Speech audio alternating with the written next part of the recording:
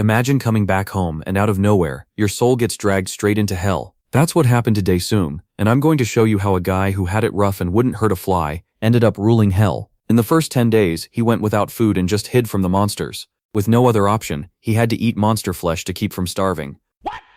The monsters came back and sent him running again. That's when he realized he had to fight to survive. 39 days later, he was already braver and taking down little monsters left and right. 7 years later, the kid was already level 24 and destroying monsters with a single punch. Time kept passing. He kept getting stronger and crushing way more dangerous creatures. After 79 years and 365 days, he became a supreme warrior focused on destroying the demon god. The first challenge was the Gate Guardian, a creature that almost killed him in the past, but this time it was different. After a brutal fight where the Guardian lost an arm and tried everything to bring Daesung down, the protagonist drove his sword into the creature's chest, throwing it with such absurd force that even the demon couldn't believe it. With the Guardian defeated, his companion of many years, a talking skull, warned that the demon god was still there and suggested he apologize, get on his knees and beg for mercy. Daesung didn't care about any of that.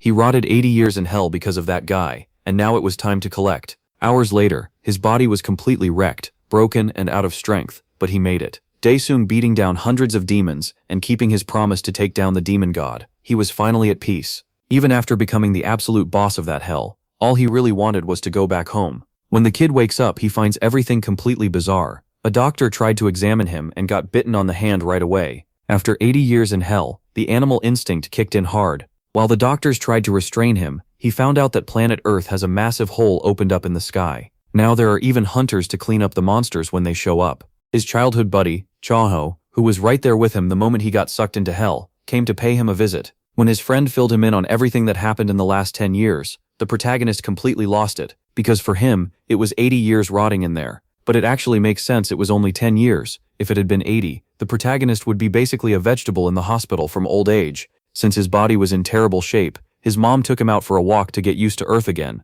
but the kid didn't get a single minute of peace.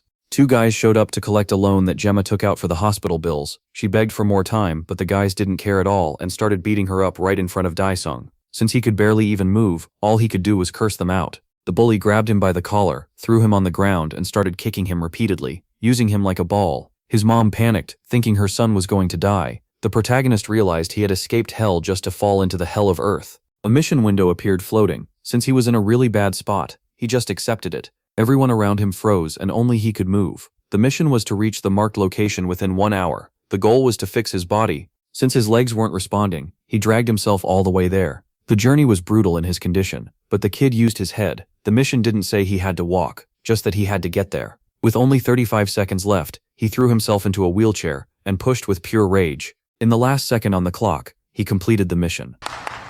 The reward was a healing potion. He didn't even think twice, and downed it in 1 shot. The pain disappeared and his strength got a boost. When time unpaused, the bullies were completely lost, looking for the kid. Security showed up and kicked those guys out. Daesung vanished without anyone noticing. That night at the hospital, he had one goal. He needed to get his body back in shape fast before those idiots came back. The answer came instantly. Out of nowhere, he was teleported to a bizarre dimension. There he got a bundle of missions to heal his body, 100%. There was a mission to train his punches, a mission to run 10 kilometers, a mission to do 1,000 push-ups, sweating blood to get back to 100%. 10 days passed, and the progress bar got stuck at 55%. The protagonist got furious because he was already dead tired. Then mission 10 dropped. A real fight. A portal opened up shooting lightning everywhere. A giant monster stands in front of Daesung. It roars the second it appears. The huge beast rushes straight at him and swings hard. He blocks as best he can, thinking a few more hits like that will turn his bones to powder. Pinned down by the pressure, he jumps at the monster and tries to take control of the fight.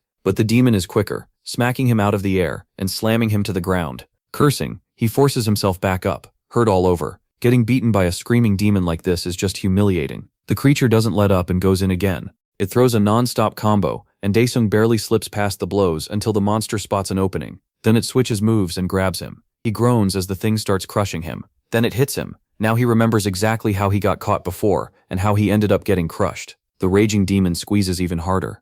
But all of a sudden, faster than expected, its hand gets cut and Daesung appears with a weapon in hand. Then he realizes he forgot he could summon swords. Annoyed, the creature charges again, but the protagonist meets it head-on, telling it to go back to hell. He rains down attacks on the monster, refusing to lose this time. On the terminal, the mission clears, and the implementation progress stays at 55. Morning starts to break in the real world, and the hospital is still quiet. Someone opens the room's window, and the light hits Gemma's eyes. She wakes up rubbing them, and asks who's there. A person is standing in the room. Shocked, she asks if it's Dasum. Dasum stands in the light, looking far healthier than before. With a soft smile, he says, "Mother." A little later at the hospital, a doctor checks MC over. He has Daesung do a few therapy movements while both he and his mother watch. She can hardly believe it. They said after the last test he'd need over 6 months to recover. So how is he moving normally after only 15 days? The doctor says he can't explain it. Medically it makes no sense. Gemma nervously asks if there's any chance Daesung could be.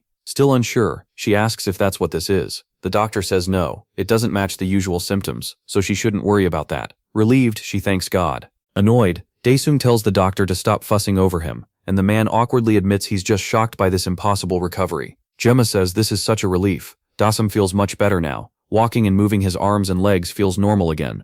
Even so, he still has to get back to his original body as fast as he can. When he reaches reception, he calls out to his mother and finds her thanking the nurse, who shyly asks what she even did. She says it's nothing compared to what a mother endured through those 10 years. His mother says it really feels like a miracle. Watching them, Daesung thinks he can't even imagine how much his mother suffered all those years. The nurse comforts her while she cries. That sight hits Daesung hard, and he promises he'll protect her. Later, in the hospital bathroom, he stands in front of the mirror and says, "Pantheon." A terminal pops up, entering the Pantheon. In the next second, he's back in that other space. He asks if the system can speed things up, and the terminal says he can choose mission difficulty, easiest, easy, or medium. He decides he's finishing this all in one shot, so he gives one answer, Hell. The terminal confirms the setting changed to Hell, and energy and light start bursting from the sphere. Cracks spread across it until it breaks apart. A man steps out, holding a sword. Daesung scratches his ear, and jokes that it's not loud at all. The man stares back with a nasty grin. Then he finally understands what's happening, and blurts out, "Oh come on, no way this is..." He quickly realizes, the terminal labels the target as the absolute ruler, Han Daesung, a doppelganger, and says he has to defeat it. Daesung now faces his opponent in another dimension. The boy says this must be something he got from the absolute ruler of Hell. The copy charges with a greatsword. The protagonist is caught off guard, and barely blocks the strike. His eyes turn red. The original Han blocks it too. The copy pulls away, throwing up sparks that make Han shield his face. Now he's clearly getting mad. The enemy rushes again, not giving him a second to respond. It's another overhead slash, and Han is already braced for it. He blocks again, but realizes something about this fight feels wrong. The copy looks like he's enjoying it. A storm of attacks follows, forcing Han to defend every single one. But one strike finally gets through and wounds him. Frustrated, Han realizes he can't keep up with the copy's power or speed, and the longer this goes, the worse it gets for him. The copy gets ready to strike with his hand, and it looks like Han won't avoid it. With an open palm, the double unleashes a heavy blow. In the impact zone, smoke fills the air, and Han is crouched inside it.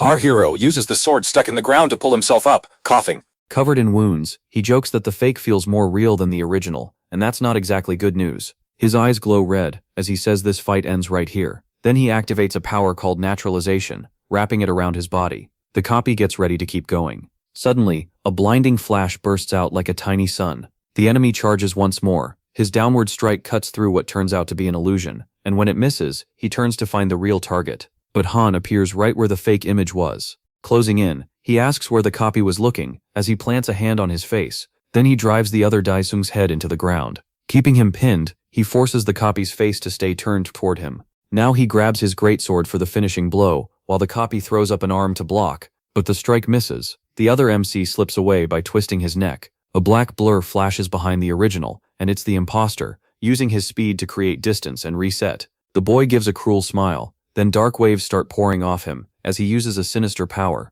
Han is stunned. His copy can use naturalization too. Gripping the greatsword with both hands, the copy charges. They trade blows again, neither able to break the deadlock. Annoyed, Daesung tells his double to stop being such a pain, but the clash keeps going. Then something changes, and Han looks up. The copy uses that moment to slash him across the back. Furious, Han can't believe he got caught. The other Daesung drags the blade upward through his back, tearing open a huge wound. Cold sweat starts running down his face. The next instant, he's back in the hospital bathroom, shaking, drained, and barely standing. Someone is already knocking at the door. Han can't even move properly, let alone answer. A janitor on the other side asks why the bathroom is locked. Reaching into her pocket, she mutters that this is weird. She pulls out a key to the bathroom and slides it into the lock, Back in the battle, Daisong drops to one knee clutching his wound, thinking he can't go on like this. He's hurt badly, and if he loses now, everything he's done so far will mean nothing. Pressing his shoulder to slow the bleeding, he tells himself he needs some way to beat that other him in hell. Then an answer hits him: the inventory. Back in the hospital, someone calls out, "Mrs. Kim, you were told to go to the 3rd floor," and she stops at once, saying she forgot. The person tells her to hurry, and she grabs her supplies and leaves. Daesung gets lucky. Now the bathroom stays quiet and no one bothers him. Back in the fight, Han knows how bad things are, but he's finally thought of a fix. The terminal announces. A blue portal-like circle opens beside him. He reaches inside. The copy starts dragging his sword forward to attack again, but Daesung tells him to wait and grins, saying the fight isn't over yet. He remembers this is an item he got from a mission reward and saved, and right now it's exactly what he needs. The terminal identifies it as a nutrition tonic that restores 20% of health and stamina. That means 5 of them should get him fully back in the fight. The copy clearly isn't planning to stand around, and attacks while Daesung is drinking. He dodges at the last second and fires back with a punch to the enemy's face, knocking him away. Glancing at his wrist, he decides he's almost ready. He reaches into the inventory again, thinking he can't waste time and should go straight to full recovery, pulling out a whole handful of vials. As he drinks, the copy tries to kick him, but he still dodges while chugging the tonics. He figures that's the 3rd one down, and right then the creature is already back in front of him, attacking again. This time though, Daesung has to block with his weapon. Annoyed, he counts to himself, 4, 5, then he goes right back to exchanging attacks with the monster. He can feel his strength returning, but it still isn't enough. All of a sudden, the enemy changes tactics. It grabs Daesung by the throat and lifts him up, wearing a cruel grin. Then it goes for a killing strike, but the protagonist summons his inventory at that exact second. In the next moment, the sword plunges into the creature's stomach. The monster freezes. When it looks down, it sees the blade came through the inventory portal. Using the inventory as a shield, Daesung turns the attack around and lands the fatal hit. At last, the enemy drops to its knees. MC calls up the inventory again, relieved that trick actually worked. He says the damn mission is finally over, and the terminal reports his body is back to normal, with the jade body at 100. It also says his body has been fully restored, and now he can use the hell system in this world too.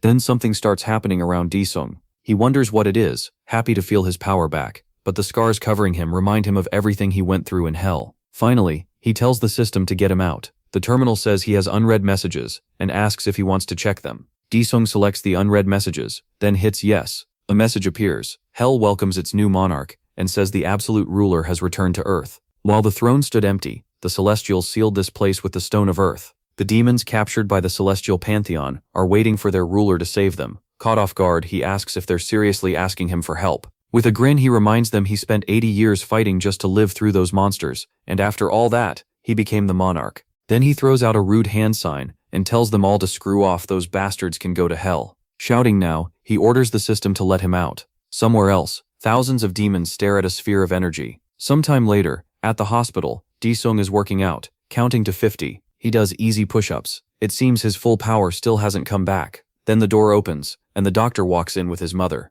Both of them stop, stunned by what they see. The doctor says her son may be an awakened one, and his mother says he wasn't like the others before. He explains there were no signs back then, so he thought Daesung wasn't awakened, but now that's the only explanation. His mother wonders how this could have happened to him. The doctor says that's all he can tell her, but suggests visiting the association. She thanks him for everything. The protagonist finally notices them by the door. Later in the city, he sits in the car thinking about awakened people and the association. He realizes he acted like he didn't notice before because he was focused on the mission, but now it's clear, his mother is hiding something. Looking at ruined parts of the city, he wonders what happened on Earth during the 10 years he was asleep. In a neighborhood farther out, she tells him to go in and wait, saying she'll be back through the next door. He agrees. Inside, someone is taking cash from a drawer. Daesung walks in and spots a girl crouching there. Staring at her, he asks who she is. Startled, the girl can only look back in silence. His mother suddenly comes in, saying he needs to eat, then turns to the girl and asks what she's doing. She asks Jisoo where she's been, says she never answered her phone, and tells her how worried she was. Daesung is shocked when he hears that name. Then he notices the empty drawer behind her, and his mother asks in disbelief if she stole again. Jisoo hides her hands in her pockets, trying to cover it up, then walks off without even looking at them. Daesung thinks it shouldn't matter how many years passed. She used to call him Big Brother. He can't believe he failed to recognize his only little sister. She says he looks fine now, but every day had been hell for them. As she passes by, MC just stands there thinking. Their mother calls after her, asking where she's going now. Suddenly someone at the front gate starts yelling for her to open up. Daesung turns that way, serious, while his mother tenses up in fear. The men shout that if she doesn't open in 3 seconds, they'll come in anyway. They keep kicking the door and yelling at her to open it. From inside, he quietly watches it all. Out in the neighborhood, 2 thugs are kicking the gate to Daesung's house, screaming for them to open up. They yell that she really thought she could disappear without a word, while his mother desperately begs her daughter to come over. Still pounding the gate, one man says he knows she's inside and orders her to open it. The other asks if this is the place, curses that she thinks she can hide again, and wonders if they should just break in. But then Jisoo steps outside. She glares at them and says they're making way too much noise. Then she turns and walks off, leaving both men confused. The older one asks who that was, and the other says she's probably the family's daughter. With the door open, they head inside, asking if she's home. One of them likes what he sees. His mother quickly apologizes and says she couldn't contact them because her son was released from the hospital today. She says this is all the money she has right now. A second later, her wallet gets slapped away, and bills scatter everywhere. Daesung shouts for his mother. The thug curses at her, saying they didn't come all this way for pocket change, then hits her and throws her down. She lands on the floor, dazed. Seeing that, the protagonist snaps. At the same time, the other thug walks over and stops in shock. Feet. He kneels and asks what happened, but the beaten man can only point ahead. The other looks up at Daesung, confused, asking who he is. MC says he wanted to meet these two, and now they came right to his house. The thug angrily asks if he's that useless bastard who couldn't even walk, saying he isn't worth what his mother pays. As he closes in, he asks if the man knows how he survived in hell. The thug calls it nonsense, but Daesung grabs him by the face. He says that whenever someone gave him something, he always paid it back. Then he smashes the man's face and says 10 times over, no, hundreds. He keeps beating him, saying he'll repay it all for sure. The thug drops hard and the protagonist tells him to get up. They've still got a long way to go, but the man is already wrecked on the ground. Spotting a wooden box nearby, the other thug gets an idea. He grabs a chair and calls Daesung an idiot. Rushing in, he asks if the boy has lost his mind. MC doesn't hesitate. He punches straight through the chair and sends the man crashing into the gate. Then the first thug pulls a knife from his waist. Calling Daesung a brat, he shows off the blade and says he's going to cut him. He charges in, waving the knife and yelling for him to face him. The protagonist smoothly catches his wrist and asks if this was the arm. Then he asks if this is the arm that hit his mother, and twists it like it's nothing. The man screams and drops the knife. Clutching his hand, he howls, while the other thug starts to stand again. Annoyed, he asks if Daesung really thinks this will end well for him. Smiling, MC says there's only one way to make sure they never cause trouble again. His mother screams at him to stop. She begs him to stop, and the two men use that chance to run off through the neighborhood. They jump into their expensive car and speed away. The bigger thug asks if that was really the same boy from the hospital, and the other says he may look different, but yeah, it's him. Then he asks how someone who had been unconscious for 10 years could change like that. The thinner man asks what they should do, since the boss told them to handle it themselves. The other says that's not the real issue. The problem is how they're going to pull it off now. Then he spots a girl walking nearby and tells him to stop the car.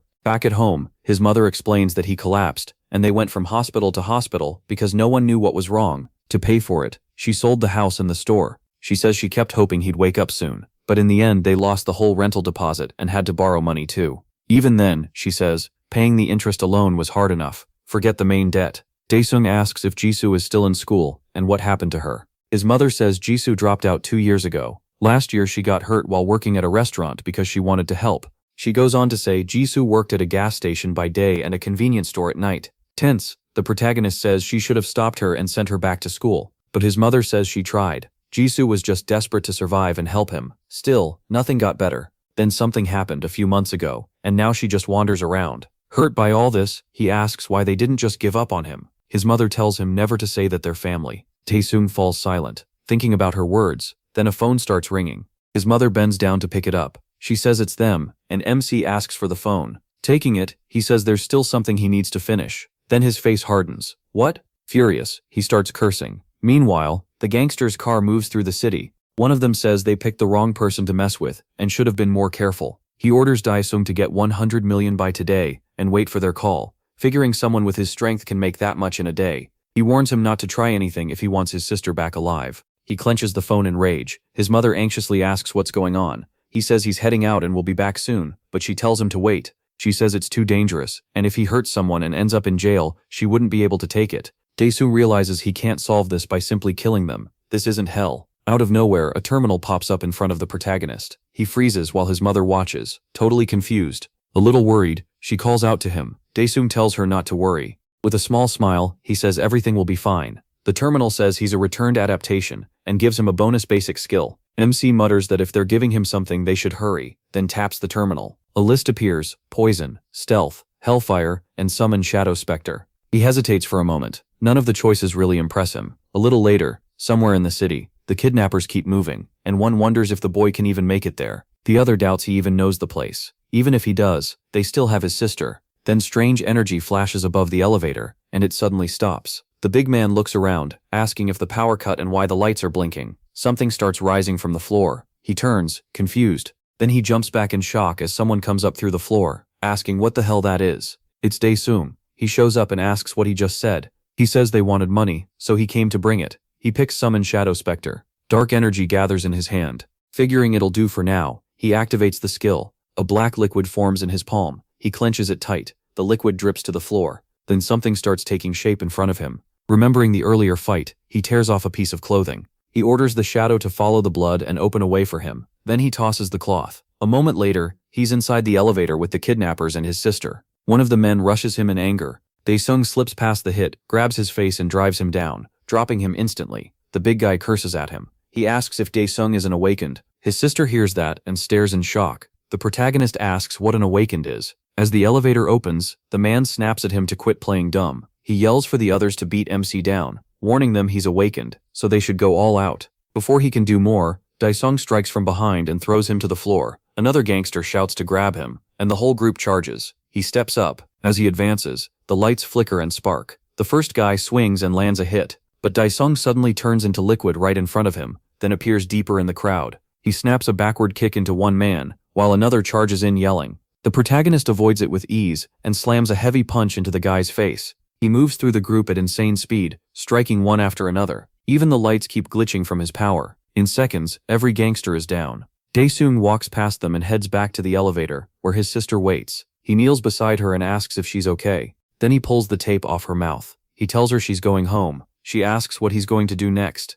Dae-sung says he's finishing things here, and will see her soon. As the elevator doors close, she keeps staring at him in shock. MC turns back to deal with the rest. The lights keep flickering, like none of this matters. Bodies are scattered across the floor. The whole place goes dead quiet. Then someone starts coming up the stairs. The figure climbs with both hands in his pockets, hood up, one sleeve still torn, trailing behind two others. The rough group looks unsure. Dae-sung tells them the others weren't even worth calling bugs. The men can't tell what he's getting at. He finds it pathetic how fast the rest went down. Suddenly, a window at the top floor bursts apart. Elsewhere, someone makes a call using another person's phone. A tattooed man answers. Annoyed, he says he already told them not to call while he's in the sauna. The caller says there's a problem, and he needs to come to the office. He shouts back, asking if he's some kind of dog to be ordered around, but the voice begs him to come. There's a monster there. He tightens his grip on the phone, clearly shaken, then he crushes it in his hand. Standing up, he finishes smashing the phone apart. Back at the building, one window is shattered, and several men are sprawled across the floor. In a nearby room with the door cracked open, Dae-sung walks toward another gangster. The trembling man tells him not to come closer, but he keeps going. The guy is completely terrified of him. The protagonist only stares back coldly. Then a wall suddenly explodes inward. Dae-sung turns toward the noise. A huge man charges at him with some kind of attack. He closes the gap in a flash and grabs MC by the face, then slams him hard into the ground. With a grim look, the brute says he made a huge mess. While his head is pinned down, Dae-sung realizes neither his mother nor his sister were shocked by his power. The brute demands to know where his men are. The protagonist understands they already knew powers like this existed. He just never asked because he was too focused on waking up. When he grabs the brute's arm, shadows start trailing behind him. The man notices and panics. He jerks away from MC, leaving part of his suit behind.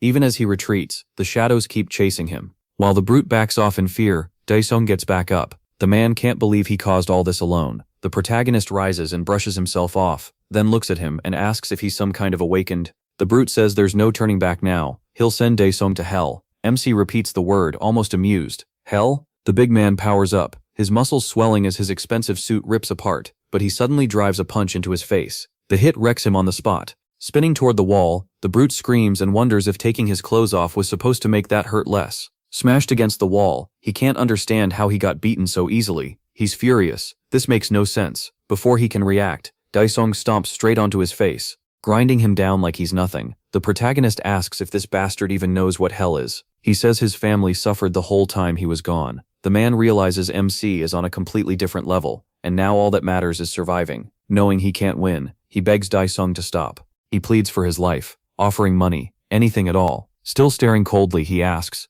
"Money? Where is it?" The man points ahead and says it's in the locker. The protagonist looks over and sees it. He asks if the man really means it, and warns him not to lie. Then Dae-sung walks over. As soon as he goes for the money, the brute bolts. MC watches him run and says he'll die if he doesn't disappear fast. The man screams out an apology. In the parking lot, he jumps into a car. Battered and furious, he curses the kid and swears he'll kill him, child or not. Then Dae-sung suddenly appears right by his ear and says he forgot one thing, the password. The man stammers, nearly losing himself in fear. He says that part matters. More than that, he warns the man he can visit him anywhere from now on. The brute speeds off screaming. On the rooftop, a portal opens and piles of cash spill out. Seeing it all, Dae-sung figures it's 532 million won. He wonders how long that kind of money could keep him going, and how many apartments it could buy in Seoul. Later, at a busy phone shop in the city, someone mentions the newest foldable model, priced at 2.99 million won in cash. Dae-sung picks up a phone and asks, "This one?" The clerk says it's the newest model and really popular with girls, then offers it for 1.99 million won. The protagonist pauses at that one word, girls? The seller adjusts his glasses, worried he pushed too hard, and offers an installment plan if the price feels like too much. But MC says he'll buy it, catching him off guard. Then he adds that he'll take two, and drops a stack of cash on the counter. The seller lights up immediately. He thanks Dae-sung over and over. Back home in the quiet neighborhood, he returns with a small shopping bag. Smiling, he sets it on the computer desk. Someone calls that dinner is ready, but Dae-sung says he has to go out. His mother opens the door, asking where, but he's already gone, leaving her wondering where he went. Later that night in the city, the streets are still full of life. The protagonist arrives at a restaurant. From a table, Chon-ho waves and calls out that he's over there. Tae-sung smiles and waves back. Chon-ho is surprised. Mimsi looks nothing like the boy from the hospital. The two enjoy a meal together. They raise their drinks. After a drink, Chon-ho asks what Tae-sung plans to do now. He takes a sip and starts with, well, Chon-ho says they're not dumb high school kids anymore. While the drink seems to hit the protagonist pretty hard. Then MC asks how many apartments 500 million won could buy, and Chon-ho asks if he actually has that much. He just keeps chewing instead of answering. So Chon-ho tells him that much would only rent a small place on the edge of Seoul. Tae-sung asks how much it would take to actually buy an apartment in downtown Seoul. Taking a sip, Chon-ho says buying one in central Seoul would cost about 2 billion won. He grins and tells the protagonist not to feel too bad. The world changed a lot while he was in a coma. Mimsi just keeps drinking. Even if the alcohol is hitting him a little hard, Chon-ho says his mom told him something about Tae-sung. Apparently he awakened. He says he first needs to know what awakened even means. Fired up, Chon-ho says he only just woke up, so of course he wouldn't know. As the night goes on, Chon-ho explains that after Tae-sung fell into a coma, portals started appearing. At first they showed up across the country and were studied and controlled. Then one day, monsters came pouring out of the portals, and those portals started. The monsters attacked people. Humans fought back with every weapon they had, but normal arms did nothing, and the damage kept getting worse. Tae-sung asks if even guns and cannons were useless.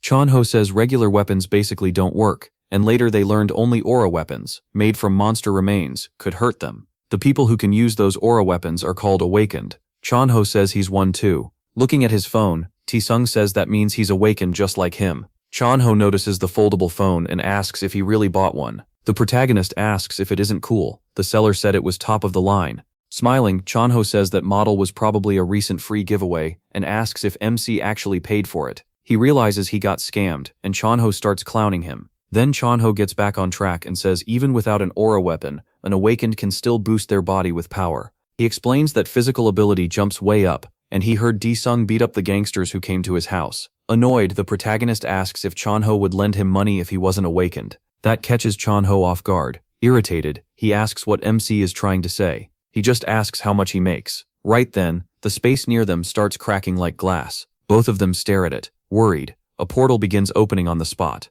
Shapes of creatures can be seen inside. People nearby panic, shouting that it's a portal. A huge monster steps out, cracking the ground, and more of them follow. Different monsters march out one after another. It looks like a whole army, pounding wooden weapons in rhythm while people watch from a distance. The crowd freezes in fear. The monsters look like they hype each other up for battle. People scream for everyone to run, but Tae-sung and Chon-ho stay behind. Chon-ho warns that the portal just had a sudden fracture. Han wonders what these things are. They're not like the enemies from hell. He stomps the ground hard enough to crack it, then picks up a chunk. Tossing the rock up, Dae-sung says he wants to test something, and Chan-ho has no clue what he's doing. The protagonist lines up the throw, then launches the fragment with all his strength like a discus. Even that small piece explodes into bits when it hits the creature's arm. Chan grows curious about what kind of monster this is. From the impact, he figures out their skin isn't the problem. They're covered by some kind of barrier. The creature glares angrily at what struck near it. Panicking, Chan-ho repeats that even guns and cannons can't hurt them. One monster breaks from the group and charges.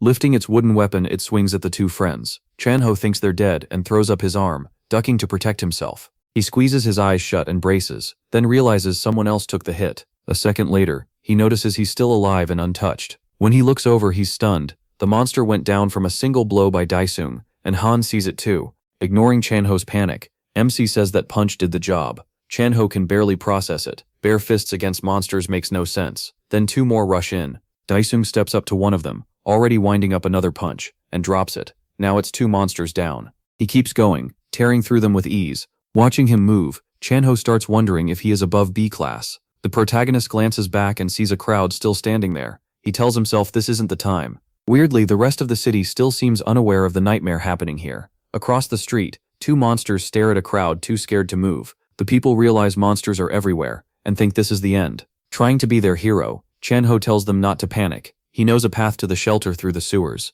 He tells everyone to follow him and move fast. But before they can go, more creatures appear. The looks on their faces say it all. They think they're doomed. The monsters get ready to attack, and chaos erupts as people run in every direction, leaving one little girl frozen in place. The creatures keep charging. The girl cries for her mother. As the beasts close in on people, desperate screams fill the street. One monster raises its weapon at the trembling girl. She's bent over, soaked in tears, too scared to even call out anymore. The hammer comes down, but it misses. Chan-ho jumps in and yanks her out of the way. In the next instant, something slams into the creature from the side and knocks its teeth out. It was Daesung, dropping the beast with one crushing strike. Relieved, Chan-ho shields the little girl so she won't see the aftermath. The monster crashes to the ground like a fallen tree, and MC lands beside it. Han tells Chan-ho he's still exposed and needs to move now. Chan-ho smiles, thankful Daesung saved them both, and quickly pulls back with the crying child. Then he yells for everyone to hurry into the sewer. There's no time left. Somewhere else in the city, someone is live streaming on a phone and asks the viewers if they're seeing this.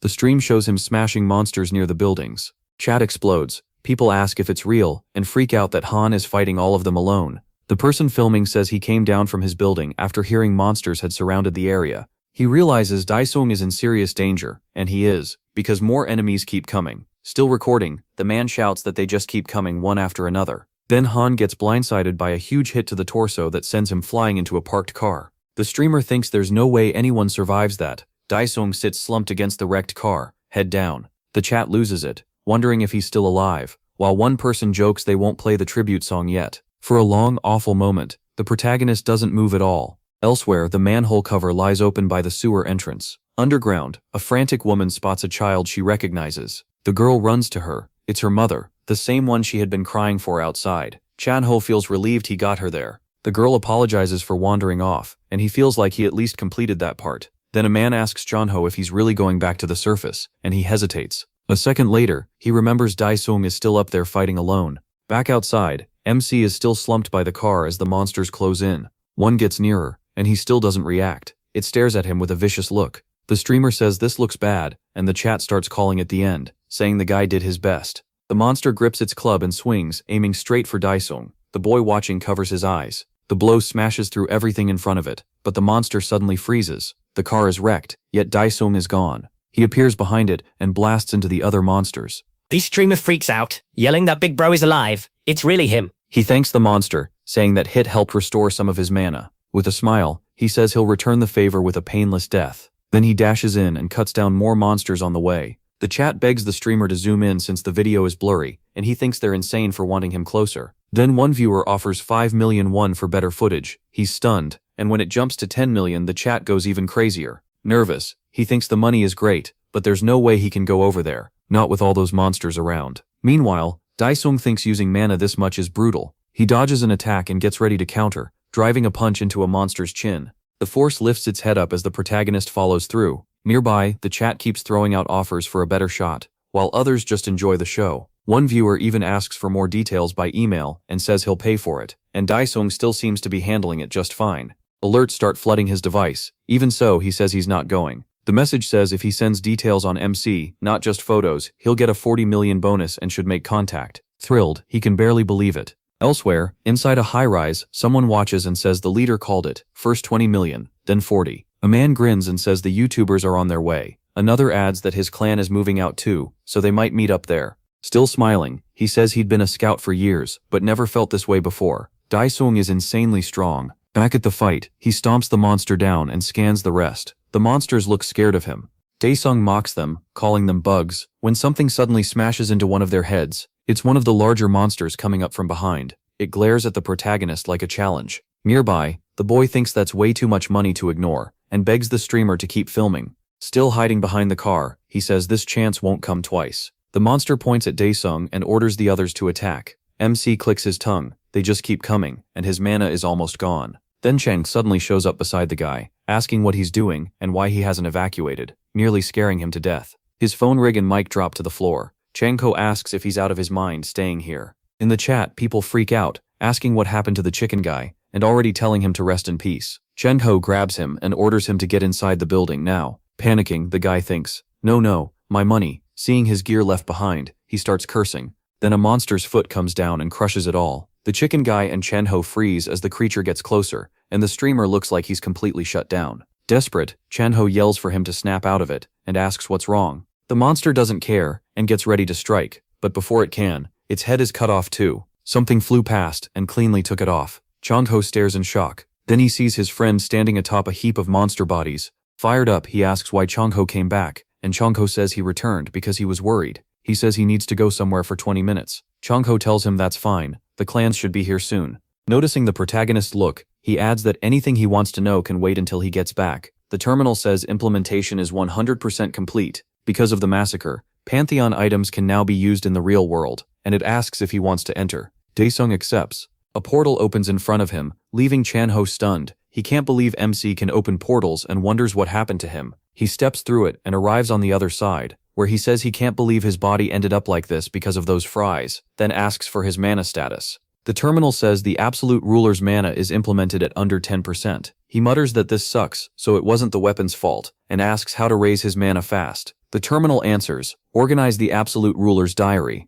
After that, the time and place tied to it will become a quest, with rewards based on completion. Daesung asks if that means the diary he wrote every day just to stay sane. The terminal asks if he wants to organize the diary. He says yes. A book suddenly appears in front of him. The terminal shows the process has started. Energy begins pouring out of the diary. The organizing continues, and the terminal says recording has begun. Everything that's happened so far comes rushing back. Then the diary bursts into flames until the recording finally ends. Holding his head, the protagonist says he feels awful and asks to get back to the mana part. He chooses page 16, the Forest of Predators. The terminal reads, page 16, year 5, day 75. Event recreation in progress. He appears in the middle of that place, wrapped in mist. Back in the city, Cheng-ho and the chicken guy head up the stairs. The guy thinks maybe the address he got belongs to Han, and he's glad he recorded it. Then he asks if Cheng-ho knows where Daesung went. Cheng-ho asks why someone offered him money for a picture of MC's face. The guy says nothing. When a loud sound makes them both look up,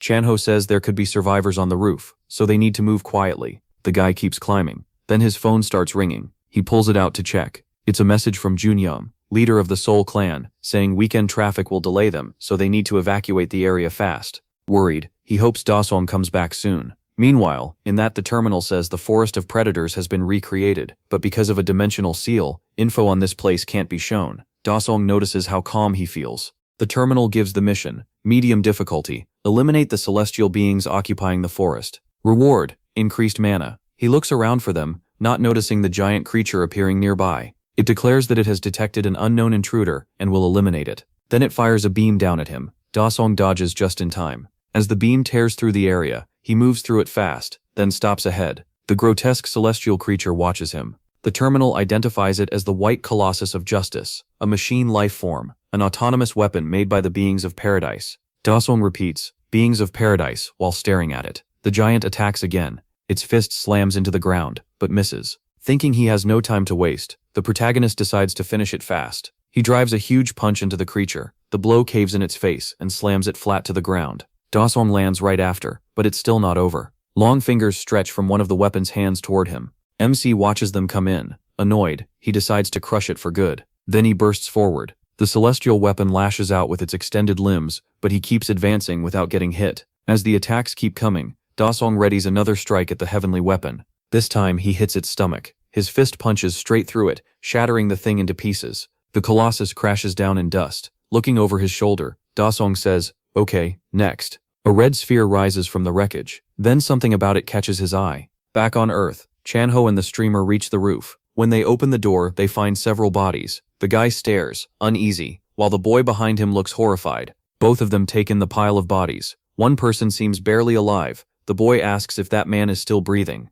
They rush to the man slumped by the ledge. Chanho kneels beside him and asks if he's okay. With great effort, the man says, "B." The guy leans in, then the man finishes, "Behind." That last word makes Chanho go still. A huge demon is above them on the building, and Chanho swallows hard. The monster stares down at him with a vicious look. The attendant says they need to move the injured man, but Chanho says it's too late. They can't move until he tells him to. The guy agrees and asks what Chanho saw. The moment he realizes he's terrified, the giant demon keeps watching them. Chanho tells him to stay awake and jump for the door. When he says now, unless he wants to get ripped apart here, he needs to pull himself together.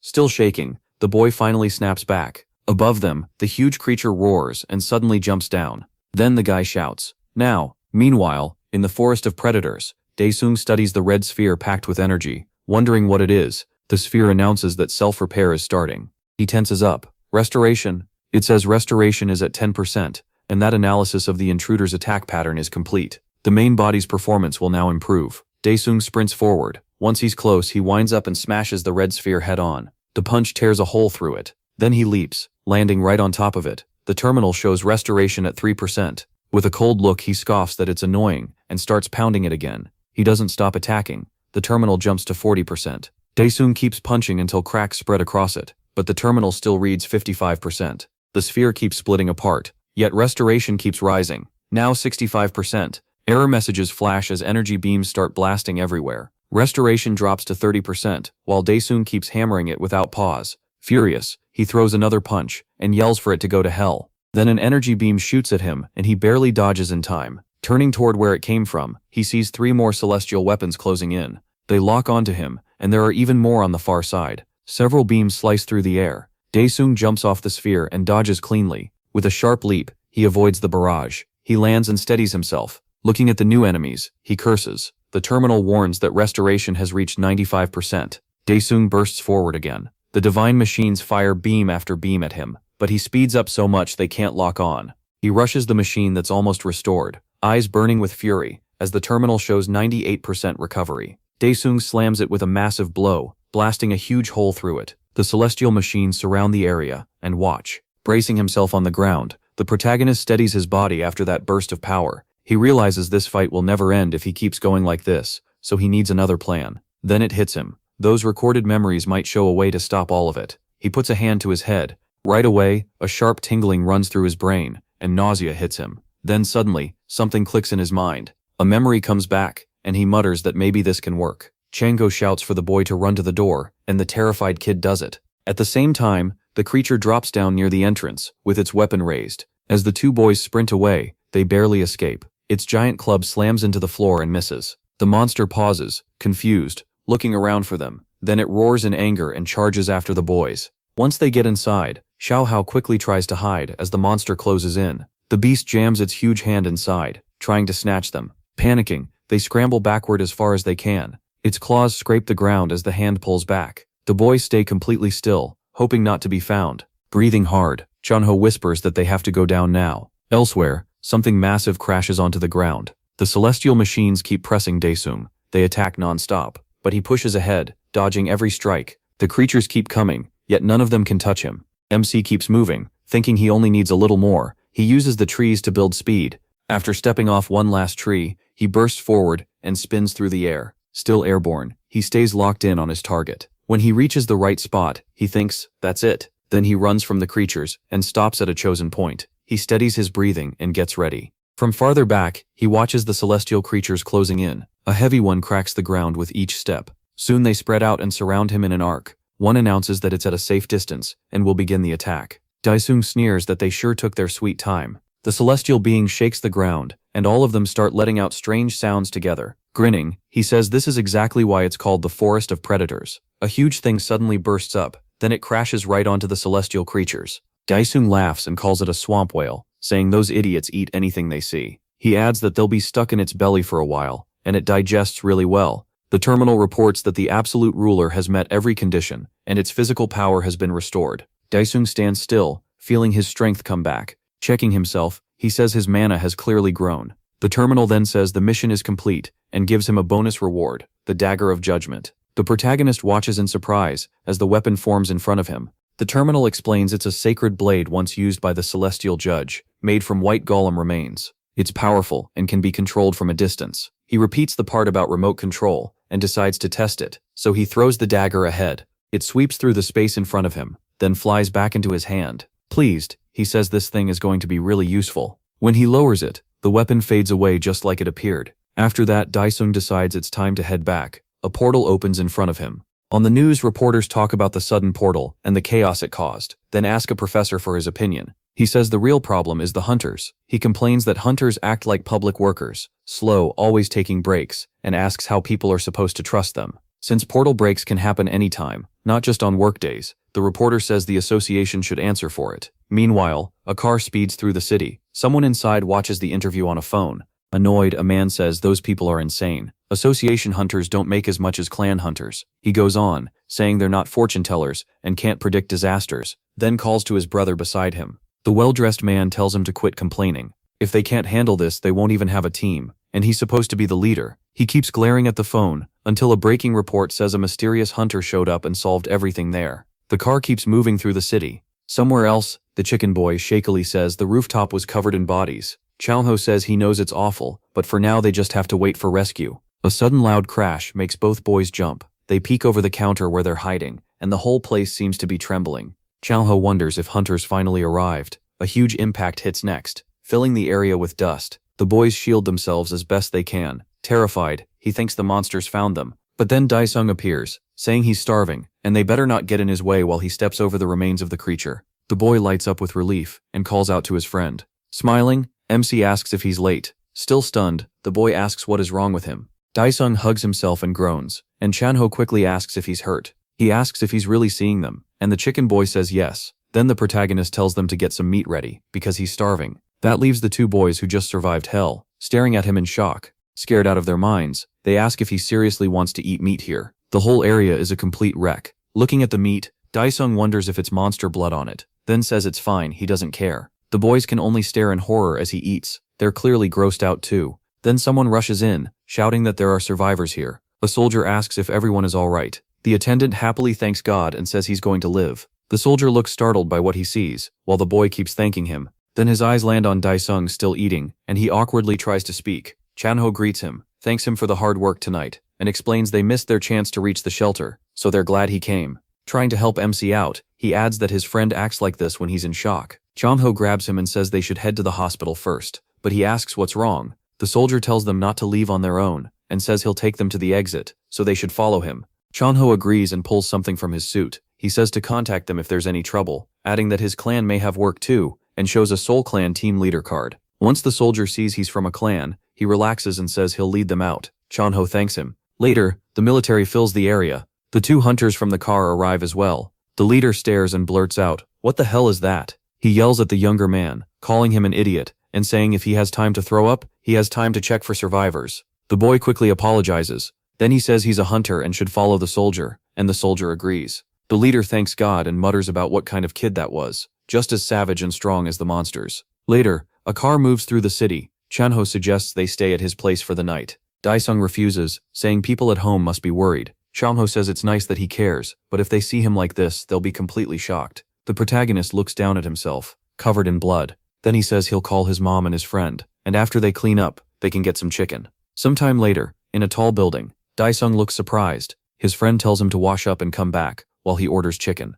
A while later, the food is laid out. MC stares at it and asks what all this is. Chanho says it's been 4 months since he had meat, so he should eat as much as he wants today. Daisung asks if Chanho really made a lot of money, and if that means he's a hunter. Thinking back to their earlier talk, Chanho says that's right. He adds that these days people say hunters aren't much better than scammers. Then he asks if he is thinking about becoming one. The protagonist just makes a sound with his mouth full. Chanho takes that as a yes and says if he goes to the association, he'll probably rank above B. If things go well, Chanho says he could even make rank A. Daesung asks what rank B and rank A even mean, so Chanho explains that it's the hunter ranking system. A rank B can join a big association or clan and make around 3,000, while rank A gets even more. Curious, MC asks if there's anything above A, and Chanho says yes. There's only Chanho jokes, asking if Daesung plans to become the 6th S rank, then says he's kidding. Still, he warns him not to expect too much. Reaching rank A would already be huge, especially in Korea. Then he asks one last time if he really wants to become a hunter. He says yes, and Chanho tells him to trust him. Raising a toast, he says he'll make the protagonist great. MC thinks to himself, become a hunter. Meanwhile, in another high-rise, inside a fancier room, someone eats an expensive meal and says, "So, a crazy debtor." He tells the other man to keep talking while he eats, then says they'll try again. Repeating the words, he asks if that crazy debtor really destroyed the man's whole organization. The other man quietly says yes. Wiping his mouth, the man says that if it's true, it's pathetic, and asks why. If that's the case, he even bothered coming here to report it. The man tries to answer, but stammers, terrified, finally saying he has nowhere else to go. This is Lee Sok, a general of the Hongna clan. He says it would be stupid for a gangster to run to the police, right? The frightened man quickly agrees. Lee Sok asks why he's been shaking this whole time. Then he asks if it's because of the gangster lying dead on the floor. That man is dead, and pieces of his body are gone. The gangster shakes even harder at the sight. Lee keeps a hand on his shoulder, and calmly watches. Terrified, the gangster begs him not to kill him. Lee says that's fine, they only need the money they came to collect. The man can only stammer. Lee says the robbed office doesn't matter since they must have hidden cash somewhere, but the man swears he doesn't know because he was in the back. Panicking, he insists that's the truth, and begs to be believed. Lee just studies him in silence. Then he smiles and says he believes him, making the gangster light up. Sweating and stumbling over his words, the man thanks him. Lee says he's thankful too, and suddenly crushes the man's head with his energy. He does it without any emotion. Blood bursts out from the body. Soaked in it, Lee steps back. Then he looks at a paper on his desk. Picking it up, he tells someone to deal with that guy. The photo on the document is Daesung. Lee adds that it should be handled properly. A person waiting in the corner answers yes. Sometime later, he reaches the Korean Hunter Association. The building carries the KSH initials. He's just arriving there for his awakening test, and Chanho tells him the staff will guide him from there. Daesung says okay. Chanho reminds him to speak politely, or people will think he's nuts, and the protagonist agrees while getting another warning not to mess anything up. Chanho says he's heading back to work, and tells him to text once the results are out. Seeing how proud his friend looks, MC admits he's nervous. Still, he heads into the building with confidence. Outside, he notices a few staff members smoking and having drinks. There are also other people who seem to be here for testing. On the way in, he passes a man grumbling that this is humiliating. Daesung thinks Chanho was right. This could make good money, but it's a pain. Inside, he makes it to lab room 3. Quite a few people are waiting there. He checks his slip and sees he's number 9. Hunters really are popular, but being 9th means the wait shouldn't be too bad. Then his phone rings. It's a text from his mom asking if he's still with Chanho, and when he's coming home since her back hurts and she needs to rest. He decides not to tell her the truth. Instead, he says he's still at his friend's place and will shower before heading home. His mom asks if he ate, then tells him to come back and eat, since his sister went out to buy lunch. Glad to hear that, he plans to head home as soon as he can. Then the door opens, and a woman in heels steps out. She calls for the next person, number 9. Inside, an old man is yelling that he's not crazy and that he's obviously awakened. A staff member apologizes, saying the meter gave no value, and the old man snaps. What? He rants that he's said over and over the meter is garbage, asking if this is really how the association works. Now, people at the front complain that he's hurting their ears and tell him to leave because others are waiting. The old man keeps arguing that all his hair fell out overnight. If that's not an awakening side effect, then what is? He's sure he awakened. At the doorway, people try not to laugh. Daesung wonders why this had to happen right when it's his turn. Everyone's waiting on him. The miserable old man says he won't leave and will complain straight to the branch manager. Then someone suddenly grabs him by the head and growls, "Hey you!" Pulling the hand away, the man asks who thinks they can do that. Daesung glares at him and asks if he can't see all the people waiting behind him. The man nearly wets himself from fear. Shaking, he says the meter has to be broken because he's sure he awakened. He asks if he's really that sure. A man in a suit says they can test it with him since he's awakened. He walks over to the machine and places his hand on the sphere. Energy starts to gather. He holds it there as the machine activates. Soon the sphere glows green. The man says green means rank C, so the machine is clearly working fine. The old man goes stiff and can only mutter, The woman tells him other people are waiting and orders him to leave. Even as he walks out, he keeps shouting that the meter is wrong. The receptionist apologizes for the trouble and says Da-song can come in now. Already fed up, the protagonist answers yes. After he enters, the woman asks her senior if that guy will score high. He jokes that she should stop guessing and get back to work, but she still thinks that with the pressure he gave off, if he's awakened at all, he's at least rank B or higher. That morning at the KHA, inside the branch manager's office, everything outside is quiet, but inside the mood shifts fast. The manager asks what's going on and someone urgently tells him to get to exam room 3 on the 6th floor right away. Startled, he asks what happened, but the reply is that he should see it himself. A few minutes later, he's in the elevator heading down. On the way, he tries to guess the problem. Could some S-rank level specimen have shown up in the exam room? He calms himself, thinking that if it's really that serious, they'll have to fight to keep other branches from taking the specimen. The elevator stops and announces his floor, snapping him out of it. A crowd is gathered there, whispering that they've never seen anything like this before. The manager steps into the hall, confused by everyone just standing around. He pushes through the crowd, asking them to move. Then he gets close enough and is stunned. One glass measuring orb is shattered and still smoking. Looking around, he sees 2 more are broken too. The suited man can only mutter, "What the hell?" A nervous employee rushes over, fixing his tie, and the manager demands to know what happened. Both of them look toward Dae-sung as the younger worker starts explaining. He says that MC put his hand on the crystal ball, while MC stays quiet. At first, the crystal's color started shifting strangely, and Han asks if that's normal, as mist and changing colors swirl inside it. An employee says that part can happen sometimes, but this was different. Then cracks spread across the crystal. The young worker panics because he has no idea what's happening, and Dae-sung is just as confused. A second later, it explodes, and smoke blasts through the room, frightening everyone outside. They quickly open the door to clear the smoke. A researcher coughs behind her hand, while Han stands in front of the shattered crystal, and another nearby one is broken too. One worker is left sitting on the floor in shock, and Dae-sung just stares at the wrecked crystals. The younger employee asks him if he's okay. Han says nothing, just sweats. The manager asks if the meter malfunctioned. The employee says that would be hard to believe when all 3 crystal balls ended up like this, and the manager agrees that's too much to be chance. Meanwhile, Han worries they'll make him pay for the damage, and wonders what he's supposed to do now, just wait for the results. The young employee says yes, they should wait for further information. The manager is troubled because if this keeps happening, every golden crystal ball would be destroyed. Then he turns to Dae-sung, clearly about to make a decision, and the others wait for his words. Carefully, the manager begins to explain. He says they should use a judgment limit test, though the protagonist has no idea what that means. Since the crystal balls can't measure him, the branch will judge him through a license test, which will decide his final rank. Dae-sung asks if that method is reliable. The young employee says the system is based on clear standards, so he shouldn't worry. Han realizes there's no other choice and says he understands. The chief politely sees him off, and MC leaves the room and quietly walks down the hall. The manager grabs his head and groans that he can't deal with this. A researcher says the crystal meter reacted to energy from another world, and the manager asks why.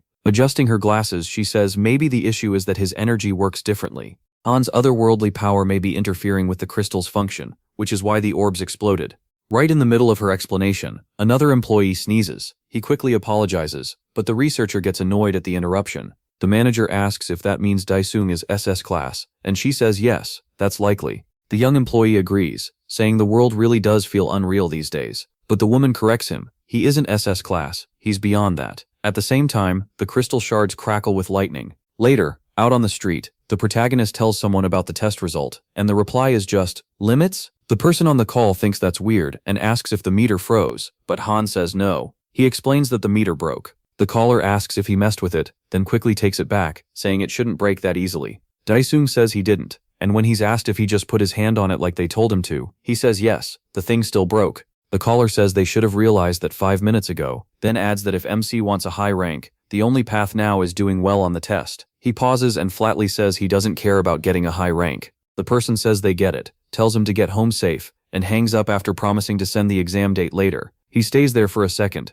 thinking over everything he just heard. It's been a long day, and somehow it still isn't over. Then something makes him turn. A bright flash appears near the top of a building under construction. A sniper has locked onto him and fires. Watching from above, the assassin thinks he doesn't look that tough. To her, strength means nothing. One bullet is enough to bring down any awakened person. Her finger tightens on the trigger as she keeps him in her scope. Then she suddenly freezes. She realizes she might be in trouble and wonders if he spotted her. That shouldn't be possible. No active hunter has ever found her before, so there's no way someone this pathetic looking could. Staring right at her, Dae-sung tells her to look over there. Annoyed, he corrects himself. No, right here. She can't believe it. Not only did he notice her, he's speaking to her from the street. Her first thought is to run, but a voice suddenly echoes in her head, ordering her to shoot, and it scares her. Shaken, she pulls the trigger. The shot flies straight at Daesung, while he keeps looking her way. Then an explosion erupts where he stands, kicking up a cloud of dust. The assassin lights up, thinking she got him, but the next second, she sees something impossible. Daesung is still standing there with a crater around him. She panics. That wasn't a normal round. It was an aura bullet. Below, the protagonist keeps staring at her. Terrified, she wonders what he is, and decides she has to escape now. She drops everything, and runs. Then something suddenly flies at her, and smashes into her legs. She cries out and crashes to the ground, unable to move. In the next instant, Daesung is already up there, looking down at her. The assassin stares at him in fear. He apologizes but points out that her bullet hit him right there, just not hard enough to kill him. The weapon stuck in her starts fading. As she reaches for another hidden one, she scrambles up with the gun already drawn. Trembling, she asks if he really said he's fine after taking an aura bullet. Then she asks where he even came from. Daesung answers that he came from hell, and she blurts out, "What?" He repeats it. His name is Han, the 1100th, and he came from hell. Calling him a monster, she screams that he's insane and opens fire. Several shots hit him as she keeps yelling for him to die. Her voice echoes from the rooftop, screaming for him to drop dead. She doesn't stop until the gun is empty. Smoke covers the spot where Daesung was standing. Heart racing, she wonders if that finally killed him, but he suddenly appears behind her and asks, "Die from that?" She's stunned. She was sure he was finished. Then a mass of shadows spills out around them. Horrified, she asks what the hell that thing is. In one quick move, Daesung grabs her and slams her into the wall. He pins her there while she feels just how strong he is. And behind her, a terrifying shadow creature covered in hands and eyes rises behind her. It mutters broken words, play, hate, disgust, and other twisted fragments. Desperate, she asks again what that thing is. The creature grabs her and her body starts going into shock. Daesung asks if she's really about to pass out without saying anything. Then he notices some items on the ground. As he bends down, he says he doesn't want to kill her. He checks inside the guitar case and finds more evidence. There's a file, along with photos of him, his sister, and his mother. He lets the bullets fall to the ground and flicks one at the girl's head, forcing her awake. As reality hits her again, she screams in despair. Daesung tells her to answer him, warning that if she screams or talks nonsense again, he'll kill her. He looks down at the photos of his family. Then he asks who sent her. She thinks she can't mention the Habma clan, so her mind jumps to that gangster instead. Since he was reported missing, she figures he wouldn't know, so she says Kim Song-hun, and he asks who that is. She claims he's from the private loan group the protagonist wrecked and says he stole 500 million from that guy's vault. MC asks if she means the 500 million, and she thinks she can use that lie if she gets out alive. So she tells him to let her go, and she'll tell him where that man is. Instead, he throws a bullet at her, so hard it punches through her shoulder and leaves a huge hole. She screams, cursing and asking why.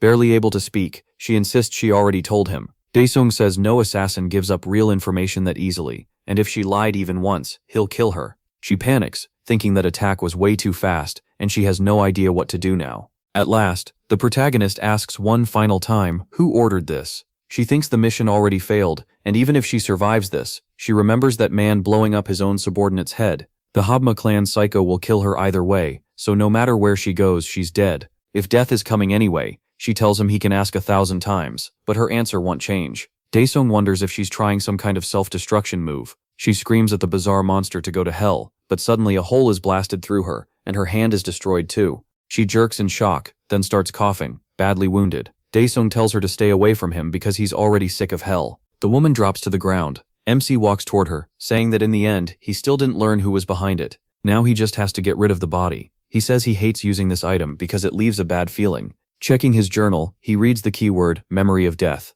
He flips through page after page until he finds what he wants. That should handle it. He calls on the Pantheon, and a portal opens in front of him. He recalls hearing that most of this area is shut down because of the portal fracture, but this should still be the better way to deal with it. Outside, it's just another unfinished building. Inside, Daesung leaves what's left of the assassin covered up. The one hand still sticks out from under the tarp. He steps through the portal and returns to the Pantheon. At the terminal, a message says the demons of Pandemonium celebrate the Absolute Ruler's second return. Then it asks what date and place he wants to recreate. Daesung answers, page 134, where the Prison of Souls was recorded. The Prison of Souls was the main weapon of the Ghost King, one of the 15 rulers allied with the demon god. He defeated that being once, and this artifact can pull from death because it carries his blood. When he first reached the Prison of Souls, he thought the fights would get easier, but his summon was too weak to use it right. The terminal shows page 134, year 37, day 98, and asks if he wants to recreate it in the Pantheon. Unlike on Earth, this can be used here to dispose of bodies, so he orders the recreation.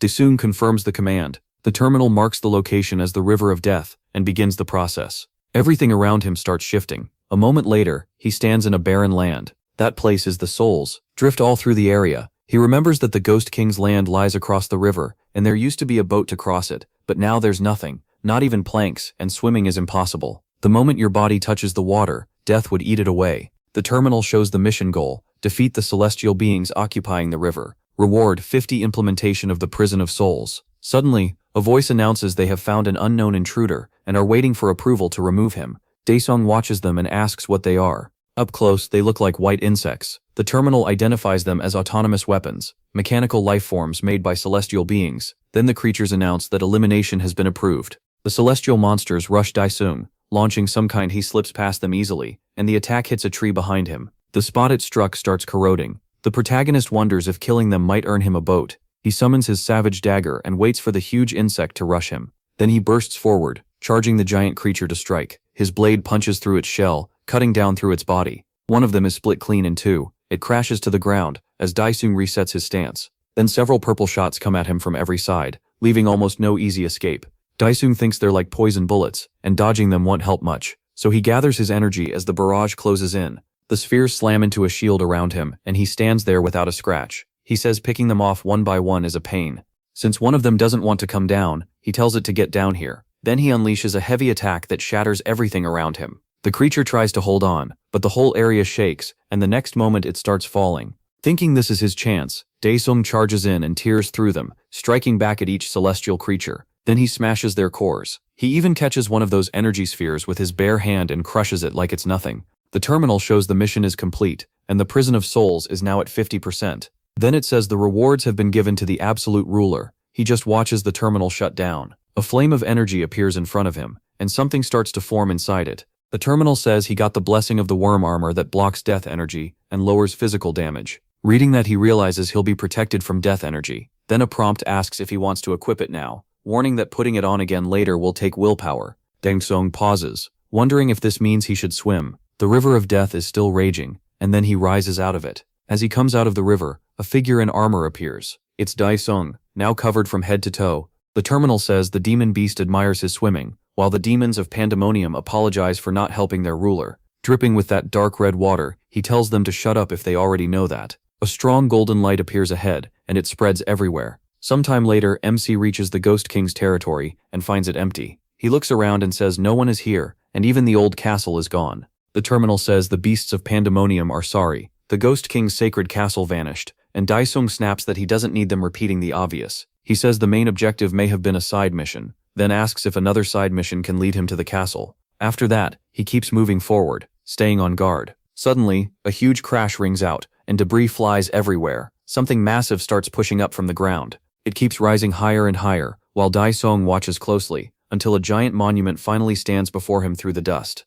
The terminal identifies it as the Celestial Obelisk, built by celestial beings with divine stones to capture wandering ghosts in the 9 heavens. A holy light appears at the top, and fiery energy shoots from the gate. Daesung asks if entering it will trigger the next quest. The terminal confirms this is mission 2, destroy the celestial creatures made by the obelisk to earn 100% completion of the Prison of Souls, plus a rune and contribution points. Then a strange creature appears. The armored being locks eyes, and he stares back, wondering what it is. The creature glares at him in rage, and Daesung guesses it might be the general commander. Since it's in the demon category, he doubts it's hostile. At the same time, a whole group of those creatures rushes at him. The protagonist yells for the bastards to stop, and releases his power on the spot. The demons freeze and watch him, while the terminal says the demon beasts beg forgiveness for betraying their comrades. The creatures roar back in challenge, then charge the King of Hell again. Daesung attacks first, striking 2 of them head-on. He notices they don't seem to have cores inside, and wonders if the pillar is the reason.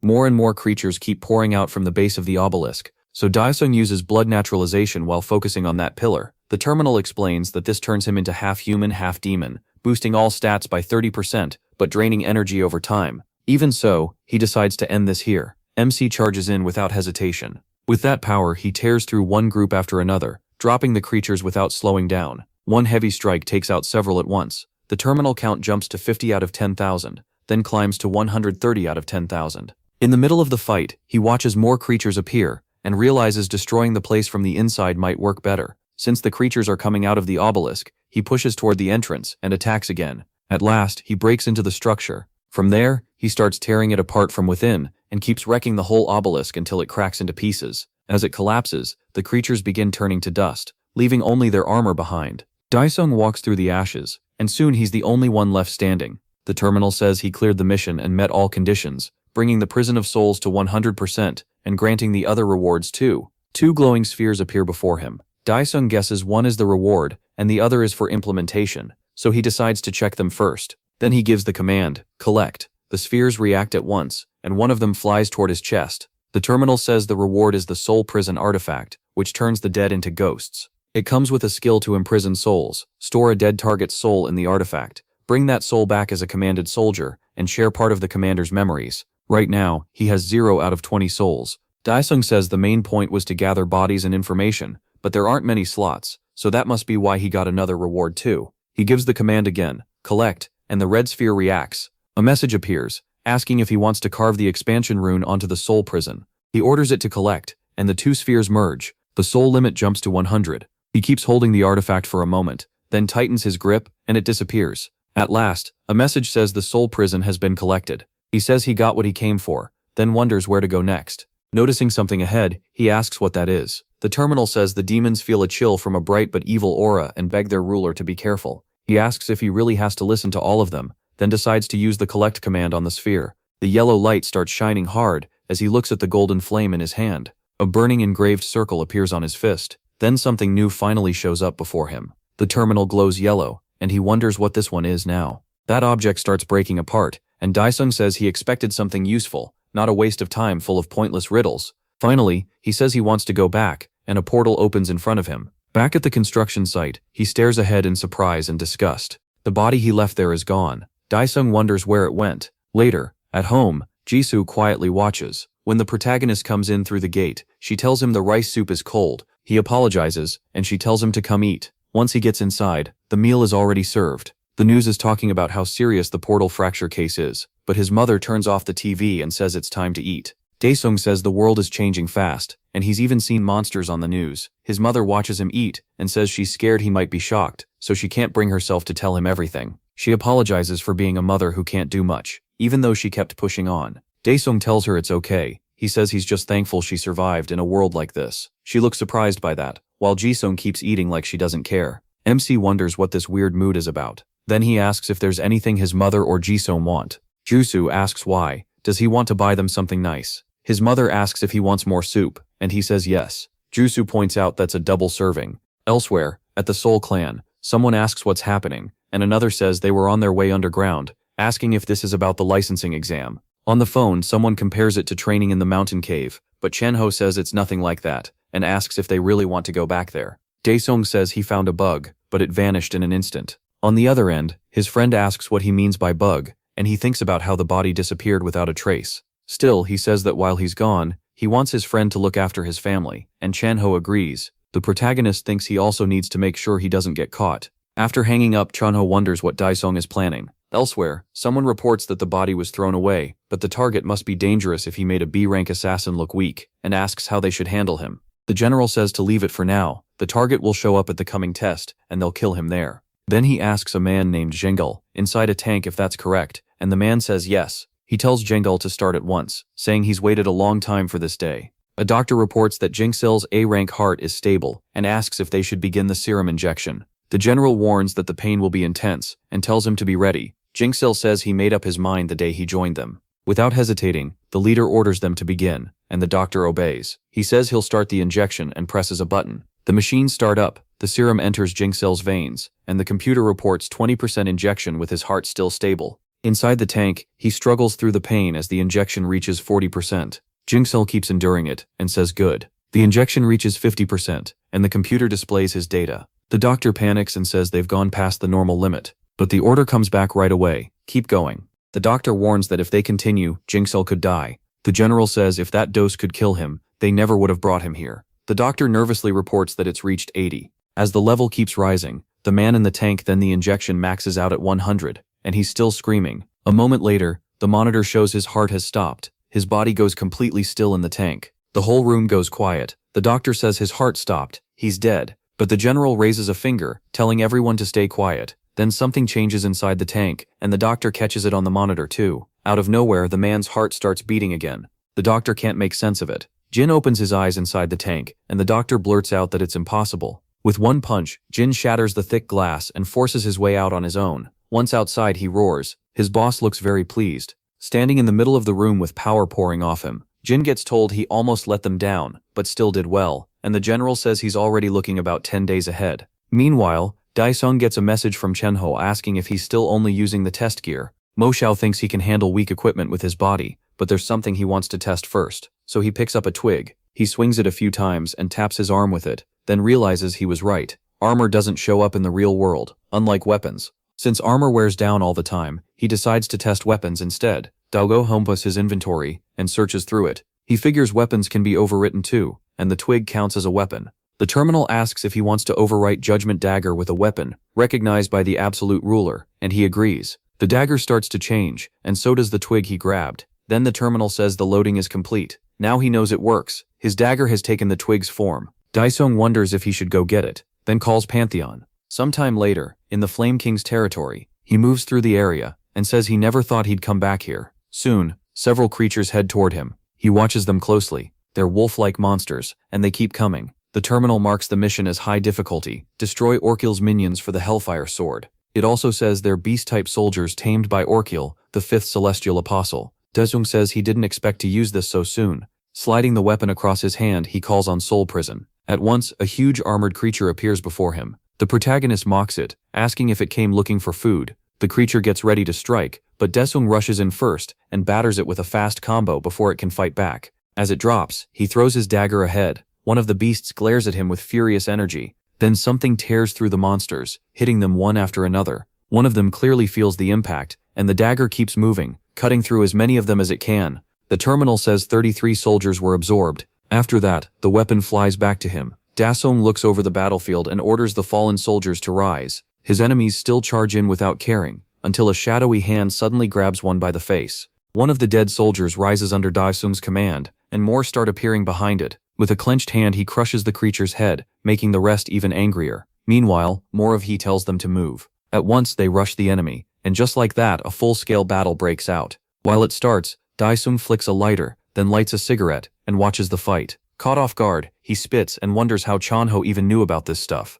Up ahead, the battle turns chaotic. The clash goes on, and one of Daesung's soldiers seems to be losing badly. He smiles and says they're fresh bugs, but that still doesn't mean he can relax. An enemy charges at him in a rage, but something comes after it. Right before it reaches him, it gets seized. Then he explains that as long as the stigma stays on the body, they can keep regenerating forever. His soldier yanks the creature back and closes in to attack. Daesung says the undead don't feel fear or hesitate because of death. The terminal shows he's collected 12 soul stones out of 1,000. The protagonist says this won't do if he leaves it all to them. He'll be here all night. Mission progress is only at 50, so he thinks maybe it needs one or more unfinished missions. He slams the ground to build momentum and launches into the sky with huge force, thinking wiping out thousands of them in 2 hours isn't even that hard. From high above, the army below looks like ants. Looking down on them, he thinks the best part is that this would look pretty awesome. Then he dives at them like a meteor, closing the distance fast. He keeps dropping at full speed until he's almost right on top of them. He crashes into the middle of the army like a blazing comet and slams down with all that stored power.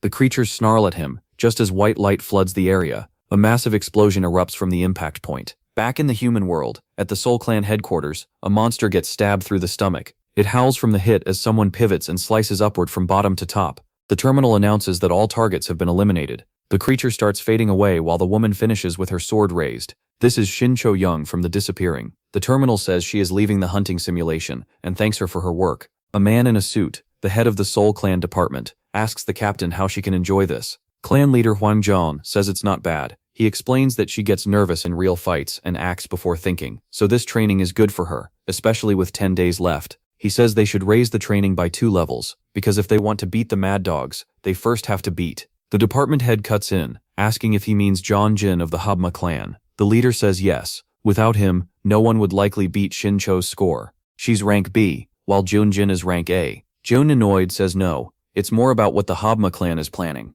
The man says come on, and asks if that clan wasn't banned from the rookie test for a year after that incident. The chief says that's exactly why they've gotten dirtier. They're desperate to make up for this year's gap. His subordinate says that in the end, Shincho and Junjin will dominate the first part of the test, and the stage will belong to those two. The chief agrees, unless some other monster shows up. The terminal says the demons of Pandemonium admire the absolute ruler's amazing skill and are grateful, even tossing in a thumbs up.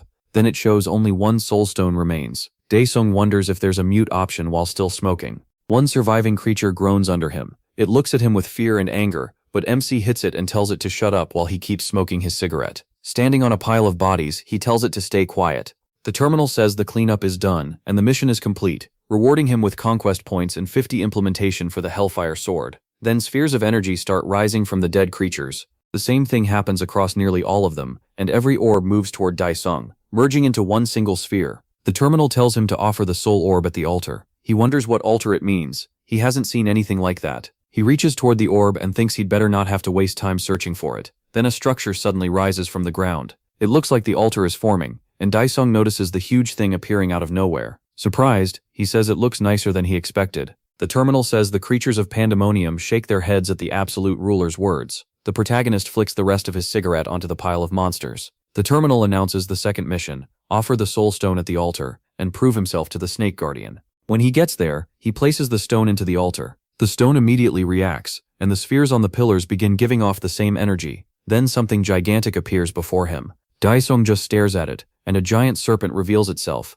locking eyes with him. It keeps its gaze on MC, and he stares right back. The terminal explains that this guardian is the snake favored by Orkiel, the fifth celestial apostle. To claim the celestial item, he has to answer her question. Daesung is thrown off and goes, "What?" He complains that everything was going smoothly, and now suddenly there's a quiz. He says they're trying. Then he tells the snake to ask already, because he's got a special answer ready. The beast finally speaks, but it's in a language he can't understand. Annoyed and shocked, he asks if she's kidding when something suddenly flies out and strikes one of the snake's eyes. The serpent screams in pain. Daesung snaps, asking how she dares try to sell him drugs. The terminal says blood naturalization has activated. It will drain his life over time and boost his stats by 300. With a quick motion, he attacks again, and his weapon pierces the serpent's other eye. The dagger returns to his hand, and he charges straight in. He leaps up to the height of her head and says they were so nice to him that maybe they started thinking he'd gone soft. He adds that they should use whatever they've got, calling them evil bastards. Daesung keeps attacking without stopping. Furious, he yells at the snake.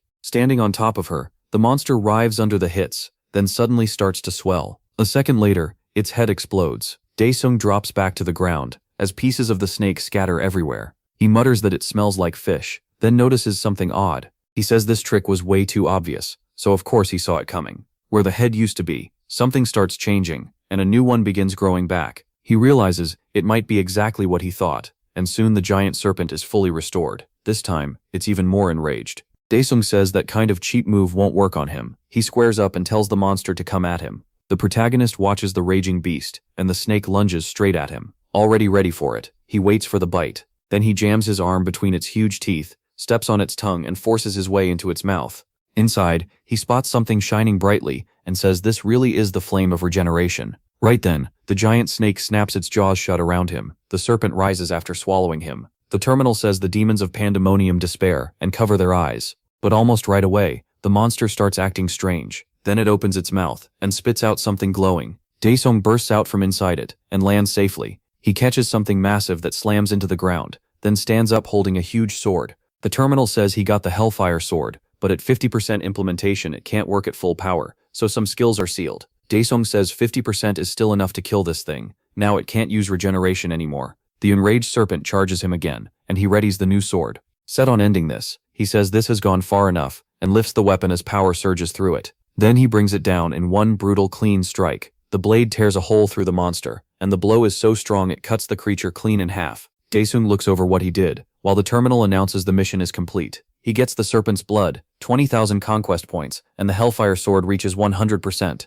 Suddenly, the chains wrapped around the sword snap apart, and MC looks at the completed weapon with satisfaction. The terminal explains, this is the Hellfire Sword, and the trials were meant to prove he truly wanted it, by enduring the burning pain for a set time. He figures that means one last step is needed to fully understand the blade, the trial of scorching hell. Then the terminal shows 239 hours left, adding that it won't kill him, but the pain will continue. Daesung realizes he'd have to endure the burning for almost 240 more hours, 10 days. As flames swallow everything around him, he thinks for a moment, then decides he doesn't need to suffer through this trial at all. He asks if Fling King has become a dog that can't even recognize its master. The terminal still shows 239 hours and 54 minutes left, but Daesung tells it to get that countdown out of his face before he slices it up and burns it to ash. At once, the terminal changes the remaining time to 0. The flames begin to die down, and a voice calls out to its lord. It begs forgiveness for not knowing who he was, until hearing his voice. He tells him it's fine. It has been a long time, King of Flames. A bright light shines through the smoke, and Daesung says he made sure not to go to Pandemonium.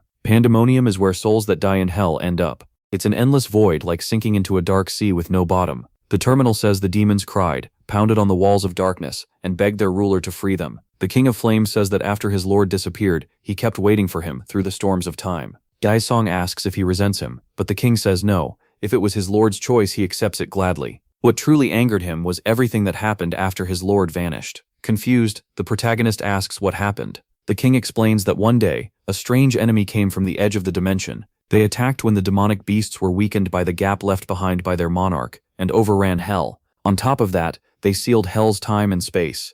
Then they banished the demons to Pandemonium. He says all he could do was watch them get crushed, and in the end he was forced to be swallowed by a giant white snake. His pride was stripped away, and since then he's wasted his time on meaningless things. Still, his lord has finally freed him. He adds that, with respect, he doesn't understand why Daesung came back there. MC says he needs his help, and he'll explain the rest when the time comes. The King of Flames says he's thankful his lord came for him, and he asks if he knows what that thing is. The king says he doesn't know, but it gives off a strange energy, the same kind he felt from the outsiders. He warns the protagonist to be careful since he has no idea what it really is, but the protagonist barely listens. He says the system has never betrayed him after all his hard work, and he can be careful later once he's done collecting everything. Then he grabs the object. A golden terminal appears, saying he has obtained 2 out of 3 required entries. MC says it looks like he now has permission to enter somewhere. The terminal asks if he wants to leave the Pantheon, but he says no. He thinks that until now, leaving the Pantheon just meant going back to the real world.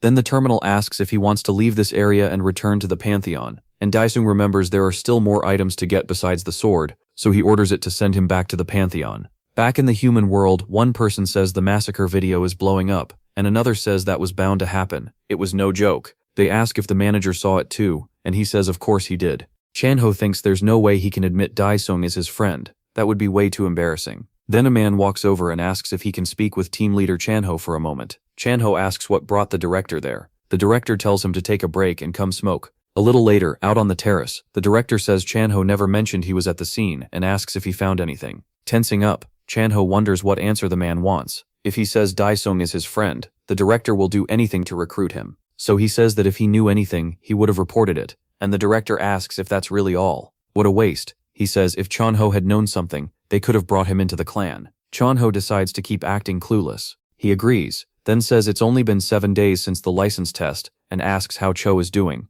The director goes quiet for a moment, and Chanho asks if something's wrong. The man says no, he's just worried she's pushing herself too hard. Elsewhere, with 7 days left before the test, Chaobei keeps training hard. A voice announces there are 10 minutes left in the simulation program, and 10 targets still remain when a stone slab appears. Chao brushes toward it and swings her sword, cutting it clean in 2. An instant later, more of them appear. One forms behind her, then opens up and reveals a monster inside. The creature bursts out of the stone shell and charges with shocking speed. Caught off guard, Cho turns to face the one in front of her, but another monster suddenly bites into her shoulder from behind. At the same time, the first one keeps coming, rushing straight for her face, until a voice cuts in and says that's enough. It announces that the training program is over. She turns around. The chief is standing behind the glass, watching her. In a serious tone, he tells her to come upstairs because they need to talk. Still frustrated in the medical room, she says she could have kept going easily. He tells her she's overdoing it, and asks if she doesn't see that. But Cho fires back that he's always told her to achieve what she wants, even if she has to push hard.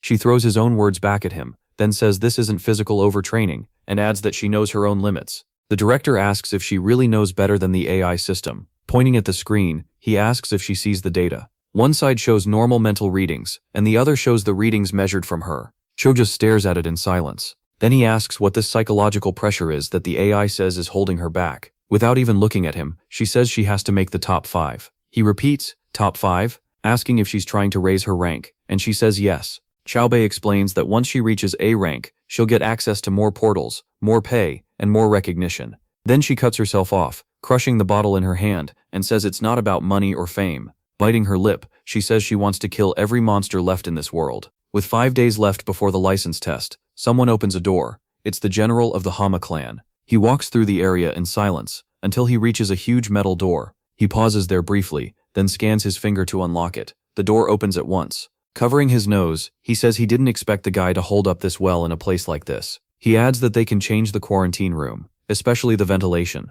The lights react to some kind of energy, and he says they can fix the lighting too. Then he asks if that's right. Inside, someone is greedily tearing into a carcass. The general calls out his name, Jinkiel. He says Jinkiel looks fine, and even seems to like the food. He tells him to eat well and rest, so the medicine can do its job. After all, he'll be the star of the coming license test. With 3 days left, the terminal shows his mission is complete. In a frozen area, our hero watches with his sword in hand. The King of Flames asks if his lord is finally coming back. Daisung confirms it, and now there's only 1 day left before the license exam. On exam day, the number of awakened people is up 25% from last year, so the first hunter test is more competitive too. Because of that, the association says it changed the testing method this year to handle all the applicants. Then a luxury car suddenly races in and stops with a loud screech. The flashy car causes a scene, and reporters rush over yelling that it's Hama clan's Lee Sik-woo. 2 men step out. One looks like a top executive, the other like a movie star. A reporter introduces herself, and asks Lee if the young man beside him is Hama clan's rookie, then asks how the clan will do today. Before Lee can answer, another reporter brings up the clan's ban over cheating, and asks the rookie what he thinks. Inside, Lee is already sick of these vultures from the very start, but he still answers that he regrets what happened 2 years ago. The reporter presses him, asking if calling it an incident is just a way to dodge responsibility. Right then, someone taps the reporter on the shoulder. Sik-woo calmly says this year's test will be fair and clean. The two keep walking away from the car and the swarm of reporters, while the younger one glances back. Soon, they reach the test complex. They keep moving until they arrive at the exam area. Annoyed, the Hama clan rookie says he shouldn't have ignored what those people were saying outside. Lee warns him by name. The other just says he was kidding and won't do anything. Lee says having fun is fine, but he needs to stay in control, especially if something gets exposed because that would cause a lot of trouble. Then a man walks up behind them saying he'd like to know what kind of trouble they mean, catching both off guard. Sai-Wu looks back slightly to see who got that close without being noticed. It's Captain Huang Junyoung, and it's been a long time since the three last met. Lee jokes about his outfit, saying he looks like a gorilla in disguise, and Huang says it's because of the reporters. Huang adds that at least he doesn't have to act fake for cameras, like some people do, and the comment clearly hits the younger man. Then he notices something unusual. He studies Lee's companion and senses an aura that's steady, powerful, and perfectly controlled. With a tip of his hat, Huang thinks the young man made a very smart move. Sik-woo catches that right away, and points out that the captain is already focused on the rookie before the exam even starts. Zhao Young apologizes, but says he's worried he may have to report that rookie again, like he did 2 years ago, and hopes it doesn't happen. Lee answers coldly that it won't, then the two walk off, leaving the captain watching them. Irritated, Jen notices the old man is still staring at him, and asks Lee if that guy has a problem. Lee calmly says he gets why Hershao feels that way, but reminds him the old man isn't their target. Jen replies that first they need to find the real target. A woman passes them while talking on her phone, heading the other way. Jinkiel watches her closely, and his expression shifts. Sik-woo explains that she's Shin Cho-young, a strong fighter from the Soul Clan, but Jinkiel barely cares. He just thinks beating her would be easy. Lee tells him strength isn't the point. What matters is that the clan and that old man are working together. But instead of backing off, the rookie gets even more excited, and says she'd be fun to break. From a distance, Huang senses something is off, and wonders what Lee is planning this time. But whatever it is, that young woman won't fall for it. Then something else suddenly grabs the captain's attention. Our hero arrives at the complex too, walking down the same hall with a heavy aura around him. Zhao Young is deeply shaken by his arrival. Huang keeps staring even after the young man passes, almost frozen in place. Now standing in front of him, Shine calls out to the old man, as Dai Sung walks away. She calls him again, but he still seems stuck under the boy's presence. Clearly rattled, Huang finally speaks without looking away, and tells her to be careful. The sudden warning confuses her. She thinks he's talking about the Homai team boys, and says she won't let her guard down. But Huang says he doesn't mean those two. Still watching the boy walk off, he says he's talking about him, and the young man has no idea they're even discussing him. Someone apologizes for not coming in person, because work piled up. Hearing the clothes will be returned later, they say to just use them well, since they'd end up as rags anyway. A voice alert announces that the hunter license test will begin soon, and all participants must take the provided gear and head to the exam room. Han pauses in front of a machine like a vending unit. The screen tells him to place his finger for a scan so he can collect what's inside. He does what the machine asks, and a box with his name pops out. He checks the contents and finds protective clothing inside. Meanwhile, at the exam room, the participants gather outside waiting, and one of them says they're finally taking the test. An older man proudly puts on his special suit, feeling all the struggle was worth it to get here, and rise above the people who look down on him. He's especially mad at the bastard who dared touch his head, and he swears he'll act if he sees him again. Just as he thinks that, someone suddenly places a hand on his head again, startling him. Furious, he starts turning around to see who did it. A young man wearing number 14 stares him down with a strong aura and tells him to move.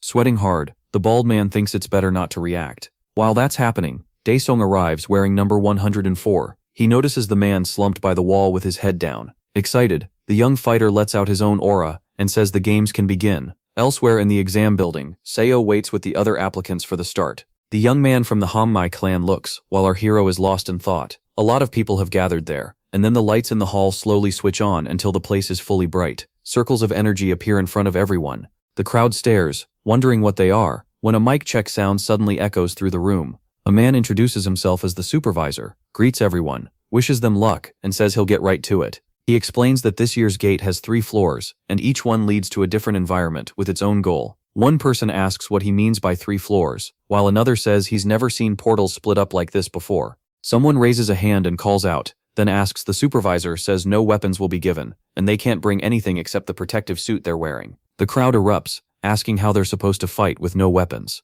Then a new voice greets them and says it's an iBot that will guide them through the test. It explains that the theme of this exam is adaptation. The question is how well they can use their natural talent in any setting, from freezing cold nights to burning tropical ones. It says a hunter's aura is what matters, the strength of the body, so they must prove they can adapt and fight. If there are no more questions, the gate will now open. An energy gate appears behind and quickly solidifies into a real passage. The supervisor tells everyone to enter the gate behind them and wishes them luck. On the first floor, a tropical forest, the test takers move ahead while struggling with the heat. They wonder what this place is and why it's so hard to breathe. One angry man curses, saying he'll be soaked before the exam even really starts. From a monitor, someone watches several candidates. In a large control room, several men observe the test on big screens. One says the candidates seem weak, and another wonders if the test is too hard, maybe all of them will fail. An operator says he doubts that, and points out that the rookies sent by the Soul Clan have guts. On screen, the girl starts to speak. She tells herself to calm down fast, so she can use as little energy as possible.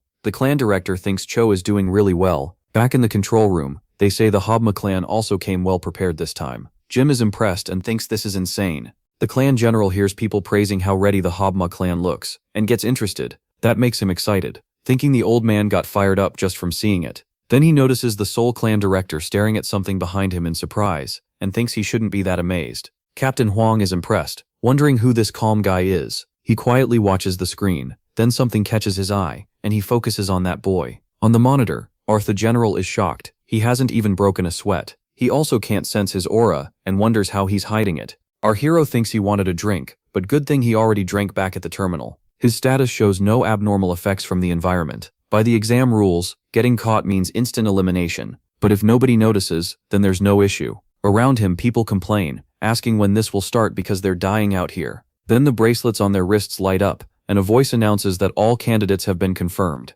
Now it will reveal the first stage conditions for those selected. They need to kill 20 swamp orcs. The moment he hears that, our hero takes off. One candidate curses and says he won't lose. He charges ahead, breathing hard, until a rock trips him up. He slams face first into the ground. Spotting water ahead, he mutters that it's a swamp. Still, he's thrilled and asks if that's really water. Maybe he can finally survive. He crawls toward it on his knees and reaches in to scoop some up, but instantly realizes it isn't water. A sticky worm grabs him. It uses slime that looks like swamp water to lure prey. The bot announces that candidate 94 has been eliminated, and emergency protection is starting. The creature suddenly swells, and its head bursts, sending the man out into a forest clearing. He's lowered safely to the ground, as the bot says protection will stay active until the recovery team arrives. Elsewhere, another candidate keeps moving. Our hero keeps making his way through the forest. He glances aside and thinks it still doesn't seem to be there, so he picks up the pace. The rescue team reaches the eliminated candidate and starts recovery. Then their communicator beeps. He checks it and sees that candidate 104, Handasun, is being tracked. The The rescuer is surprised, wondering about number 104. At last he finds a swamp orc, and it spots him too. He says that's a shame, he wanted to smash its skull with a rock. The orc glares at him. Looking at the huge rock overhead, he asks if the monster agrees, calling it a pig. The creature roars in rage and rushes him, but then that giant rock drops above it. Daesung punches it to send it flying. The boulder breaks apart and every piece slams into the orc. A huge crash echoes through the forest, blasting debris everywhere. As our hero stands there, someone watches him from hiding. The man thinks this is candidate 104. When he was told to track him, he thought whoever gave that order was crazy. Looking at the corpse, our hero counts this as his 6th kill, while the hidden watcher admits he's no weaker than a rookie from a major clan. Daesung says hunting them one by one is too slow. He didn't want to spend mana this early, but he has no choice, so he summons the shadow specters and gives them an arena. Another part of the tropical forest, deep in the jungle, some orcs sense something. They ready their weapons, but after waiting, they're confused because they still see nothing. One tells the other to hold on and be patient if he wants a good meal. Then something starts dripping down on them, and more of it keeps falling. One of the orcs finally notices something, and our hero appears behind them. Daesung says he's starving, after digging through the ground. He gets what they mean, but still doesn't fully get it. One orc says the food came to them on its own, and another agrees. The protagonist counts them and realizes there are probably more than 20. Then he asks what exactly they're trying to say. The Flame King tells his lord they see him as food, and asks for the command. Looking at the group, Daesung says they're hilarious. Then he finally gives the order, burn them all. Elsewhere, someone moves through the forest. Xiaobei uses her aura opening skill and forms a protective field around herself. As she advances, she casts Expand Search and spreads her aura to find targets. The next second, she finds one. She quickly changes direction, rushes toward a tree, and kicks off it hard. An orc is launched into the air, and the girl appears with aura and sword ready. She figures that at this rate she can clear the first floor in an hour. The orc gets back up and tries to run. Seeing that, she moves in to finish it and charges, calling out fourth. But someone beats her to it and cuts the monster's head off first. She turns back in shock and sees that guy from the Habma clan, wearing a scary look. The orc drops dead. As Jun stares at her, she realizes it really is the guy from Habma. With a satisfied look, he says, 5. Annoyed, she says that's just like the Habma clan stealing other people's prey. He fires back that they're in a competition, so nothing belongs to her. Then he calls her dumber than an orc. Xiaobei snaps that if all he can do is steal kills, he'll only be good for cheap entertainment. Anne asks if having a filthy mouth is some clan tradition. Jim shoots back, asking if her clan started a tradition of being idiots 2 years ago. The two glare at each other. He wonders if he should kill her. She's even worse than he thought, but he decides to wait until at least the second part on the second floor. Jim keeps staring her down while she mocks him. Then she turns and walks off. As she leaves, she flips him off and tells him to go play by himself. Idiot. Furious, he thinks he's going to kill her. Overflowing with rage and power, he rushes at her. Then a huge crash erupts nearby. He stops, while the girl is still facing away. He looks confused, not understanding what just happened. She seems just as surprised. Both of them look around for the source, and then a giant fire explosion erupts nearby.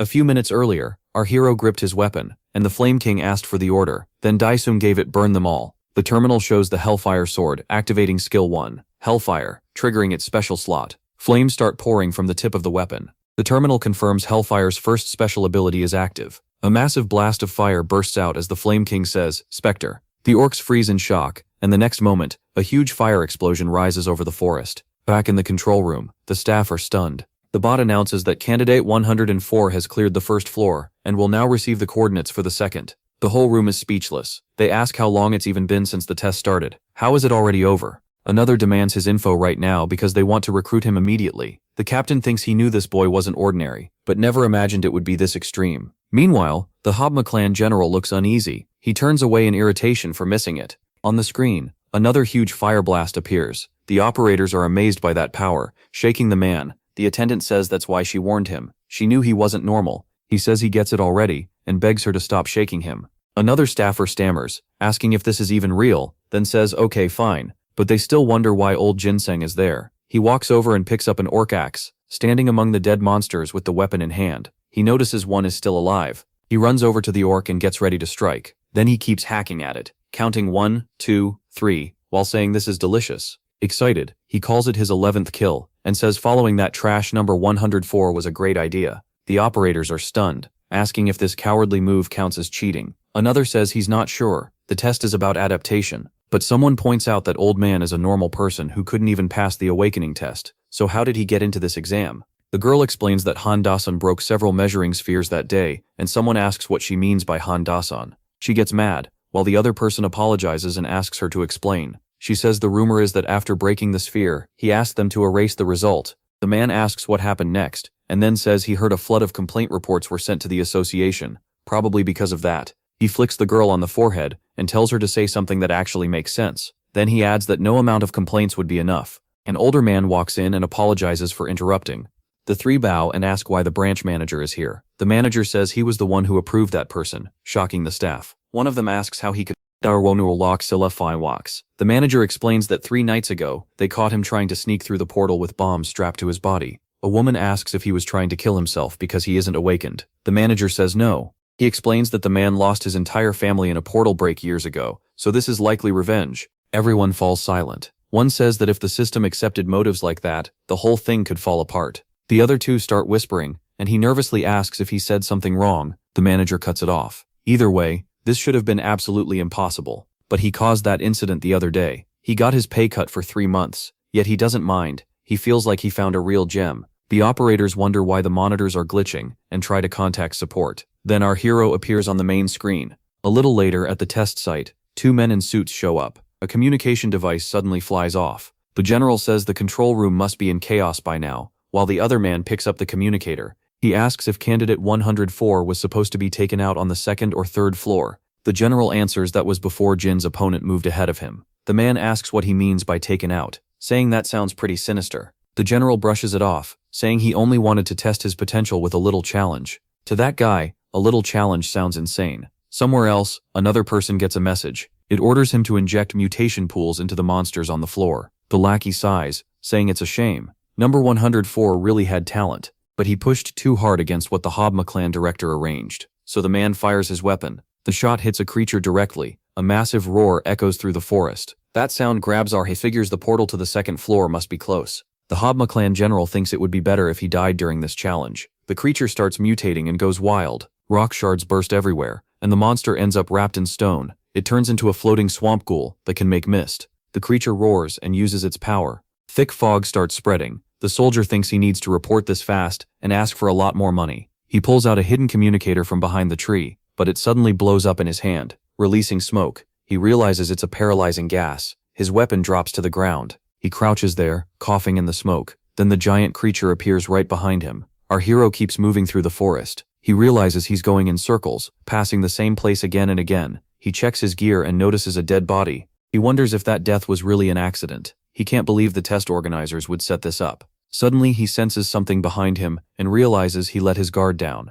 A swarm of rocks shoots toward him. He spins and blocks the attack with skill. Still, one projectile slips through and nearly reaches his face. It's a different kind of shot. The instant it lands, it explodes. Daesung does his best to guard against the blast. At first he thinks it's fire absorption, but then he realizes it feels more like mana absorption. Either way, he can't use the power he used on the orcs. It's still on cooldown for 1 hour and 27 minutes, and that thing clearly won't wait. The monster starts creating those projectiles again, and launches them all at our hero, who blocks with his weapon. He keeps cutting and dodging every shot the creature throws. Then he moves in and charges. He leaves the projectiles behind, deciding this is getting old, and going straight for the main body. He rushes through the barrage and closes in on the huge stone golem. The monster releases smoke as it waits. Daesung gets ready to strike. The creature prepares its own attack too. He lands a direct hit on the giant golem, but gets struck at the same time. The damage he dealt seems minor. Then the impact sends him flying, smashing through trees. He's thrown a long distance, kicking up dust behind him.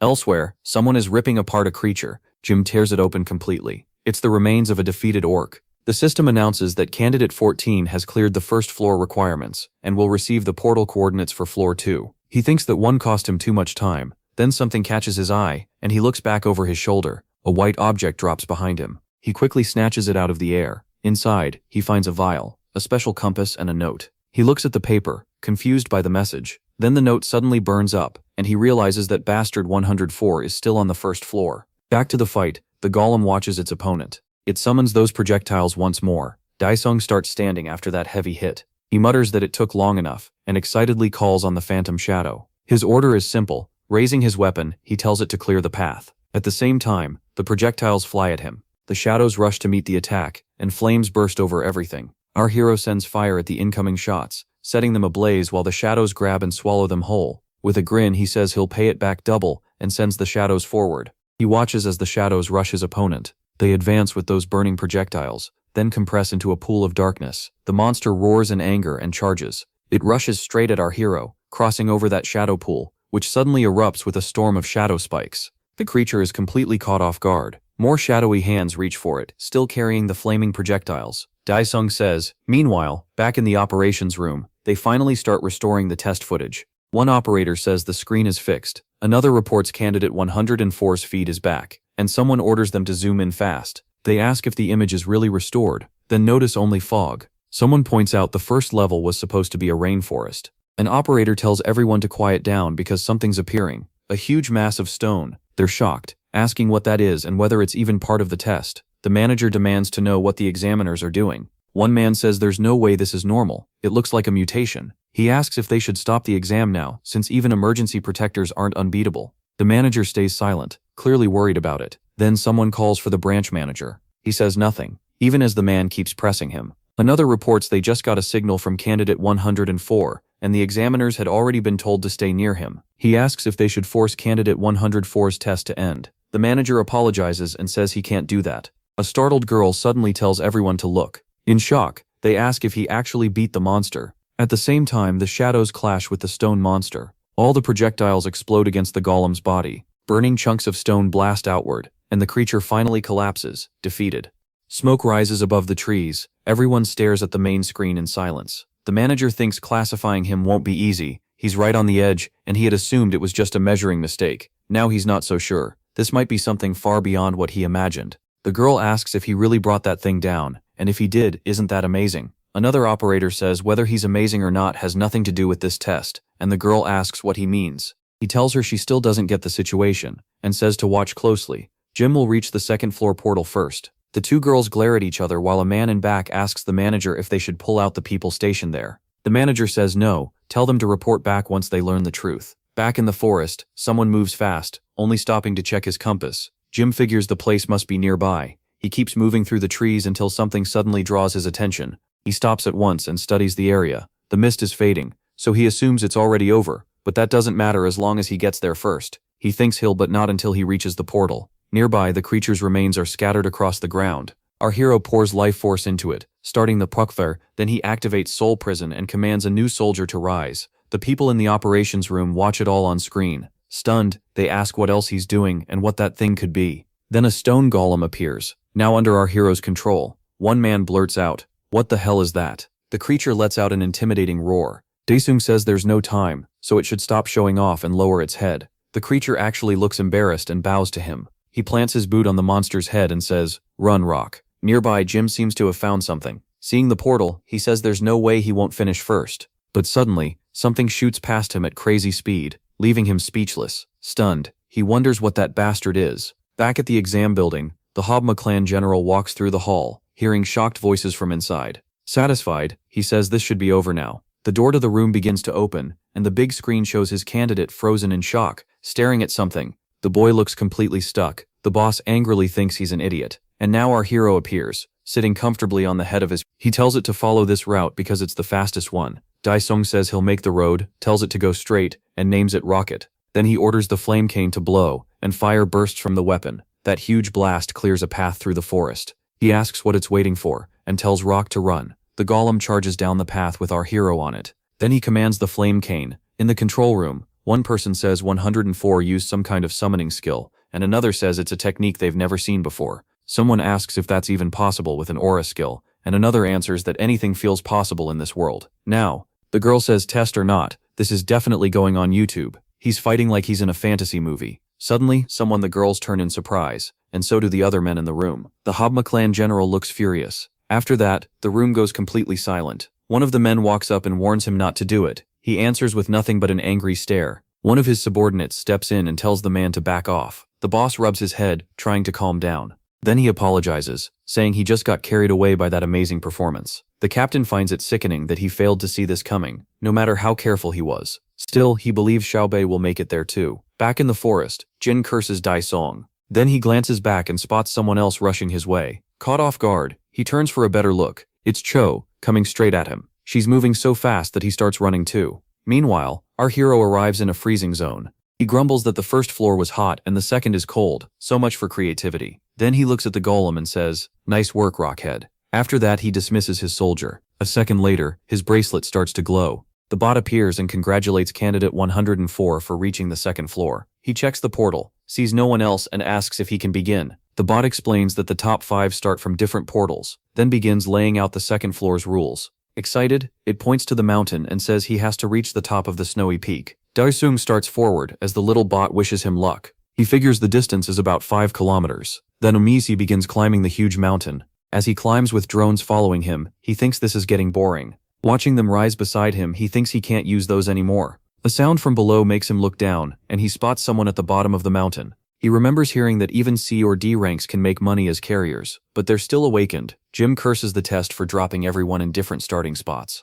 He's so annoyed he can barely stand it, and until he cuts that bastard down, he won't be satisfied. Then something grabs his attention. From a distance, he asks who else is there. He spots an old man struggling through the cold, complaining that he can't even feel his fingertips. Jim stares at him seriously. His first thought is that this pest showed up too. The desperate old man slaps his own face. He says he can't give up. He has to think about his family, who died without even getting to scream. Then he yells that it's not even that cold. Right after that, an avalanche slams into him. He starts screaming for someone to save him. With a cruel grin, Jang tells him to go die, and curses him as he sends the old man to hell. Suddenly the screen cuts to disconnected. The operators panic, asking what happened. Another says the drone feed is dead, and a third says everything seems to be down. Lee Seokjae takes it all in quietly. He thinks it's finally started, and hopes Jinchul won't fail him again. The snow keeps pouring down on the mountain. More people show up, and one of them asks if they really have to climb all the way up. His partner stays confident, and says what's the problem? They're the strongest combo here. Out of nowhere, someone drops in and stomps the guy who was giving a thumbs up. His partner freezes in shock, but before he can react, the attacker grabs him by the head too. With a furious roar, he overwhelms both of them. Wild with excitement, Jin says the Orc Champion Vial works great, and now anyone in his way dies. Meanwhile, Xiaobei keeps climbing. She thinks the hunter network is unstable. Then she wonders if all electronics just stopped working. Nearby, a drone starts shorting out. Daesung notices and decides it's broken. He says great, now he can take it slow. Then he suddenly lets go of the mountain. At the same time, he calls up another skill, the armor of the destroyer dragon Valark. He starts dropping, and he keeps falling fast. Nearby, Xiaobei notices something strange. She wonders what that huge surge is. In the next moment, our hero appears in the air with wings. Stunned, she wonders if candidate 104 is flying with aura. Daesung shoots past her at high speed. Far below, Jin is still tearing through the other candidates. The guy on the ground is already a mess. Then something catches Jin's eye. He looks up and sees our hero flying overhead with his wings spread. Jin curses and wonders if that bastard used some kind of harpy ampule. He drops his victim right away. Then he runs after Daesung, yelling for number 104 to wait. Back in the operations room, someone orders the test to stop immediately. The captain glares at the local manager. He demands to know if the awakened candidate's safety isn't the top priority. The manager tells Captain Huang Jun to wait a little longer. They'll investigate as soon as they can. Lee Sok laughs and mocks that, saying if people who want to be hunters can't handle this much risk, can they really be called hunters? Then he turns to the branch manager and asks if he's wrong. Under all that pressure, the manager can only cough. Furious, Huang asks the young man if he caused this. Smiling, the boy says maybe weak hunters just shouldn't become hunters at all. The manager and the rest of the staff can only watch in tense silence. Huang explodes in anger, calling him a little snake. The young man just says the old man should retire. Back in the test, our hero reaches the mountain peak. Seeing the gate, he asks if he can finish now. Then he heads straight for the door. Xiaobei keeps climbing, still pushing forward. Jim is climbing too. Then from under a pile of snow, a hand sticks out. Someone starts dragging himself free. Exhausted, the old man crawls out and collapses on the snow. Panting, he thinks he won. He shouts that he won because he's still alive. Then reality hits. It's freezing, and he decides to head back down. The bot begins explaining the third floor. Get ready to be attacked, kill monsters, and collect 1,000 points. Xiaobei scratches her head while the bot wishes her luck. She realizes it's pitch black and decides to stay careful until her eyes adjust. Suddenly, someone calls her name. Jim shows up full of energy, asking if she saw that guy flying a second ago. She looks at him and says, John Jinkiel. He tells her she was lucky to get there before him. She clearly doesn't care much about him. Instead, she tells him to keep it down and go his own way, calling him an orc. That instantly gets under Jim's skin. The girl remembers someone's warning, to be careful around Dasim. She thinks 104 cleared both the first and second floors incredibly fast. Then she checks her bracelet, and it shows an aura reactor error. Before she can react, she's stunned by the hit. With a twisted look, Jim says he wanted to use that on 104 first, but she's the unlucky one instead. He enjoys her fear, while she struggles to call John Jinkiel a dog. On the terminal, it says the first special skill is active, Fire Cannon. It's not very strong, but it tracks its target. He fires at several creatures, then he orders the Fire King to finish them fast, and it obeys. He keeps shooting, taking the monsters down one after another. Looking at the pile of bodies, our hero says the Fire King was too slow with those idiots. Then he asks why his points still aren't going up. He turns and leaves it behind. Before anything else, he says they need to wipe out everything in sight. In the operations room, the manager asks over the phone if the network is still down. Lee thinks mixing the hook component's pulse with the ampule was a pretty solid idea. Pleased with how things are going, he quietly apologizes to Huang. Even if Shin Shou survived, he figures she's probably half blind or crippled by now. Back in the test area, someone's life force drips onto the ground. Feeling the hit, Shou demands to know what he's doing in the middle of the test. He mocks her, saying she's softer than he expected, and asks if she even used her aura shield. But in the middle of his taunting, things change. Xiaobei is suddenly right on top of him, attacking. Her strike lands clean. He scrambles to steady himself. Angry, he starts shouting what the hell, but when he looks up, she's gone. He laughs and sneers that Captain Huang must have taught her hide and seek. Hidden nearby, Xiaobei tries to treat her wounds. As she uses her power, she thinks she has to heal fast. Then Jim suddenly appears like a monster, and says he found her. She instantly takes off her coat and throws it in his face, catching him off guard. Before he can react, she drives a kick into his groin. Covered by the coat, he screams in pain. Then, without stopping, with a knee to the face, sending him staggering back and knocking the coat off. Dazed, he struggles to recover. Getting ready to fight again, she says her name is not bitch. It's Shin Shou, champion of the Soul Clam. Then she drives a heavy punch into his stomach. This time Jim really feels it. He goes flying backward, spinning through the air, then he crashes hard onto the ground. Furious, she calls him filthy, rude and beast-like, then says her leader was right. She spits at him in disgust, and turns to leave. In the operations room, Huang thinks he didn't raise her to be weak. Our hero says this is ridiculous. The thing really broke. Half panicking, he wonders what he's supposed to do now, and even calls out to the organizers, asking if he can just leave. In the end, he keeps moving while cursing the whole mess. Xiaowazet wonders why she still hasn't seen any other candidates. Then something suddenly rushes past her at high speed. A candidate drops right in front of her, and behind her Jin shows up again, looking fully healed. Enraged, he shouts for Shin Shou. She doesn't hesitate. She turns and runs. As she escapes, she wonders what he did to that guy, and whether he killed the other candidate. Then something suddenly jumps out in front of Shou. It's Jim, staring at her like he's lost his mind. Then he drops down and starts pounding her, while she does everything she can to block the blows. He grabs her by the hair and tells her to scream. After that, he says he'll make her die slowly. Jim keeps beating her without stopping. Every hit is clearly hurting her. Yanking her close, he mocks her. Go ahead and cry for help. Maybe someone will come save her. Then he laughs and reminds her the comms are broken so no one's coming. While he enjoys himself, Xiaobei suddenly drives 2 fingers into his eyes. He jerks back with a scream and lets her go. Covering Xiaobei knows she has to recover fast. She needs to get away. But something starts changing in his eyes. As she crawls off as fast as she can, the man suddenly calls her name.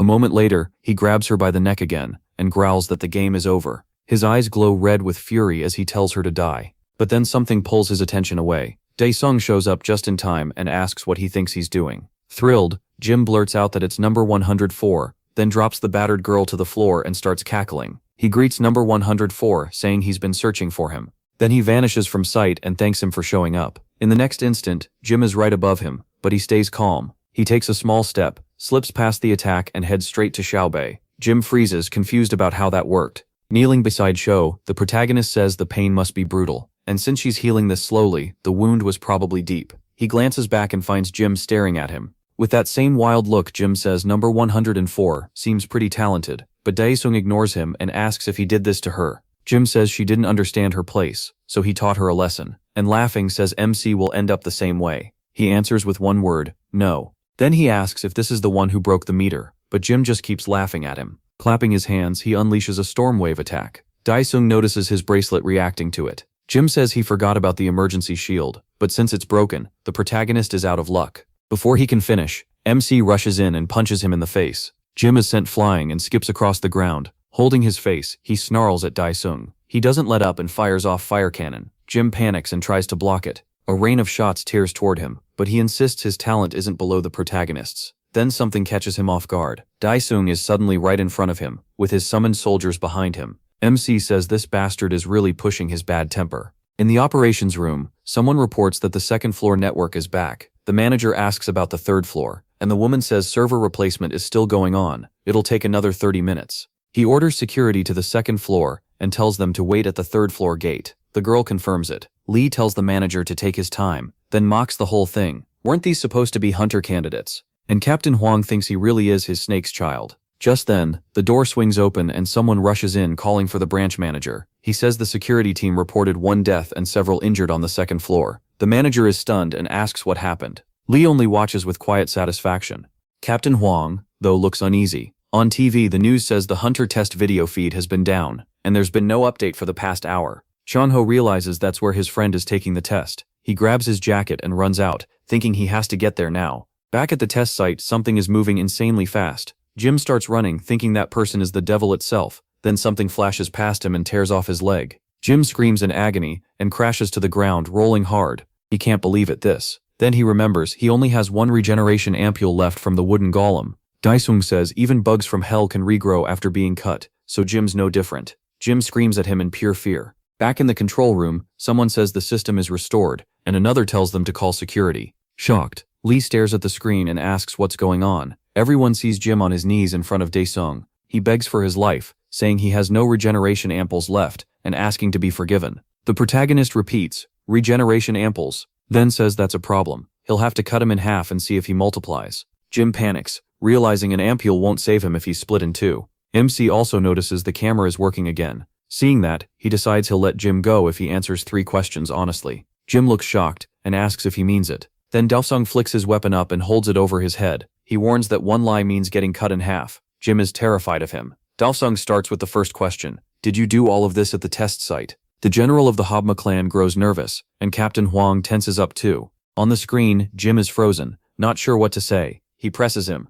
Was he the one who ruined the test? Jim stammers, trying to think fast. Daesung mocks him for thinking so hard, and asks if he should just slice him in half first. Maybe that'd be more fun. Jim breaks and screams that yes, he did it all. Every bit of it was him. The protagonist thinks over the answer, while Jim stays stiff on the floor. In a hard voice, Daesung asks who ordered him to do it. That's question 2. Jim thinks he might live through this. So he says the leader of the Habma clan ordered him to weaken the other clans, and he only followed orders. MC asks, Habma? In the operations room, people turn to General Lee and ask if what John Jin said is true. They ask if he's really the leader of the Habma clan, and someone calls him Lee Sukwu. Annoyed, Lee thinks John Jin is a dog. He shouts that the bastard caused all this and is trying to pin it on him, then orders everyone to grab him now. But someone calls out to leader Lee Sukwu. The manager says they'll hear his explanation through the Hunter Inspection Agency. Lee curses, knowing he can't fix this from here. After straightening himself, he says fine, they'll appear before the inspection agency when called. People whisper that Lee Sukwu actually bowed his head,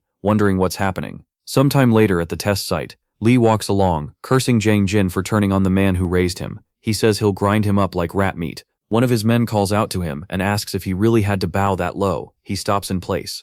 Lee calls him an idiot and says if he'd said even one wrong thing, Shuang would have gone for his head. Nearby, someone clenches a fist in anger. It's Huang, watching all of this with fury. The manager thanks him for putting up with the association, but Huang says that's not why he held back. He turns to leave, thinking they're all trash. On the phone, the manager says the full security team has been sent in, and the test is over. He orders emergency protection activated, and the injured moved out. Inside the test site, Daesung says Jim waits nervously for the next question. He asks if he has any points left. Jim asks what he means. He thinks if he lies, he gets cut in half, and even if he still has 1 point, he might get cut in half anyway. No matter what he says, the bot suddenly announces that Han Daesung placed first, and the test is over, thanking everyone for their work. Daesung says it ended pretty suddenly. He even gives a dry little congratulations. After all, he's an amazing S-class hunter. Then, in the very next second, Arznui, just like he said, cuts him in half. Daesung says Jim still had a point left, so why couldn't he answer properly? Then something around Sho catches his eye. He looks over and sees green energy covering her.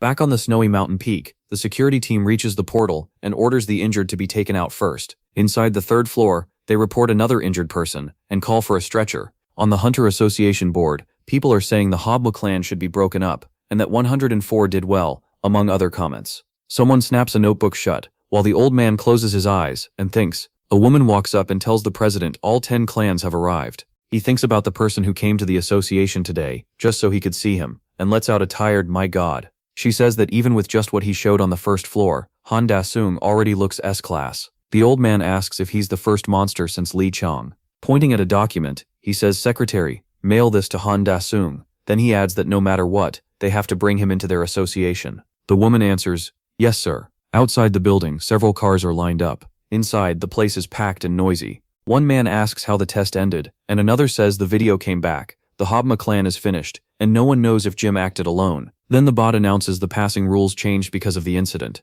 Admission will be based on the order candidates cleared the first floor. On the screen, Han Da-sung is listed as rank A. Chong-ho calls Da-sung and asks where he is. Then he freezes and repeats, "S-rank hunter's bathroom?" asking why he's in a place like that. Somewhere luxurious. Someone takes a drink, while Da-sung relaxes in a massage chair. The doors swing open, and someone shouts his name. Chong-ho looks confused and asks how this even happened. Da-sung says he has no idea. The president's secretary told him to rest there. Chong-ho is stunned. The president's secretary? He says this is completely insane. Da-sung says the secretary told him he's a rank now, with a shot at reaching S rank. Chong-ho is thrilled. He says this is huge, and with that kind of money, the protagonist could even buy a whole building.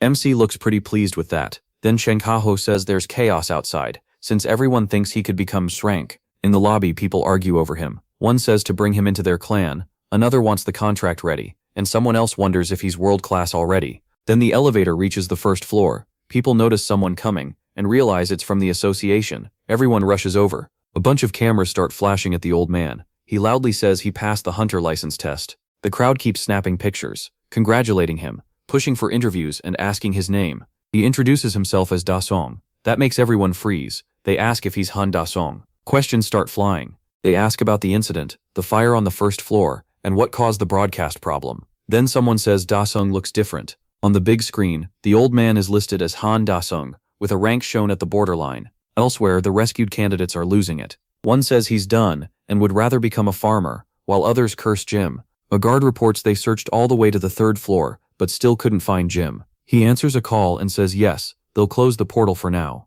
Annoyed, he wonders if that bastard really got out alive. The news reports an accident during the hunter test, while most of the candidates were still fighting. At home, Ajima says Da-sung needs at least one more set of clothes since he always wears the same thing, and she wonders if she should get a job. On TV, they say Da-sung got a rank with a rare skill, and experts think he could become the 6th awakened S-class. His mother is stunned. Then she yells for her daughter from inside the house. The girl runs over and asks what happened. Her mother points at the news and asks if she heard what they said. She stares at the screen in shock and blurts out that her brother being A rank is insane. Just then, the door opens. Ding Song walks in and says he's home. Both of them just stare at him. Feeling the tension, the protagonist asks what's going on. Meanwhile, at the Habma clan headquarters, an inspector announces that all activity tied to the Habma clan is now completely banned. Every hunter there, no exceptions, will be pulled out through official action. Lee says his name is Lee Suk-woo and calls it ridiculous that the man with the potential to be number 6 ended up like this. Thinking about him, Lee says he trusted him too much. He should have doubted himself, but didn't. Jim won't be the one to bring him down. Only he can do that. The inspector tells the clan leader to come with him to the investigation office. Lee starts laughing. Then he slams his hand onto the table. He says this kind of thing happens when you take on dangerous work, then asks if they're dragging him in just because he was connected to Jim. As his aura starts rising, the inspector asks if he plans to come quietly. Lee turns to manager Kim Song-soo and asks if he knows how he got that position. He says the promising 6th-ranked Lee Suk became clan leader after the old leader died mysteriously, and there's proof he was tied to that death. Lee asks what they expected, sending 2 rabbits into a snake pit. He adds that Park lost his judgment the moment he got old. The inspector shouts for Jung-woo to get ready. The other inspector tells the manager he never said any of that. Then he warns that if they don't want to die to that bastard, they need to kill him first. Lee says his position was never something he got for free. Both sides get ready to fight. But out of nowhere, the other inspector drives a sword into his own manager. Stunned, the manager calls out to Jong-woo. The man struggles to answer, insisting it wasn't him. Lee mocks them, saying the inspector's side has plenty of problems too if they're killing each other. The inspector asks Lee if this is his ability. Instead of answering, the man tells Inspector Kim Song-soo good luck and activates puppet aura. Threads of energy whip across the room. One man screams. He watches his boss collapse, dead, shaking. He apologizes and keeps saying he didn't do it. Sometime later, the double doors swing open. The clan leader walks through the hall with his men lined up behind him. Lee says maybe he should let the association president know what happens when someone dares touch him. Elsewhere, Cho is being treated. Hwine stands over her hospital bed. The doctor says her aura is shattered, so she can never work as a hunter again. He goes silent, his eyes filling with rage. Furious, he thinks the time has come to judge Lee Suk-woo. Back home, Daesung's mother says no, she can't watch him do something that dangerous. Jisuko agrees with her. She says the news proves he's become someone important, but dangerous is still dangerous. MC remembers Chanho joking that if someone wants to be a hunter, 99% of families will fight it, and the other 1% will throw them out. He smiles, thinking Chanho was right. His mother says that as his mom, if he gets hurt again, or something goes wrong like last time, she won't be able to bear it. Daesung cuts in and says he already signed with Chanho's clan. Jisoo asks if he means Chanho's clan, then realizes he signed with the Seoul clan. Suddenly he opens his inventory and reaches inside. His mother is stunned, and Jisoo asks why he's suddenly doing magic. Then he drops a bundle of cash onto the table. Daesung says it's the advance from the Seoul clan. He tells his mother to pay off every debt, and use the rest for living costs. It's a huge amount of money. Still shocked, his mother asks when he got paid already, while Jisoo gets excited that they even gave it in cash. The protagonist asks why they're so surprised. He says he'll make even more later, tells Jisoo to focus on school, and promises his mother he'll handle the house. From now on he says he'll protect both of them. The two are moved, but neither says a word. Awkwardly he asks what kind of reaction that is. Wasn't this supposed to make them happy? Ajuma wipes her tears and says it's fine. Jisoo admits she's still worried, but the money is changing her mind. Daesung thinks that if this is what you get for returning from hell, then maybe it's not so bad. Somewhere else, a terrifying monster appears. With a roar, it gets ready to attack. A man. Then another man rushes in, slams his knee into the monster, and tells it to get lost. The hit sends the creature flying. After that he asks the rookie if he's exhausted. The rookie, desperate, tries to call him agent, but the man just turns and walks off, leaving him on the ground. He tells the other man to keep today a secret. Then he glances back at the rookie and tells him not to give up. Later, that man is found dead. His partner cries over the body. The association manager and the president arrive at the scene. The inspector blames himself, saying he never thought Lee could be this insane, and through tears he begs them not to let that bastard go. Crying and furious, he swears he'll cut off that bastard's head. The president calls for the branch manager, and the man answers right away. He orders the Hunters Association force to move in and take all of them. Shocked, the man asks if that includes everyone at the port. Park orders him to dismantle the Habma clan and arrest Lee for insubordination. Later, at Daesung's house, someone groans about all the noise and wonders why it's so loud, while the phone shows 101 messages. MC, looking half asleep with dark circles under his eyes, checks the screen. He wonders why he's getting so much annoying spam. One message tells him to call back as soon as he wakes up. A little later, outside the house, Daesung calls Seon-chan and asks what happened. Seon-chan says he won the bid for a C-rank portal, which instantly gets him excited. To the protagonist, that means one thing now: money. All he has to do is go in and clean it out. Elsewhere, security vehicles race toward their target. At the Habma clan headquarters, the cars stop and officers pile out. They head straight for the clan building. Under A-rank awakened Kim Kai-hong, the team quickly forms up. Seon Man orders Hunter Team First Assault and the 2nd Cavalry Regiment forward. He says if they resist, subdue them like anyone else, and if awakened fighters get in the way, they can be killed. Kin gives the order to move. The assault team closes in on the building and pushes inside, but the leaders suddenly stop in the main hall. Bodies are everywhere, and some are still breathing. Shocked, one man asks what the hell happened, and turns to his superior for orders. All around them, injured people cry out for help. The leader orders the cavalry regiment to fall back, while the rest stay with him. More bodies lie scattered everywhere. In a chair the center of the hall, Captain Huang sits there, worn out from battle. The path beyond him is covered with more bodies. They keep moving through the Habma headquarters until they reach a larger chamber. Someone shouts, asking where that bastard Lee is. Then he spots a broken body on the floor. The Habma clan leader looks dead. More people rush into the hall. The assault leader demands to know what happened here. He steps closer, shocked at the state of the body, and curses under his breath. Crouched nearby, the operation leader tells Jung Woo to stop, and says Lee is already dead. Even so, the man keeps shaking with anger. He turns to Captain Huang and says this went way beyond personal revenge. Huang explains he only handled the outside. He wasn't the one who killed Lee. That answer catches him off guard. Elsewhere, in a pit area, the news reports that Lee of the Habma clan was found dead. Right now, the main suspect is Director Huang from the Seoul clan. More awakened members of Habma were found dead too, and drugs were recovered at the scene. The old man swears, asking why nobody is answering him. He thinks he built the Dorman clan himself because no one would take him, and if this keeps up he'll starve before he ever sees a monster. Then his phone suddenly rings. The old man snatches it up, surprised. Whatever is on the screen instantly lifts his mood. A car races through the city. Chen-ho says Daik-song turned down around 10 clan offers. His friend adds that their homes are already packed with hunter gear. Anyone can notice. MC brushes that off, thinking they'd pass out if they saw the stuff he brought back from hell. Then he asks if a C-rank portal pays well. Chen-ho calls him crazy, then says clearing one cost 50 billion, about 30 billion after taxes and fees. Stunned, Daik-song asks if the cut is really 40% and calls them crooks. Chen-ho says there are still other cores he can sell to make more. He adds that he called the dormant side too and asked if he would really be fine by himself. He stops at one word, alone. Then he tells Chen-ho to come with him. Chen-ho goes quiet, sweating. After a beat, he asks what the protagonist just said. MC tells him he already registered him as his doorman, but the paperwork was annoying, so he had Jisoo handle it. A little shaken, Chen-ho thinks this bastard is really going to get him killed. Meanwhile, the military has sealed off the portal zone. A while later, the two of them arrive, and a soldier asks to see their portal permit. Chen-ho takes out the papers and hands them over. The soldier looks startled as he reads them. The form lists just one hunter, Daik-song, and one operator, Chen-ho. Caught off guard, the soldier says this is a group portal, and asks if they're serious. Usually a C-rank team needs about 100 hunters. Chen-ho says that's exactly what he told him. He asks if an A-rank like him still can't go in, but the soldier says rules are rules. In the end, the soldier orders the barricade opened, muttering that these guys are insane, and he wants no part of it. Chen-ho still asks if the protagonist can rethink this. He warns that even with S-rank potential, this is still a C-rank team portal, and the top 10 clan members won't risk themselves if it weakens the rest. Daik-song grabs him and tells him to trust him. Panicking, Chen-ho begs for 1 second so he can get away. He says they should just go home. If anyone has to jump, it'll be him first, so MC better not call him disloyal. MC ignores that and drags him in. Elsewhere, Lee lies on the ground, worn out and terrified.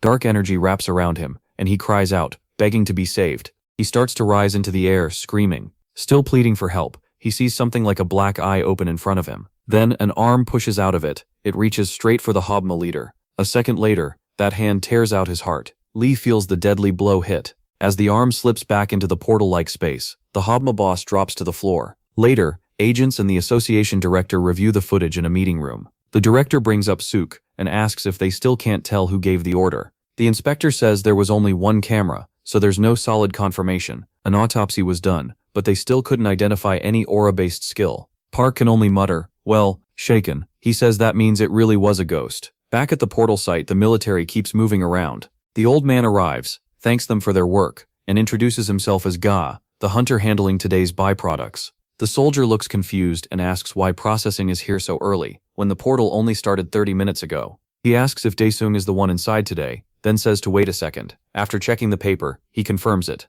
The old man lights up and says, great. He thinks this is a team portal, so he got lucky nobody else answered the doorman call. If this works out, the hunter inside could become a huge star, like winning the lottery. Back on test day, inside a cave on the snowy mountain, something strange happened there. Jim keeps healing and thinks he wants to live. He wants to survive and get revenge. Then something appears in front of him. It asks if he wants revenge, and if he'll allow it. The giant eye stares at him and laughs. Meanwhile, back in the portal, someone has just gone in. Daesung studies the area, while Chonho looks nervous. Chonho hates this already. It's his first time inside a portal, and he's never seen anything like it. He says they called it a team portal, but the number here is huge. Chonho asks, where? Then he sees it, an army ahead. Chonho asks what those giant things are. Daesung says this is abandoned land, and those are class 3 lizards, a protected species. The creatures rush them, screaming for food. The protagonist pulls out his massive sword from his inventory. He says a pack this big is perfect. Then he tells Chanho to watch carefully. He bursts forward at full speed.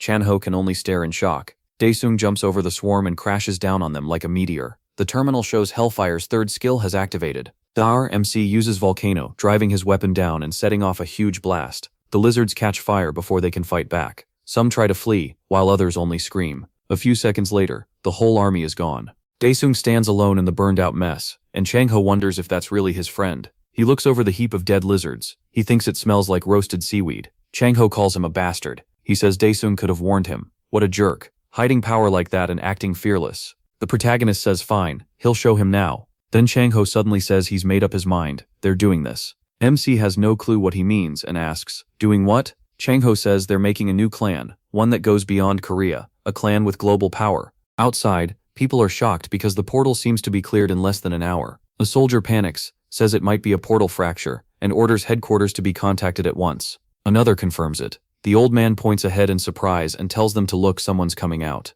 Right then, Daesung walks out casually, with an overexcited Chunho right behind him. Chunho proudly announces that the portal is cleared, so they can start handling the byproducts. The soldier is stunned. It's already cleared. How is that even possible? The old man hands over a Dorman clan card and says he's the hunter who took the test with him last time. He explains that he's handling the byproducts today, and Daesung notices the man has the same name as him. Changho asks what kind of Dorman clan this is, if he's the only one here. The old man says he started the Dorman clan himself, so this won't take long. Changho gets curious when he hears the man's name is also the protagonist.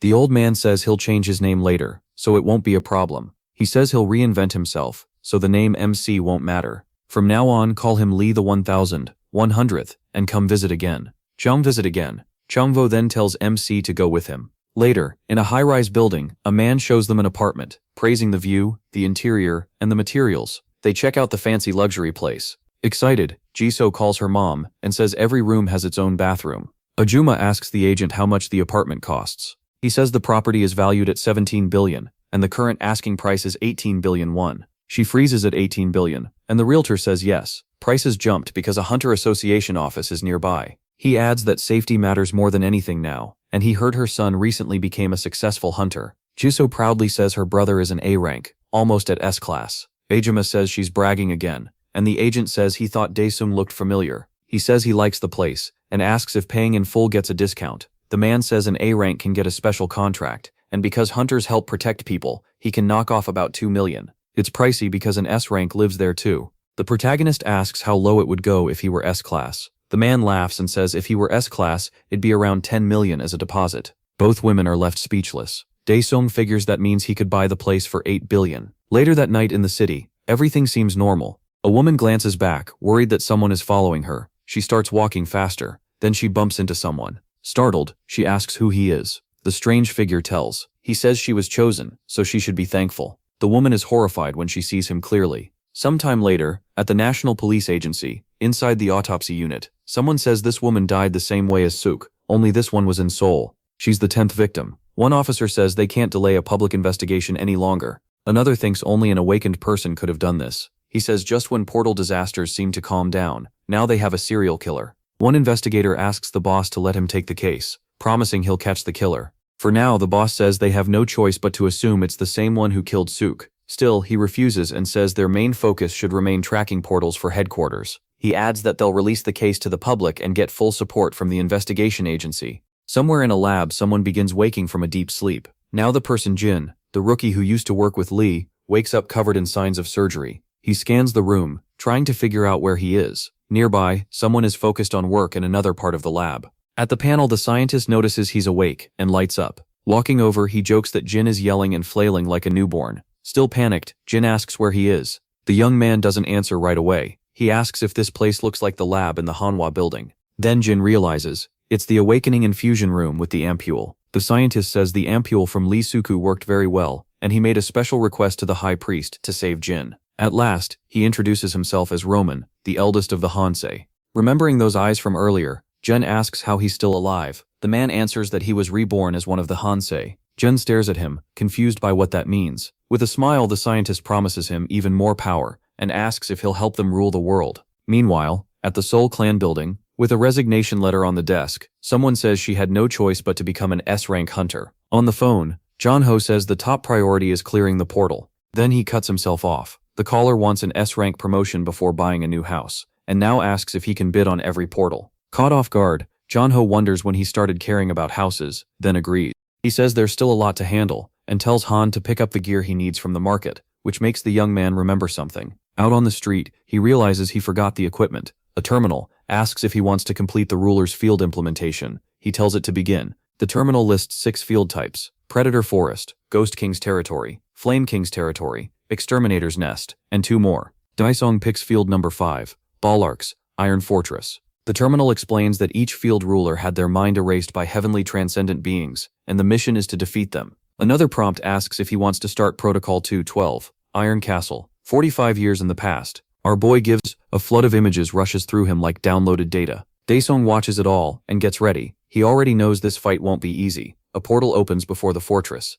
He carries a wooden shield marked with a sun. In his other hand is a strong curved blade, like a scimitar. Daesung enters the map, clearly unhappy with this gear. Frustrated, he mutters that they made him weaker for this mission. Back at the Hunters Association, newspapers are full of alarming reports about someone who caused major trouble there. The branch chief tells a worker to send official notices to every clan and post one on the Hunters bulletin board. Then someone walks in asking for the manager. The two men turn to the newcomer and wait. The messenger reports that a team failed to clear a B-rank portal with the Ocean Clan. An employee says that clan is one of Korea's 4 major clans, tied to Baek-hai-rin, and known for ranked awakened members. The messenger explains the monsters didn't match Baek's aura-type skill, so the team needs support from another S-rank hunter. The chief notes that if the portal isn't cleared within 12 hours, fractures begin. At least the request came from Baek-hai-rin himself. Using Hai-rin's name, the manager orders them to locate S-rank Lee Chung-shik and Seo Dong-chul and ask for their help. The young man wonders who would ever turn down a request from Baek, Korea's top healer hunter. The messenger says one person might,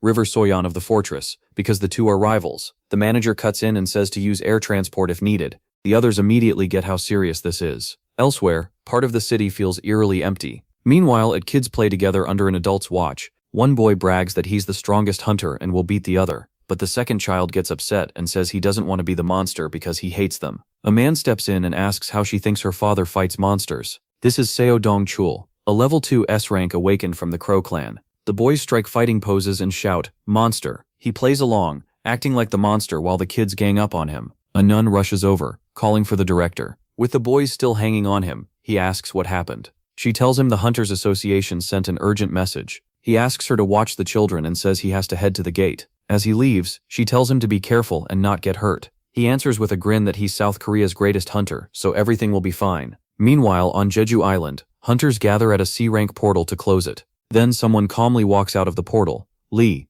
It's Lee Chang-sik, an S-rank awakened from the Chosun group and Korea's #1 hunter, looking bored by how easy it was. The gathered hunters line up in 2 rows and bow in thanks. His apprentice tells him the association sent an official request in Baek-hai-rin's name, asking for help with another portal. He wonders why a hunter that strong would need backup. As a helicopter passes overhead, Lee remembers that the young woman was very beautiful. Elsewhere, someone stands over an active portal. Hen. He has no idea what's about to come out. A horned creature slowly begins to emerge. Once it's fully out, the beast kneels on its weapon, and Daesung spots it from below the stairs. The enemy then releases a power that covers its whole body. Difficulty unknown. Description: defeat the gatekeeper. Time limit none. Objective: eliminate the enemy. Reward conquest points and tank implementation. Han knows that in his current state, a direct fight means certain defeat. For this mission he only has Priest Odie's sword and the Great Ice Giant's shield, so he sits down and starts thinking of any way to win with that setup. He tries to remember the creature's weakness, but nothing comes back.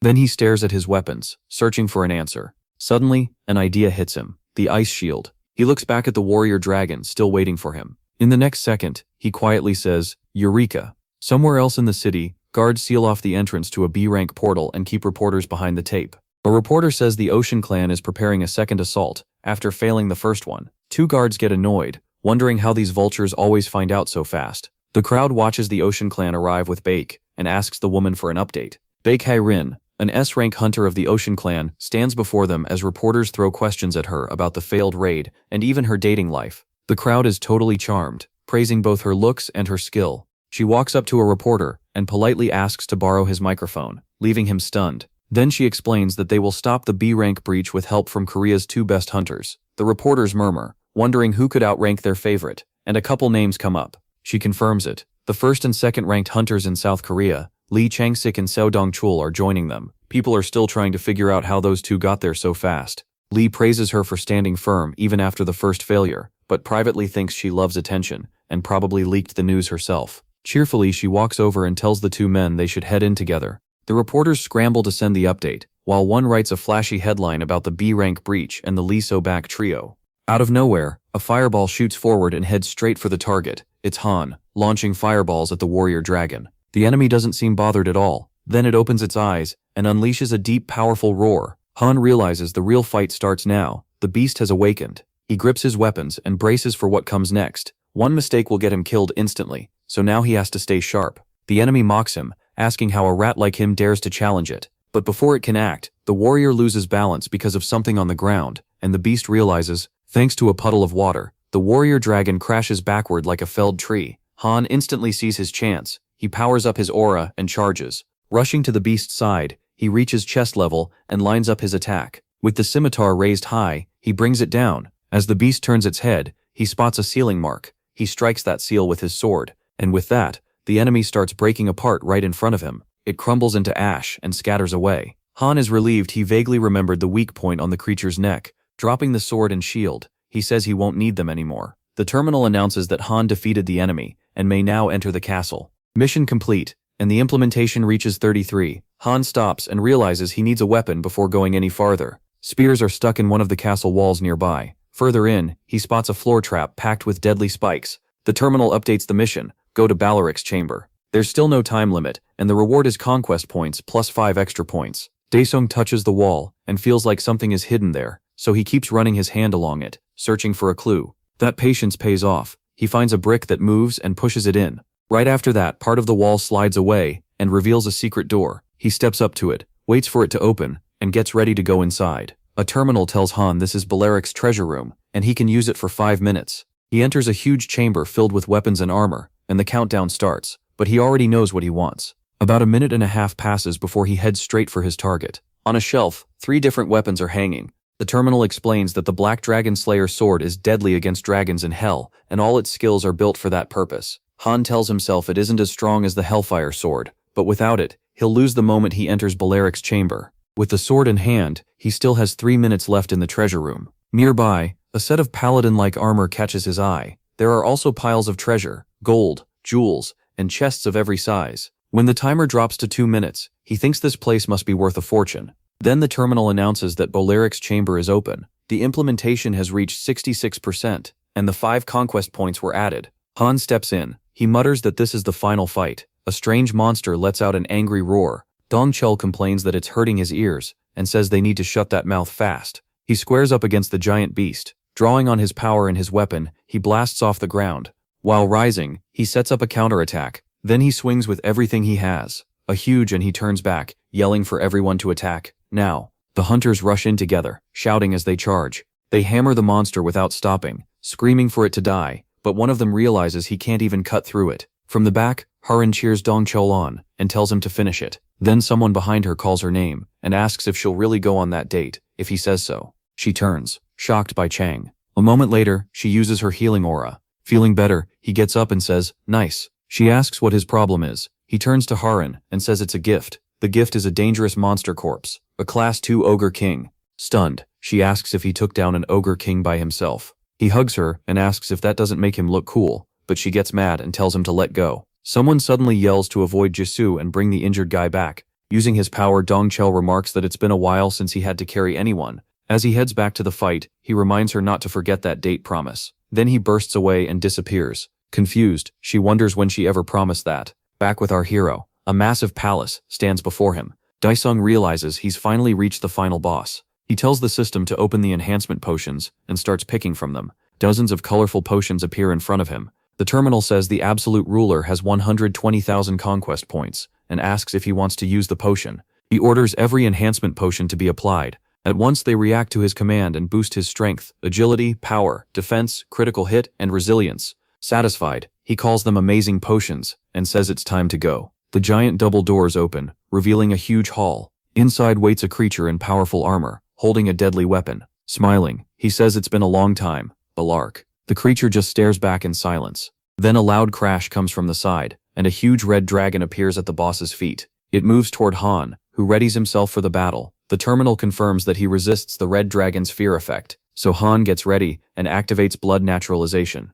Elsewhere, a streamer appears and greets everyone on this YouTube channel, introducing himself as Dragon7. He tells viewers they're kicking off the weekly hunter rankings. First place, he says, is Immovable, the youngest son of the Chibble family, who hunts as a hobby and leads the Chosun clan as its president. He also mentions the director of the Hope Orphanage, a man who calls himself the father of the orphans. Then he moves on, saying the hunting grounds have bloomed again, this time with Bekaran. He reports that this week's B-rank portal crisis was solved in just 6 hours by the Lee Subek pair. Then, something catches his attention. Sitting at his computer, he mutters that he's seen this guy before. A solo clear on a team-type portal sounds impossible, but he still feels like he knows him. Excited, he wonders if it's that older guy from the other day. Sometime later, at the Habma clan, Word spreads that the Soul Clan leader was arrested, and Daesung cleared a Type C portal alone. Someone notes that portals are being cleared faster and faster. One guy calls out to Jaixie and asks him to go drinking, but Jaixie says he has things to do at home and is heading back instead. The other guy says that's fine, and they can do it another time,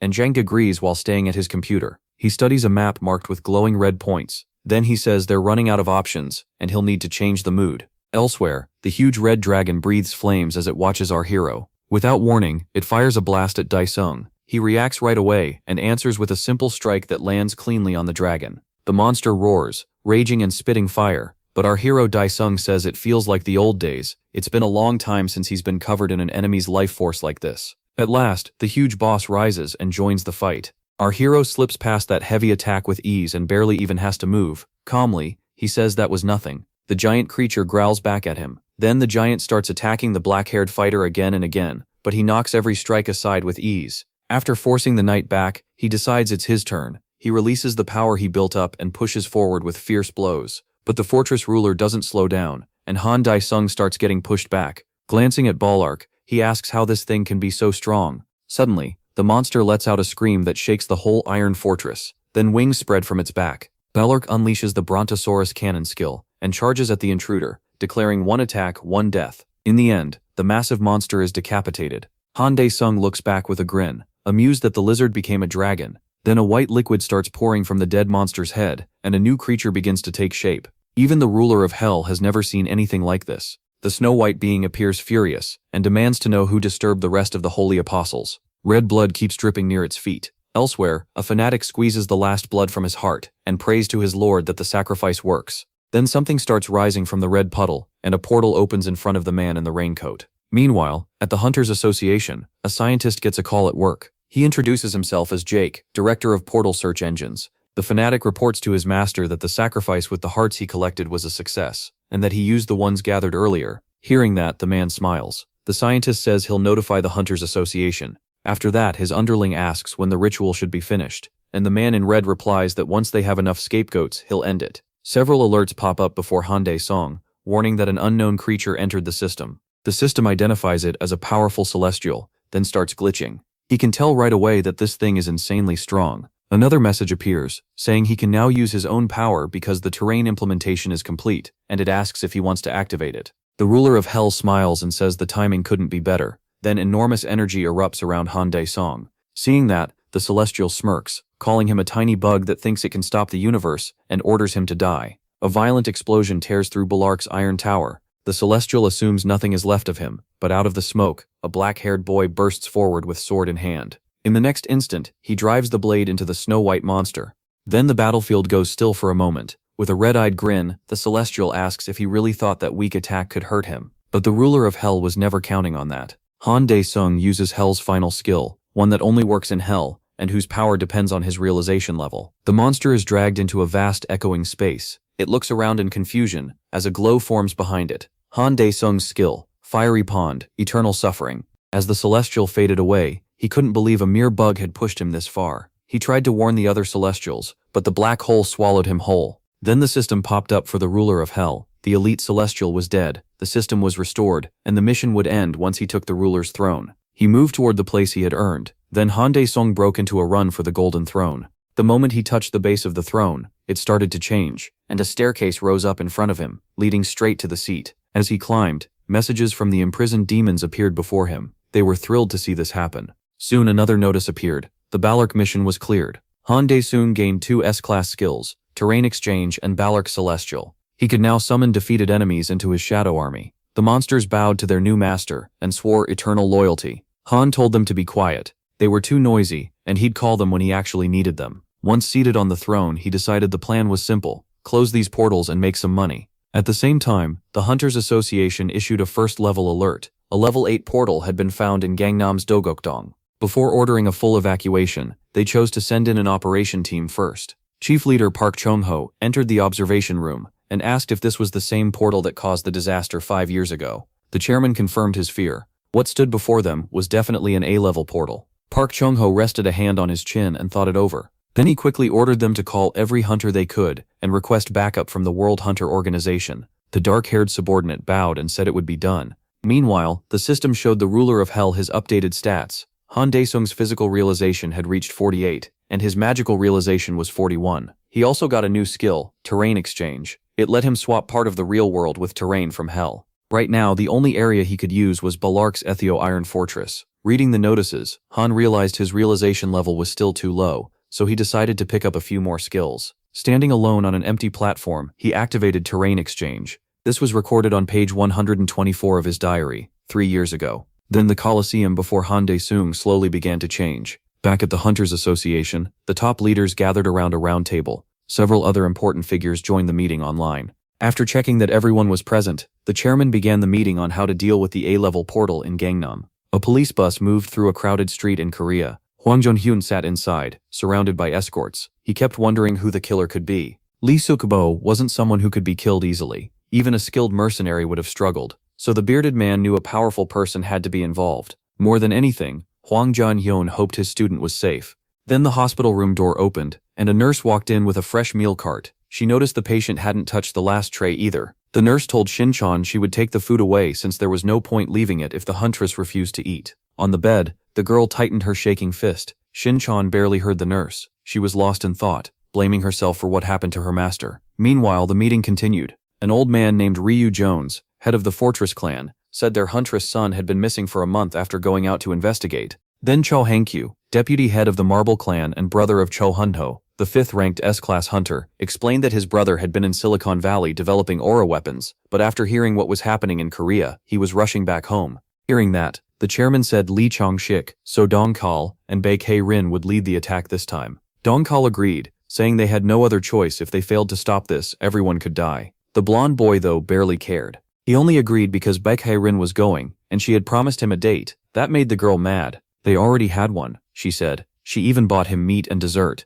How could he forget? Lee Chong-shik still refused to count it. A real date should be just the two of them, and since she brought Dong-kal along, it didn't qualify. Furious, she snapped that if she called it a date, then it was a date. Watching them argue, Dong-kal felt embarrassed to even know them and said they could settle that nonsense later themselves. Instead, he suggested asking for A-rank volunteers to join the mission. Everyone liked the idea. If 3 S-class hunters cleared an A-level portal, it would be a huge moment for Korea. After hearing everyone out, Park Chong-ho ordered them to gather at least 100 A-rank volunteers and 10,000 aethers. That shocked the leaders, since 10,000 aethers was the association's yearly stockpile. Jake sat quietly among them, listening closely to every part of the association's plan. Before long, alarms rang across the city, warning of a level 1 danger, and telling all residents to take shelter in the association's bunkers. Heavy rain poured over the construction site. A uniformed man rushed up to the 2 guards in raincoats and handed them the order. With that, the assembled hunters got ready to begin the operation.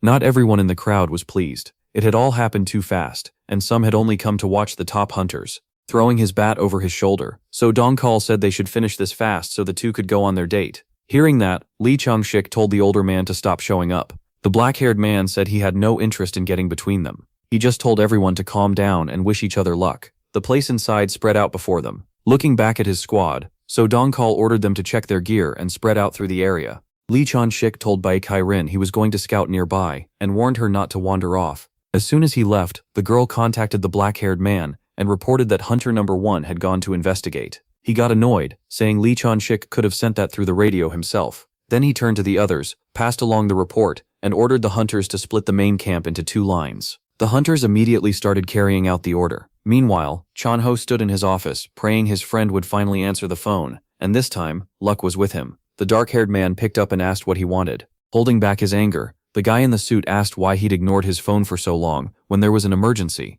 Instead of answering, Chon-ho heard Han Dae-sung talking to his mother, telling her not to pack so much useless stuff for their new home. Dropping into his chair, Chon-ho asked if he was moving. Han said yes, then asked what had happened. Chon-ho told him an A-level portal had opened in Gangnam, and now the association was calling in every hunter above B rank. Han was surprised something that big had opened so close to his home, but he still didn't get what kind of portal needed that many people. So Chon-ho explained that 5 years ago, this same portal caused cracks in other portals too. Back then, 3 S-class hunters barely managed to close it. Even while hearing that, Han could still be heard telling his mother not to take any kitchen stuff because he'd buy everything new. Then he shut his eyes and wondered if closing this portal would get him promoted. That bold question left Chon-ho speechless. Inside the portal, a pack of blood wolves appeared. They were ranked at danger level 2, and their favorite prey was human blood. Hiding behind a rock, So Dong Kao reported wolves at 12 o'clock, 3 o'clock, and 9 o'clock. Then one of the hunters spotted another pack at 6 o'clock and sent the warning over the radio.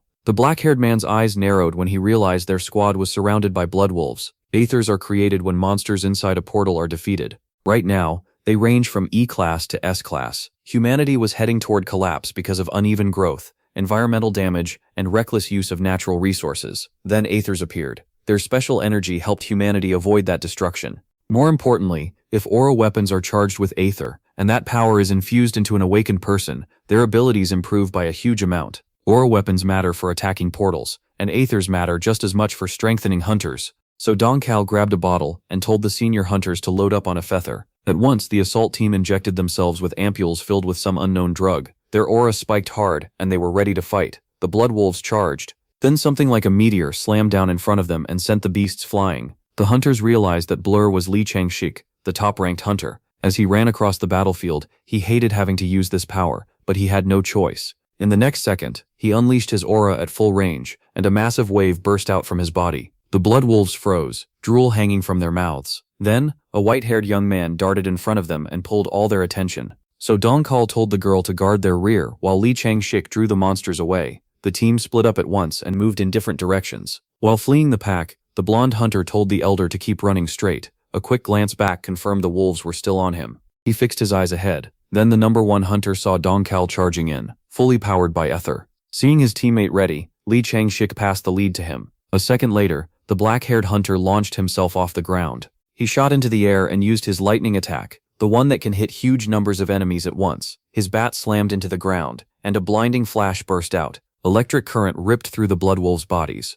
Baekei Rin activated her speed aura. It spread over the allied hunters, boosting them and restoring the energy they had burned through. The team was amazed by how strong the effect was. At the same time, Li Changshik began to slow down, then turned and ran back into the fight. Seeing that fearless move, the other hunters got fired up and followed his lead. Meanwhile, in the ruins of an abandoned city, people were buying small packets filled with something unknown. After the guy in the pink jacket got his dose, the man in the suit called the next person in line. Then his partner rushed out from behind a wall and yelled for everyone to run. Now, that could only mean one thing. The dealers bolted from the scene. One curly-haired man couldn't believe he'd fallen this low. Suddenly, bright police headlights washed over them. A voice from the car ordered everyone to drop their weapons and surrender. If not, they'd be charged with illegal drug trafficking. One black-haired man gripped a crude blade and cursed under his breath. Then the patrol car door cracked open and someone in dark shoes stepped out. The man smirked. He never thought the entire Red Horse clan would sink this far and become trash. The group tensed up. They hadn't expected anyone to know who they were, and now they wanted to know who was facing them.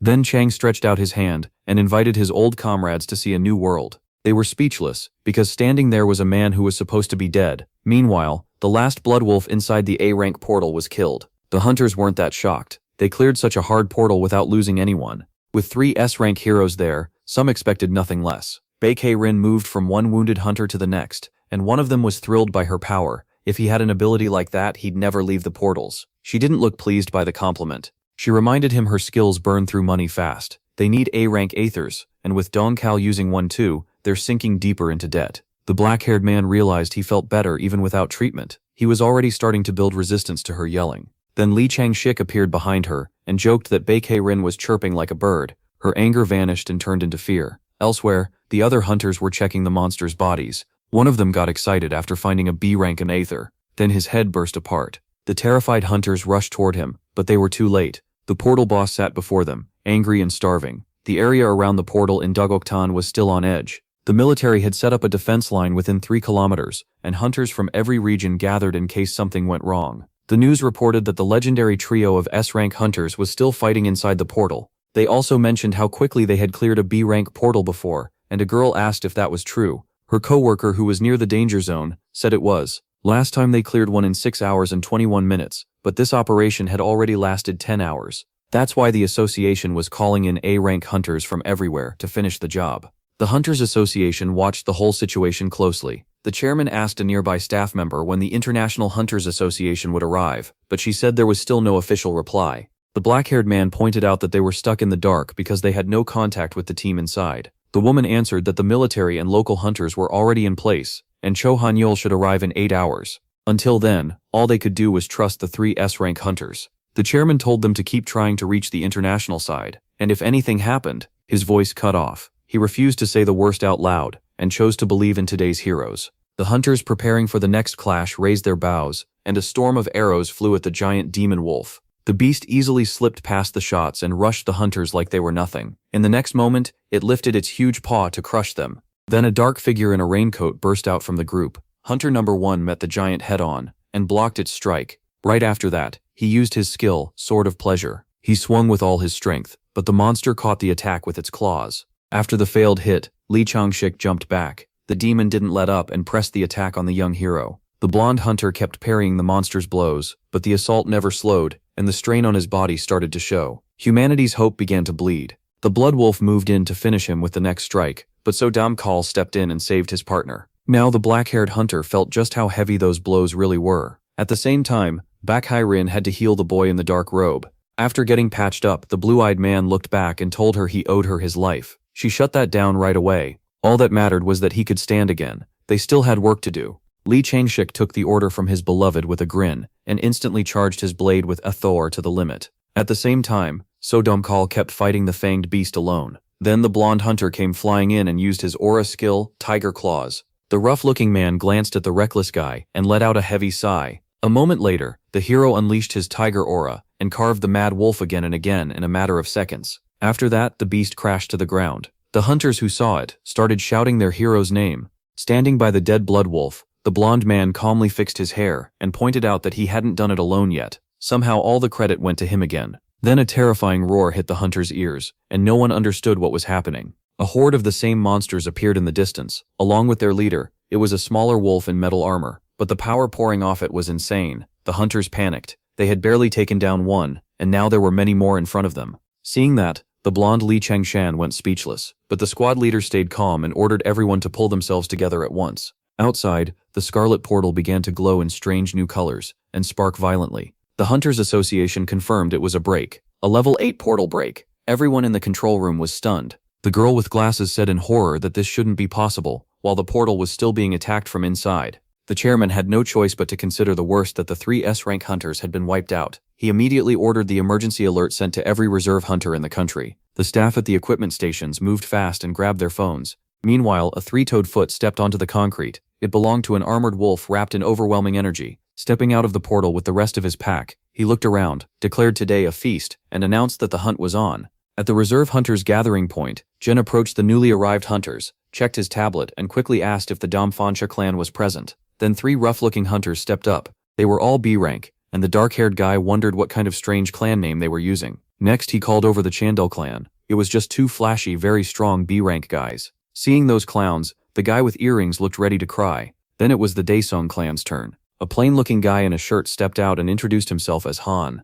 the 1100th. He was an A-rank hunter. Jin Kihan was surprised to see such a young guy, since he'd once been told to keep an eye on him. Still, that wasn't important right now. Soon, the person leading the reserve force said they had been gathered for a counterattack to stop the portal from breaking open. Hearing that, the grumpy ruler of Hell muttered that a support team like them wouldn't be going inside the portal, or even standing near it. Then he figured it would be better if Chong Ho contacted him soon. A second later, he remembered he usually never answers calls himself. Suddenly, a loud blast came from the building with the portal. Everyone there froze in surprise. Jin Kihan turned pale, scared to even guess what it meant. But for Han Daisung, it was good news. An hour before the portal burst, the battlefield had already been soaked with the blood of fallen and brave fighters. A savage wolf charged at its next target, but a hunter with a shield stopped the heavy strike. The impact forced the boy to slide across the ground. For someone at his level, this enemy was way beyond him, but he still refused to back down and faced his fear. The boy with the spear rushed in, hoping to land a hit on the monster. One 4-eyed beast leaped up, ready to crush the tiny human with its weight.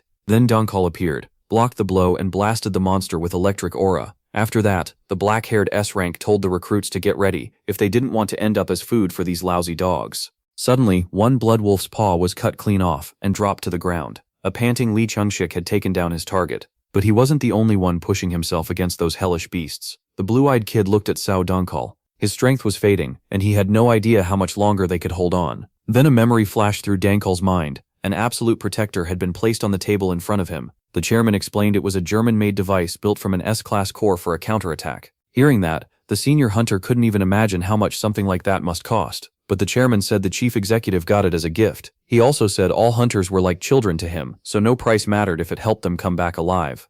Moved by that, So Dankal asked him to pass along his thanks and promised they would do everything they could. The chairman bowed, said he believed in them, and wished them luck. Back on the battlefield, Dankal decided it was time to use the Absolute Protector. He looked around, asked if everyone was ready, and a few seconds later said he was starting. Setting the white cube on the ground, Dankal activated it. Soon, the cube lit up, and S-class aether began leaking from its sides. Not long after, a protective dome formed over the hunters. The hunters were stunned. Right in front of them was a top-class protector they had only seen used before in the exam. The wild monsters slammed into the dome, but their attacks did nothing against such a high-grade artifact. Dankal couldn't help feeling proud of the device made in Germany. Then the leader of the Blood Wolves appeared in front of the barrier. He kicked off the ground and launched himself at the dome. Then he hit it with a massive blow that warped the barrier's polygon patterns. Seeing that terrifying hit, the fighters got scared. At this rate, the monsters might actually break the protector. But suddenly, the spot that took the hit bounced back like jelly, throwing the wolf and his cloak away from it.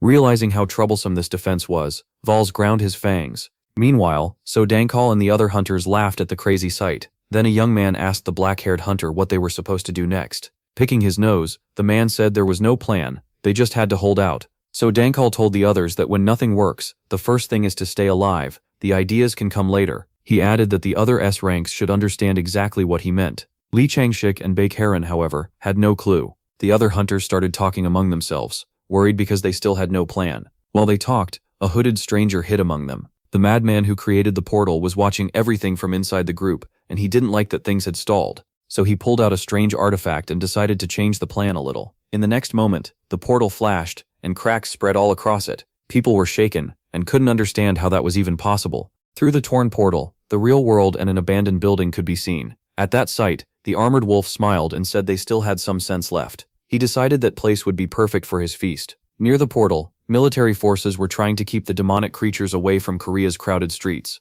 But suddenly, the blood wolves broke through the line of fire and tore into the soldiers with their claws. Then the armored monster rose above the others and landed on the road. The soldiers opened fire at once, but the metal bullets only buzzed around him like flies. With one swing of his huge weapon, the monster sent the helpless bugs flying in every direction. A moment later, drones began circling above the armored beast. The wolf studied the strange little machines, then decided to wipe them out with his breath. His powerful roar made the flying electronics start failing, and the video feed on the screens cut out. Furious, the chairman slammed his fist on the control panel. Then he turned to the nearest worker and asked where the monster squad was. The shaken employee answered that they were now near Building H. The dark-haired man ordered a high-level satellite screen connected and told them to send reserve units to the portal. Night covered Korea under a bright moon. A quadcopter moved through the dark sky. A kid called 7th Dragon Yongsol greeted his viewers. He was streaming right from the scene, risking his life for the video. From a rooftop, he took control of the drone to capture the best footage and chase his dream of becoming the biggest streamer. After calming himself, he asked the chat to type 1 if they could see the drone feed and 2 if they couldn't. The chat flooded with 1s when people suddenly started warning him that something was behind him. The blonde thought they were just joking around while he was risking his life, until he turned around. A giant wolf was sitting right in front of the streamer. It licked dried blood from its beard, and part of its last victim was still hanging from its mouth. The boy went pale and started sweating. Then a severed limb dropped onto the rooftop. Terrified, the streamer jumped back and fell to the ground. The blood wolf opened its jaws wide and lunged at the helpless kid, and he started screaming for his mom. Then the monster's huge head suddenly flew off and shot past the streamer. In the next instant, the ruler of hell stood before the boy in armor, holding his legendary sword. The blonde kid couldn't say a word. His whole body was in shock. At the same time, the dead monster's head was flying off the skyscraper, and the drone caught everything on camera. Staring at the fierce dark-haired man, he realized it was his old savior, Han Dae-sung. The next second, the ruler of hell vanished from the roof. At once, the streamer scrambled back to his drone controls. The guy who grew up in the ghetto now stood on the marked ground, and in front of him was a strange wolf in a red cloak. And not just one, all of its brothers were there too. But the dark-haired man wasn't bothered at all. Smiling, he asked when so many stinking dogs had started roaming this area, and where their pathetic owner was. Hearing that, the monster in armor bared its fangs in fury. With an axe in hand, it charged at the careless bastard. A bright flash burst out from the clash of the two strongest fighters, but somehow, the road stayed intact. The great Han Dae-sung casually blocked the attack and asked if it was his turn to hit back. Elsewhere, citizens crowded the entrance to a bomb shelter near the Fells building, demanding the doors be opened. Some of them found a live stream showing the battle, so everyone there ended up watching the idle stream. When he saw the viewer count had passed 100,000, the guy swallowed hard. What shocked the blonde even more was that the kid who had saved him still hadn't died and was still fighting. Glancing back, the streamer wondered if he should finally run for shelter. Ion, who was in the control room, saw the live stream too and told the chairman to watch it. The chairman looked at the phone, recognized the figure, and ordered them to put it on the main screen right away. At the same time, Han Dae-song appeared before the hunting association leaders. The staff recognized him right away. He was the boy who had just ranked first on the exam. But like everyone else, the chairman couldn't understand why he was out there alone in the middle of this. A pack of blood wolves rushed the armored young man. In the next second, they seemed to swallow him whole. But Han Dae-song had already slipped away. Standing off to the side, he mocked them and asked what they were looking for. The wolves turned on the Lord of Hell with killing intent in their eyes. Then they charged again without a thought. Han Dae-song drove his stormblade into the ground and said one word, rage. A wild blaze instantly swallowed the charging wolves. Their screams filled the air as the monsters burned alive. Soon the weakened beasts collapsed onto the asphalt, but the pack leader didn't stay still. Seeing his brothers suffer, he swung his huge axe. The force of the strike blew the flames away. Before long, the wolves got back up and thanked their master. The armored wolf told them to finish clearing the other areas, while he handled this insolent human himself. That only made the ruler of hell smile wider. He liked seeing a dog act so sure of itself. So he decided to show who really ruled this land, and began calling up his demons from hell. The space around the Devil King started to twist, and a terrifying power poured out of him. Once again, the ground was covered in strange light. Even the bloodthirsty wolf flinched at that foul energy. The nearby streamer was just as confused and had no idea what was happening. Then, a figure appeared in the sky, crouched on top of his beast. The guy started stuttering when he realized it was a real dragon. But Han Dae-song wasn't done. He kept summoning more troops. Watching from the control room, the chairman could only stand there with his mouth open. That night, Korea witnessed something no human should have been able to see. Faced with that sight, some hunters even started begging their lord for mercy. Soon, Han Dae-song stood surrounded by his powerful servants. Even the dumb wolves lowered their heads in fear at that overwhelming power. Han Dae-song then declared that the big dog was his, while his summoned demons cleaned up the rest of the trash. Baylor, riding his dragon, faced the helpless monsters, while Jin Ki-han and a reserve squad watched from the side. Without warning, the winged beast bit into one of the wolves. Its jaws snapped shut, tearing the monster apart. Seeing this, Jin Ki-han couldn't make sense of anything. Were the demons killing each other, or was the dragon actually on their side? Then a huge morning star crashed down on another wolf and crushed it. After that, the summoned demon lifted his weapon and kept hunting. The helpless wolves tried to run from the slaughter, but Balor wasn't about to let them go. He couldn't understand how such low creatures dared resist someone as noble as him. The blood wolves could only whine in fear, but the demon showed no mercy. Meanwhile, inside the sealed bomb shelter, everyone stared at their phones and watched the battle above. No one could understand the madness. Monsters were attacking other monsters. At the same time, the doors to the association's control room opened, and Han's friend walked in. Chan-Hu introduced himself and said he was on the same team as Han Dae-song. The chairman, clearly worked up, thanked him for coming so fast, and asked him to answer their questions at once. First he asked what Chan-Hu could tell them about him. Back in the fight, the armored wolf realized the dark-haired man's power wasn't from this world, and only one question remained. Who was he? Still smiling, Han Dae-song asked the mutt if she really couldn't tell who stood before her. Then he stopped holding back his demonic energy and slowly walked toward his enemy. The wolf in metal armor declared himself the king of the white wolves. Then he lunged forward and ordered the arrogant man to bow. The red-cloaked beast unleashed a brilliant strike, so strong the ground split under the ruler of hell's feet, but Han the protagonist blocked it with total ease. Then the dark-haired man asked in a chilling voice, "Are you done?" At that moment, the wolf lost all his confidence, and his instincts screamed at him to run. Han Dae-sung started swinging his sword so fast his movements couldn't be followed. Only after images were left behind. The White Wolf King barely managed to hold the blows back with his axe. While attacking, MC asked, since when an A-rank gate boss had turned into some lousy dog. Then his sword slammed into the ground again. The red-cloaked monster barely dodged the insane attack. Han Dae-sung looked back and asked why the dog was rolling around. The beast stayed silent, too shaken to answer. Lowering his sword, he told the Wolf King to go ahead and try something. Instead, the cowardly king turned and ran from the real monster. Seeing that, the dark-haired man stopped and asked if running was really the best he could do. The terrified wolf kept racing forward, trying to get back to his own territory, because he wasn't ready to face such hellish power. Suddenly, Han Dae-sung appeared beside him and said a dog shouldn't be jumping around on two legs. The monster pushed himself even faster, but the Lord of Hell was about to turn him into an obedient dog. Then Han the protagonist tripped the fleeing beast. In that instant, the werewolf understood just how helpless he was, and his life flashed before his eyes. The king of the White Wolves went flying through the night streets like Sonic. Satisfied, Han Dae-sung told him nobody had given the dog permission to crawl back to his kennel. Then the summoned dragon opened its jaws and charged straight at the armored wolf. The White Wolf regretted ever coming to this planet, but it was already too late. The snow-white dragon crashed down with a devastating blow. Its huge paws smashed the little pest into the asphalt. After that, the dragon rose back into the air. Meanwhile, the battered wolf was on the verge of death, but the Lord of Hell had no plan to spare him. Drawing his sword, he demanded the monster's core. At the same time, So Dankal turned around and asked if everyone except the wounded had made it out of the portal. When the hunting party looked back, they saw an empty street covered with soldiers' bodies. Grinding his teeth, the squad leader cursed his superiors. No one from the International Association had come to help. Checking the injured, Bai Green said she'd try to heal whoever could still be saved, and the rest needed to head for the portal boss right away. The black-haired S-class hunter was ready to charge in, but Lee Changshik's friend asked him to wait and prepare first. The red-eyed hunter refused. He'd rather not waste time, even if he had to fight half-dressed.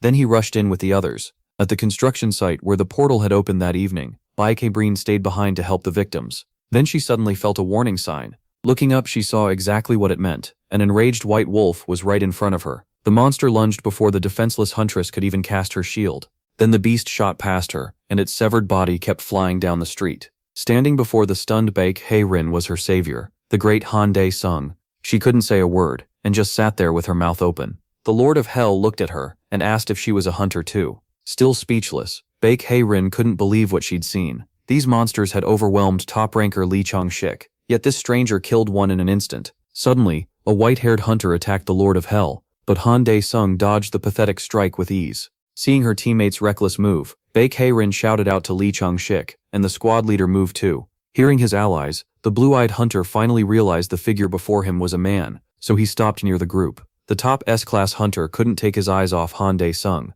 It was hard to believe this stranger had dodged a sword strike so easily. Realizing his mistake, the white-haired man quickly apologized. He had attacked because he thought Han Dae-sung was a monster. That answer surprised everyone there. Han Dae-sung then asked why he thought that. Lee Chang-shik explained that only portal monsters gave off an aura like that, but this stranger felt even stronger than any of them. Hearing that, Han Dae-sung was a little surprised. He hadn't expected a hunter who could sense his demonic energy. After a short exchange, the white-haired man finally introduced himself properly. He was Lee Chang-shik, CEO of the Chosun clan. With a faint smile, the Lord of Hell gave his name, Han Dae-sung. Not long after, the young hunters gathered in the chairman's office, where he thanked them for their hard work. So Dong-kul quickly pointed out that the chairman's gift saved a lot of hunters. But the blue-eyed man wasn't focused on praise. He wanted to know how the monsters got out. Then Baek Hae-rin carefully asked who Han Dae-sung really was. She didn't buy the idea that the association had a secret weapon hidden away, and he seemed to come out of nowhere. What bothered her most was how someone stuck in a hospital bed for so long got this strong so fast.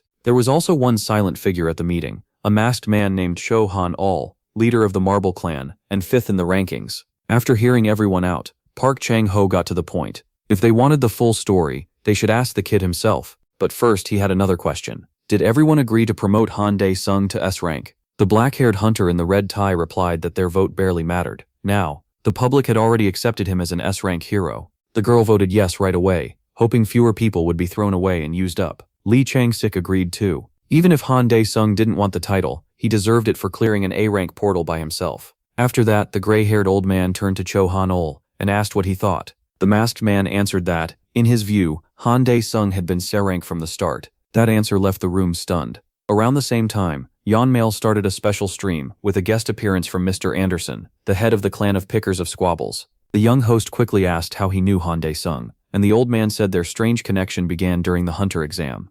Elsewhere, someone kept hammering a mouse while checking YouTube City's recommendations, where the new hero was shooting past every ranking. Chun-ho sat in front of the monitors in total shock. Social media was exploding with Han Dae-sung's name, and just adding Lord of Hell to a video sent the views straight past 1 million. The kid in the suit could hardly believe it. They had hit the jackpot. Then his office door suddenly opened. Han Dae-sung stepped in. Chun-ho happily greeted the new star, jumped up, spread his arms and called him the clan's greatest treasure. But Han Dae-sung wasn't amused, reminding him that he'd once told him to run if things got dangerous. Embarrassed, Chun-ho quickly said he was only worried his friend might get seriously hurt. Still, none of that mattered. Now, Han Dae-sung was the best. Han Dae-sung let it go and asked why he'd been called here. Grinning, Chun-ho told him it was time to get his S-rank hunter license. Soon every TV channel began covering the event. the Hunters Association had drawn huge crowds and reporters from other countries, all because interest in Han Dae-sung had exploded after he closed the Gangnam portal. What impressed people most was how many of his summons helped clean up the monsters that escaped.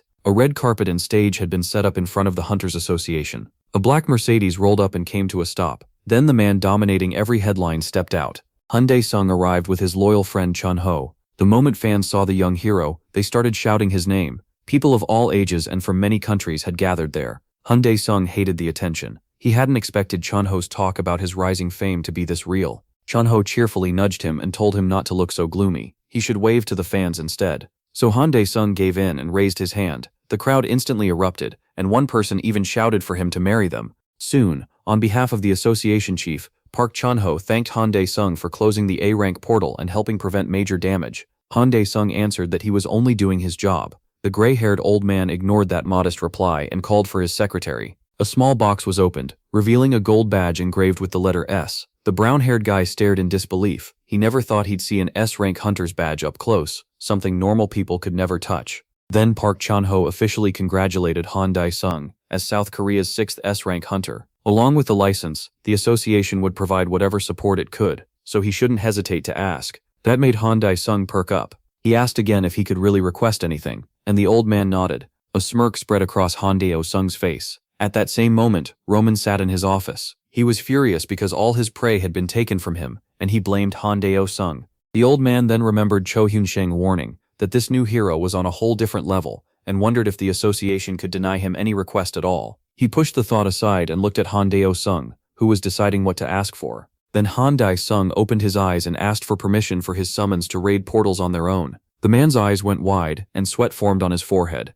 One day, in a house in the capital, someone sat at a gaming computer in an apartment, clicking a mouse. She was watching the news, and every report was about Han Dae-sung. The girl grinned and said his name. This was Inferno. Ryu Seong from the Fortress clan, ranked 5th among hunters. She was sure a chosen one had appeared, someone who could solve her problem. She got up from the desk in pink socks and wandered through the house, humming a favorite tune. A little later, she opened one of the doors and let her father in with a sly smile. The man was stunned. He shot up from his chair, unable to believe it. His daughter Son hadn't left her room in 6 months because of social phobia. But this time, she had a reason. She wanted something. Hearing that, the old man asked, still in shock. Elsewhere, the leader of the Ohiesu clan was furious. With Han Dae-sung slowly taking over all the portals, the rest of the hunters were being left with nothing, and he wasn't the only one upset. A lot of people hated that Han Dae-sung ignored business rules and practically monopolized every portal. After hearing this, the man felt a headache coming on. His worst fear had come true. No one expected the guy to clear dungeons with summons this fast.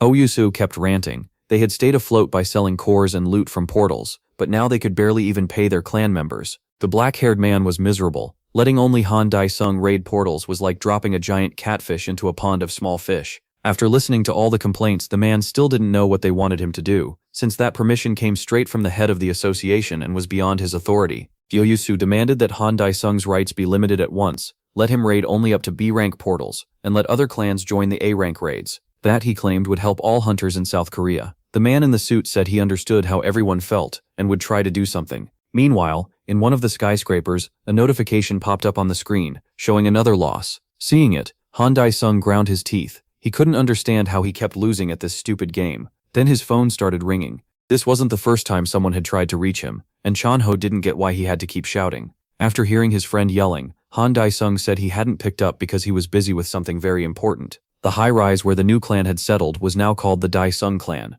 and its leader was Chun-ho. The association called them in to change the portal bidding rules, and the black-haired man couldn't tell where this was going at first. The man in the suit explained that from now on, they could only bid on B-rank portals and above. For A-rank gates, they'd have to work with other clans. Jang-ho pointed out that Dae-sung's portal monopoly had pushed small and mid-sized clans into money trouble. Dae-sung didn't mind. By now they'd already made plenty, and had no reason to keep taking low-rank gates. The brown-haired man carefully asked if he was really fine with that. Dae-sung had no reason to be mad. He'd already made a huge pile of money. Jang-ho agreed. Unlike other clans, they didn't need a big team to clear portals, so their costs stayed low and each raid brought real profit. That's how they were able to buy this clan building. After hearing that, Han Dae-sung said they should just focus on clearing the biggest number of valuable portals and leave the smaller ones to everyone else. Looking at him, Chang-ho realized this jerk really did have a sharp business mind. Then the brown-haired man brought up the gear Dae-sung had handed over to sell earlier. He didn't think hunters would buy it, since the gear couldn't be charged with ether.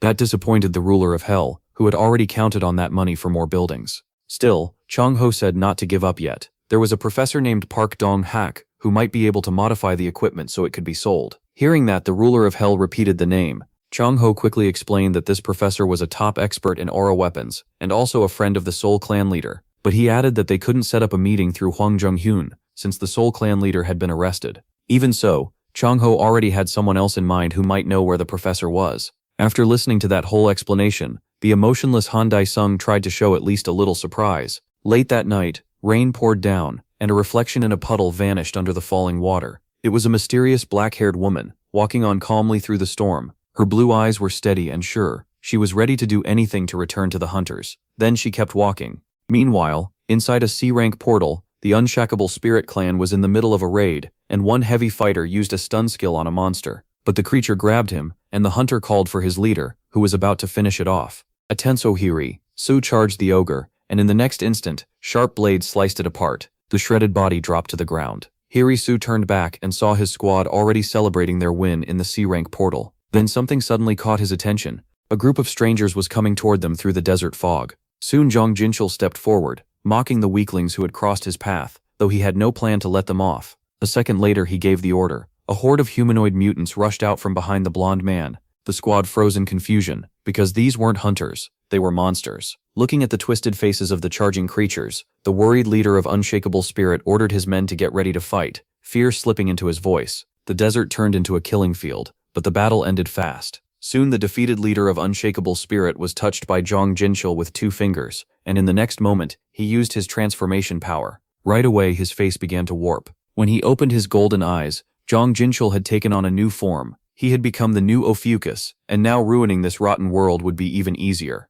Meanwhile, the news reported a serious issue. Missing person cases were rising fast. It was already the 12th case this month, and the strangest part was that 10 people had vanished at once. Han Dae-sung's family watched the report with interest. Han Jiso was shocked. What kind of place were they living in, if 10 people could disappear at once? She even joked that maybe it was aliens. Their mother wasn't laughing and told her not to leave the house for now. Then their mother turned to her son and asked if he was hungry. When Han Jeswo looked around, she jumped and scolded her brother for sneaking up so quietly. A moment later, their mother asked what he wanted to eat, and the embarrassed ruler of Hell asked for lots of meat. After that, he looked back at the TV and fell into thought. At the same time, a figure in a white robe approached a strange altar. A dozen hearts had been placed in a vessel meant for sacrifice. Then Elder Hans began chanting, starting the ritual. Soon, the hands he held tight began to glow brighter. The torn hearts lit up too and started to tremble. After that, the man in white stepped away from the altar and faced his followers. At once, the people in red robes dropped to their knees to greet their great god.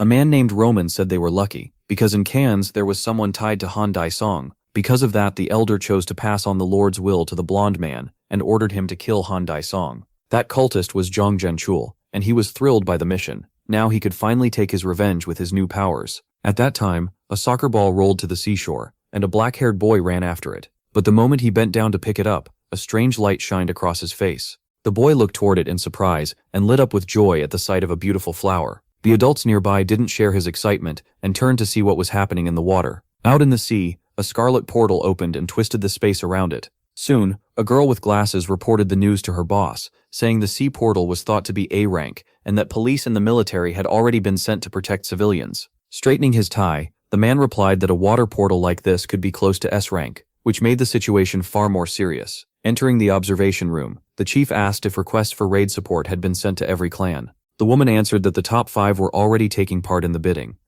That shocked him, and he asked again, what were the hunters thinking, competing over an A-rank portal like this? Adjusting her glasses, the girl simply said the rules were the same for everyone.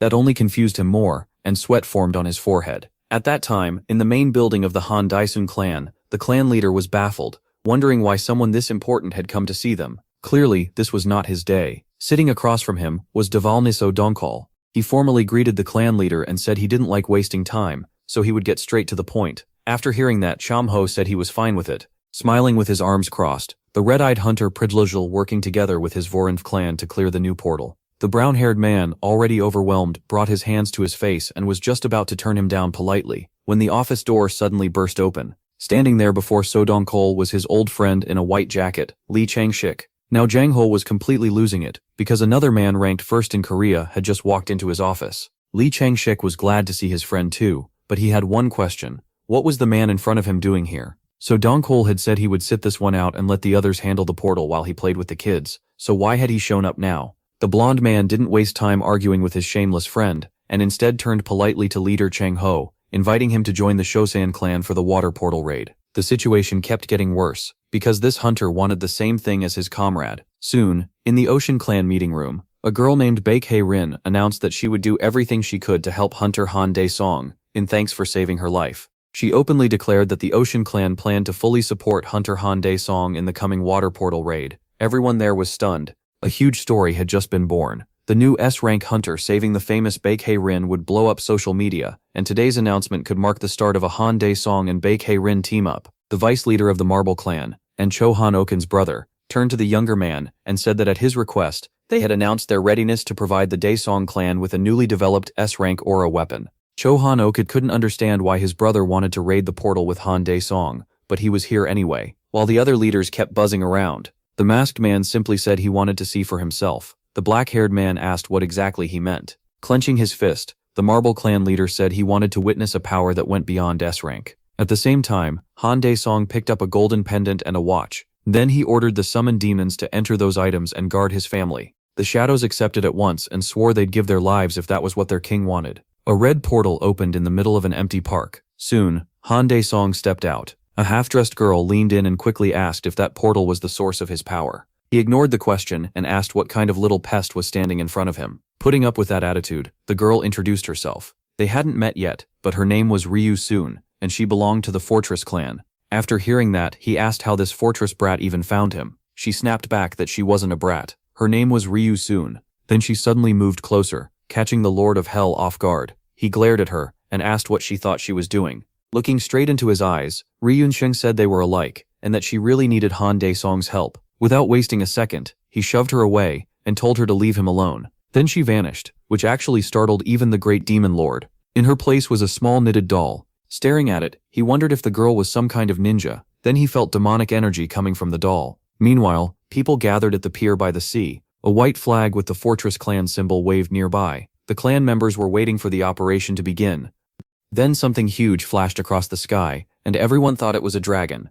They were right. It really was a dragon, and on its back sat the monster called Han Dae-song. The crowd split apart, making a path for the new legend. But Dae-song ignored the excited looks and walked right past them, then suddenly stopped. Ryun-sheng was sitting in front of him, furious enough to tear apart everyone on the pier. Then she felt someone watching and snapped back to herself. At last, the noise in her mind went quiet again. Dae-song didn't care much about her mood. He just asked if she was from hell too. The girl jumped up, repeated the question, then insisted that yes, that place really was hell. She was from hell. Exactly hell. As she kept repeating herself, Dae-song just stared, wondering what was wrong with this kid. She cut into his thoughts and rambled that everything only became possible around him, and when he was near, the awful noise disappeared. Then she suggested they forget the portal. Her rant was cut off by Baek Hae-rin, who told the witch to stop talking nonsense. Dao Xiaobei frowned and muttered that another parasite had shown up looking for attention. Dao Xiaobei ignored that and announced she'd been put in charge of Han Dae-song's support team. The whole thing was being watched by a very pleased Jin,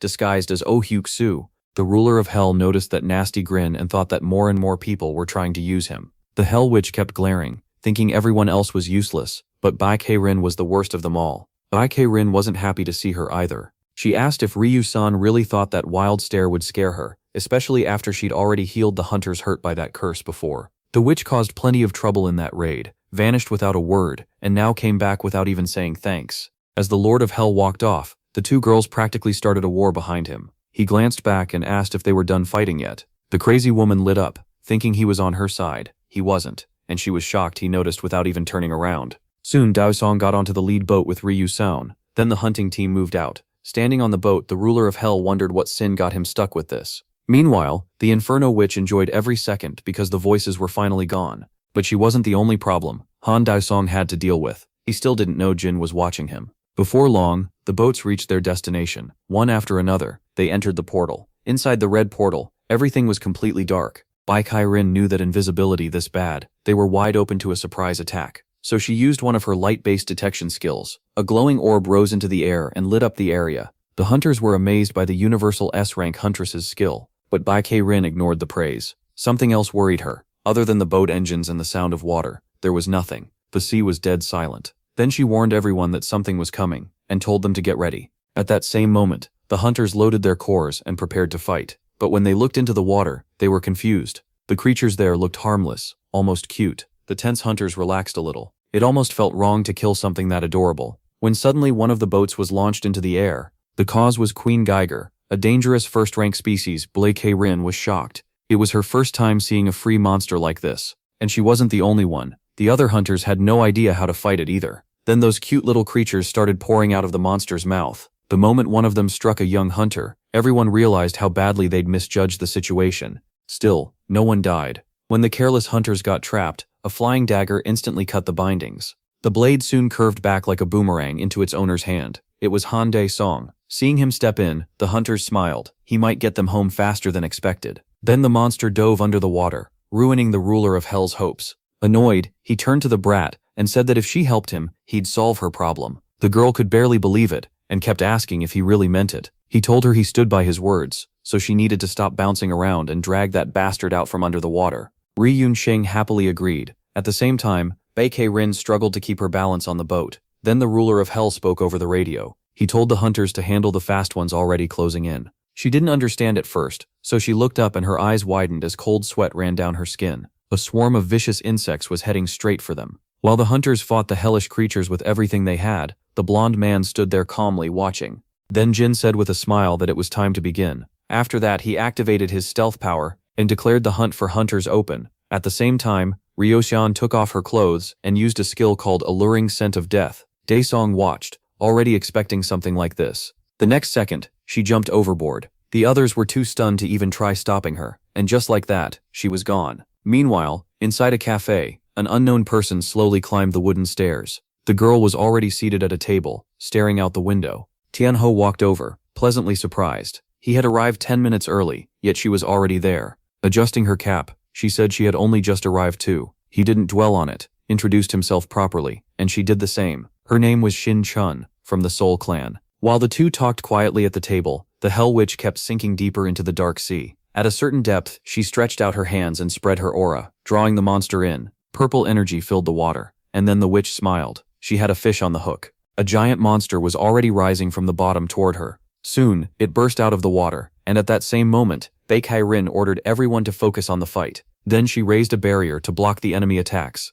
At that moment, the black-haired Lord of Hell guessed the monster had swallowed a fake doll instead of Ryu-seon, just like she tricked him before. That hardly mattered now. The girl had done her part, so Han Dae-song could finally begin the hunt. He kicked off the boat, spread his demonic wings and shot straight at the giant monster. Once he got far enough from the boat, the creature fired tentacles with bait at him. He calmly sliced them apart and shut the attack down in an instant. When Queen Geiger saw that didn't work, she opened her huge mouth. Then a system notice appeared before the ruler of Hell. It said his unique skills had changed to match how fully he understood his own superiority. Because of that, a locked skill was now open. King's Breath. It released a cloud of flame, and if the enemy couldn't put it out, the fire would keep growing until the cursed target was gone. Seeing his old skill return, the black-haired demon smirked and called out, "King's Breath." A massive stream of pure fire burst from him.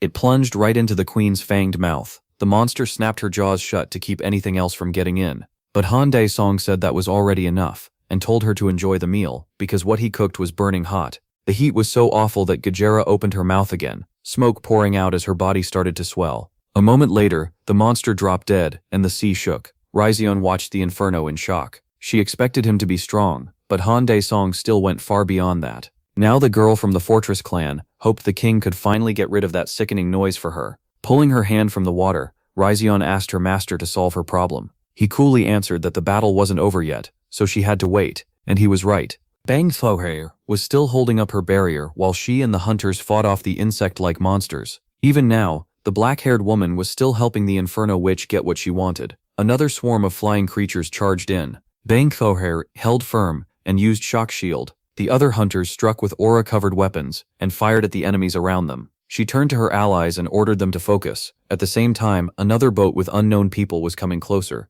The newly arrived hunters called out to the leader and said they had cleared their side, so they came to help. Hearing that, the girl smiled, thanked them, and told them to cover the 11 o'clock direction. After that, the men exchanged cruel looks. Their boss, Zhang Jinchul, was right beside them under stealth. Now they had their real mission. First, finish off the big S-rank fish, Baek Hai-rin. While the exhausted girl kept her barrier up with the last of her strength, the attacker quietly landed on her boat and moved in from behind. Then he suddenly felt a strange pressure that made him uneasy. Zhang Jinchul instantly turned toward it, and the fear in his eyes came back at once. Only one censored curse filled his mind. Standing before the rat hiding with invisibility was the unreachable Han Dae-song. Then the black-haired man looked at Baek Hai-rin and asked if she still wasn't done. Trying to defend herself, she said they were all doing their best. He stepped onto the deck, asked sharply where that best was, and told her to move back. Watching him pass, Zhang Jinchul forced himself to stay calm. He hadn't been noticed. Maybe this was still his chance to rip Han Dae-song apart. After reaching the hold, the ruler of hell used Eyes of the Four Pillars of Fate. The skill marked every hostile target within 1 kilometer. Then he called up Hellfire again. A fireball like a meteor dropped from the sky. Its light washed over everyone there. Then the summoned flames split apart and flew in every direction, hitting monsters and people alike. Seeing that, the hunters were shaken by how cruel their new hero seemed. Then one of the nearby boats exploded. Baek Hai-rin couldn't take it anymore, and demanded that he stop before he killed their own side. But the ruler of hell couldn't see where her people were. When he turned around, Zhang Jinchul appeared before them, furious. And we censored his next words too. The hunters stared at the blonde man and demanded to know who he was. Then Han Dae-song recognized the bastard, and was honestly surprised he was still alive. Zhang Jinchul pulled out a syringe filled with some unknown drug. Gritting his teeth, he jammed it into himself. After that, he swore that today he would rip Han Dae-song's mouth apart and get his revenge. But right after that brutal speech, he tossed the syringe away, and blood started pouring from his mouth. Then he left the ship, leaving the hunters behind. The ruler of hell didn't even know what to say, so he just looked down at the water. The others finally recognized the attacker as Zhang Jinchul from the Red Horse clan. The problem was, they'd heard he died during testing. Then the water around the boat turned dark. The newcomers panicked as black smoke filled the air and cut visibility. A second later, demonic limbs shot at them. One hunter was pierced through almost at once. Another attack went straight for defenseless Baek Hai-rin. She tried to raise a barrier in time, but it looked like she was a second too late, when a bare hand grabbed the demonic limb right in front of her face. The Lord of Hell had saved the S-rank huntress again. Now he was ready to beat that annoying bastard down. A creature no one had seen before rose from the water. With one casual motion, it overturned the allied boats. The new S-rank King Geiger stood before the hunters, hungry for revenge. The mutant attacked at once, aiming to destroy the one who hurt him. Dozens of tentacles shot toward the man floating in the air. The ruler of hell didn't rush. He only watched the incoming attack with clear annoyance. Meanwhile, the talks continued. Jang Ho said that if the girl helped them, they would back her fully and spend whatever it took to free her mentor and the leader of the Seoul Hwangjeon clan. Shang Chon sat quietly, studying the business card the man in the suit had handed her. Then she looked up and asked how she could help. Jang Ho said they wanted to know where Professor Park Dong-Haleg was. The girl looked out the window for a moment and flatly said that any information about Professor Park Dong-Haleg was top secret. Before sharing it, she would need to speak with the clan leader. Back at sea, the hunters whose boat had been destroyed were now in the water, and all of them were in serious danger. The black-haired man was furious, because if he used that skill now, everyone nearby would die. Several attacks slammed into Han Dae-song at once. They sent him flying kilometers away from King Daijera. Even so, he stayed on his feet, and more demonic tentacles rushed at him. Soon the ruler of hell was wrapped in sticky limbs. Now the crazed Zhang Jinchul planned to tear the helpless man apart, and wished him a quick death. 3 sharp-tipped tentacles lunged in, ready to pierce his body. Then an explosion tore across the water, and the rising spray blocked the view. The hunters watching the fight waited for Baek Hai-rin to give orders, but she couldn't believe what she'd just seen. Then Han Dae-song's voice came from behind the desperate hunters. When she turned, the girl couldn't even tell when the black-haired man had gotten there, but there was no time to think about that. The ruler of hell told his allies that if they wanted to live, they needed to leave right away. Another boat came in to rescue the hunters in the water, while the black-haired man kept his eyes on King Daegu. Then he launched forward on his wings. Another one of his skills was Extreme Rage. It blasted out powerful magical flame and set fire to everything in its path. Han Dae-song used it that very second. At the same time, the crazed human-like creature looked around, wondering where Han Dae-song had gone. But the moment the monster looked up, another thought hit him. Why was this one man so absurdly strong? Then a crushing blow erased the monster's body completely. As he broke apart into nothing, Zhang Jinchul cursed his enemy and swore he'd keep cursing him even in death. But the ruler of hell stood at a distance, watching the remains burn. He didn't hear a word that bastard said. While everyone else stood frozen in shock, Ryu Sion praised her new master. Then another system notice appeared. It said the power of Han's essence, the operator of measurements, had spread through his body, and Han Dae-song gained 2 new skills, stealth, and transformation. The ruler of hell kept floating above the water, staring at his hand. At the same time, the system announced that he could now use ethereal aura. But that wasn't what interested the black-haired man most. He was more curious about the unknown entity from Han. The Samic clan had arrived. Several boats moved toward the red portal. The Samic clan's top carriers came with their leader, Anderson. On the deck with him was the famous streamer Yen Gil, who already had 1 million followers. This time, he planned to film a special stream about sea portal transport, something only Anderson could make happen. Then a 100,000 won donation popped up, and even more viewers flooded in since he was the first to cover shipping like this. Back at the Fortress Clan's Thorn Center, Ryu-san was still fighting her demonic energy with everything she had. Then Han Dai-song flicked a bit of magic straight at her forehead. She got mad, saying she asked him to get rid of the annoying ghost, not hit her. Han Dai-song told her the real problem wasn't a ghost, it was the magic stuck in her head. Now that he had suppressed it, it wouldn't bother her anymore. Holding her forehead, she tearfully asked what he meant by magic. He gave a short answer. It was something like ether, but he had no idea where she got that power. Smiling, she guessed it probably happened when she entered the awakening portal. That instantly caught his attention, and he wanted to hear more. The witch called her master over, wanting to whisper it to him. When he leaned in, Ryu-san said this was top secret information, but she was willing to share it with her master. She explained that sometimes a special portal appears inside monster portals, one that can awaken hidden abilities. Ryun-sheng had wanted that power so badly that she entered it despite the risk. Hearing that, Han Dai-song realized a portal like that might even open into hell. Then a system alert appeared. A celestial being had entered the king's domain, and an emergency pandemonium quest had started. Seeing the notice, the demon lord just scratched his head, already sick of these system problems. Without wasting time, he turned and said he was leaving. Ryun-sheng almost stopped him, but only watched him go. Then an idea hit her. A sly grin spread across her face. Elsewhere, in a special prison for hunters, an officer knocked on a locked cell and told prisoner 108 that he had a visitor. Inside the dark room, a black-haired man sat on the wooden floor. He was Huang Zhonye, the former head of the Soul clan. Soon, an officer opened the meeting room door, and a man in prison clothes walked in. The short-haired Shun Choyong greeted her leader warmly. The gloomy big man brightened right away, happy to see his student safe. Later, Shun Choyong left the prison, walking slowly as she thought over their talk. He had told her Park Dong-haek might know how to restore her broken aura reservoir, but since the Red Horse was tied to it too, she needed to think carefully first. Once again, the cursed Red Horse clan was making her life worse. After entering Pandemonium, the Lord of Hell got an alert saying the king had arrived with his servant, but he didn't remember ever earning that title. Then Ryu-shan popped out from behind him, looking around the strange place with excitement. Startled, Han Dae-song spun around and asked how she got in here. She pressed a finger to her lips and sweetly asked him to teach her how to control magic too.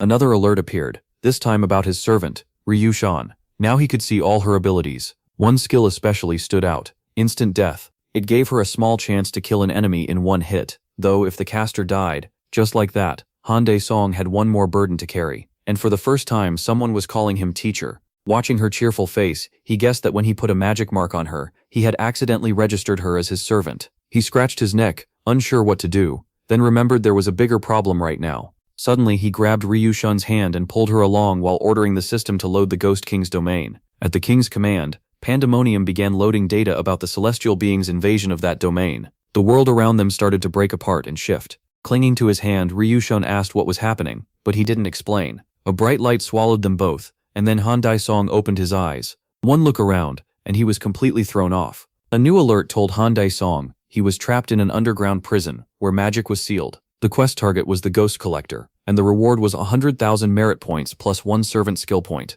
Looking at the shackles on his arms, the ruler of hell realized he was stuck for now. Then Ryu-san suddenly appeared in front of him, happy to see her teacher again. The room they landed in was far from pleasant, and the tools on the table made it clear nothing good happened here. Still, the witch seemed weirdly amused by it. Han Dae-song apologized for pulling her away from her fun, and said he needed a favor. Ryu-song gladly agreed. Dropping to his knees, he asked if she could remove the cursed shackles. She wondered why he didn't just break them himself. He explained that the shackles sealed his magic. Once she understood, she happily agreed to help her precious teacher. Not long after, he was free. Rubbing his sore wrists, Han Dae-song asked how she did it. Ryu-san proudly said her skills were perfect for a place like this. That was when he noticed her stats had gone up. A noise outside the wooden door suddenly cut them off. He told her to stay quiet. The jailer was coming. A huge creature with a ring of keys at its lower back was making its way down the corridor. This was the local jailer, known as the Ghost Collector. Ryun-shing immediately wanted to kill it. That made Dasong glance at her in surprise. At the parking lot of Yan'an Market, a white car pulled in and parked. Chang Ho stepped out, and someone from the next car called to him. The man in the suit looked around calmly and walked over. Shin-chan was behind the wheel of the second car. She told the head of the Han Dasong clan to get in because she was taking him to Professor Park Dong-haek's research lab. After Chang Ho got inside, they started the car and drove out of the lot. Meanwhile, in the laboratory, Elder Han stood in a robe, reading a report. He was a little annoyed that the trash who gained power from the monster ampule died so pathetically. Still, it didn't bother him much. He had already made enough samples, and a new creature was growing in the incubator. Then an alarm rang through the lab, announcing that new test subjects had arrived at the entrance. Glancing at the monitor, the mad scientist grinned. He had almost forgotten they were coming. Chang Ho and Shan Chan pulled up to the building with the lab. Elder Han had no plan to waste this chance. Besides the ruined A-rank hunter, the leader of the Dasong clan had shown up too, and both could become excellent material. A handmade voodoo doll rose into the air, and Ryun Sheng formed aura tongs from her demonic power. She launched 2 needles, one for weakness, one for paralysis. The moment the aura tongs pierced the doll, the ghost collector froze in place. Then more needles followed, bringing exhaustion, unconsciousness, and sleep. The curses weighed the monster down so badly that only its sword kept it from collapsing. Then a weapon filled with aura stabbed through the jailer's chest. As the blade was pulled free, the helpless monster dropped dead. The jailer, who should have been a major obstacle, went down far too easily. A system window appeared, congratulating Hang Dasong for defeating the ghost collector. He got the promised 100,000 merit points and 1 servant skill point. The quest was now 33% complete. Ryun Sheng was pleased. Her guess was right. In this place she really was getting stronger. Hang Dasong didn't comment on that. Instead he told her to hide more dolls ahead, because the path only got more dangerous from here. Ryun Sheng was shocked. She had never told him about that skill, so she asked how he knew. Without stopping, he said he had simply checked her status window. After hearing that, she hurried after him. Soon, the forest path led them into a strange maze.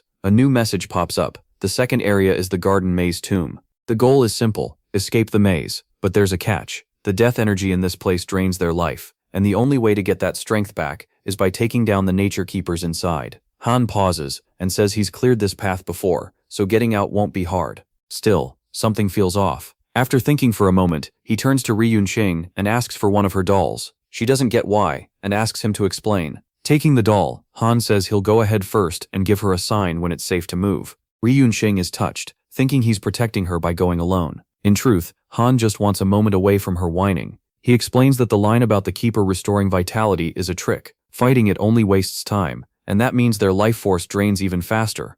After a brief pause, Han focuses and lets out a slow breath. Then he bursts forward into the maze. Moving at full speed, he tears straight through the hedge walls. That's how he enters the death tomb. Suddenly, several thorny vines shoot out behind him, trying to skewer the intruder. It doesn't work. They're too slow to catch Han. He already knows touching those thorns slows him down even more, so fighting them is pointless. Running is the only answer. But when he looks at his hands, he realizes he's aging faster than expected. Then another problem appears. A giant monster in a dark cap blocks his path. The creature spots him and raises its tool to strike, as if Han needed this huge brute in his way too. A second later, the monster swings with crushing force. But the old man drops to his knees and slides under the blow, dodging it cleanly. He gets back up at once and keeps running. Now the exit to the cursed maze is right in front of him. Han speeds up and dashes for the way out. But just then, another cap-wearing guard drops in above him, ready to finish him. His sword crashes against the shovel, throwing off sparks. Han manages to block the sneak attack, but he's almost out of time.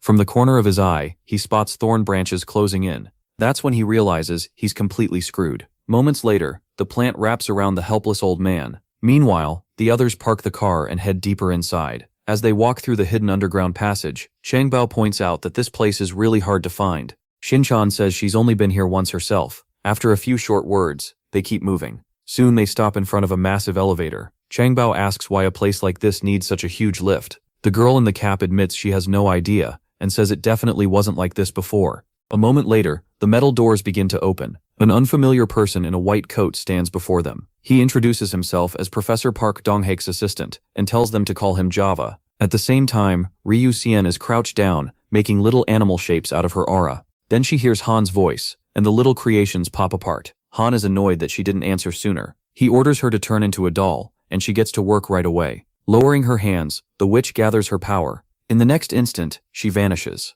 After transforming, she quickly looks around. Then she feels something huge and insanely powerful behind her. the sudden pressure shocks her. Panicking, Ryu Sing rushes toward the doll to save herself, but the being behind her doesn't attack. It speaks. It's Han. Staring at him, she can't understand what happened to him. Han has no interest in explaining and tells her to follow. Then he slams a massive paw against the ground. A small burst of his aura pours out. The force splits the ground down the middle of the maze. Soon, a dark tunnel opens in front of them, leading into the unknown.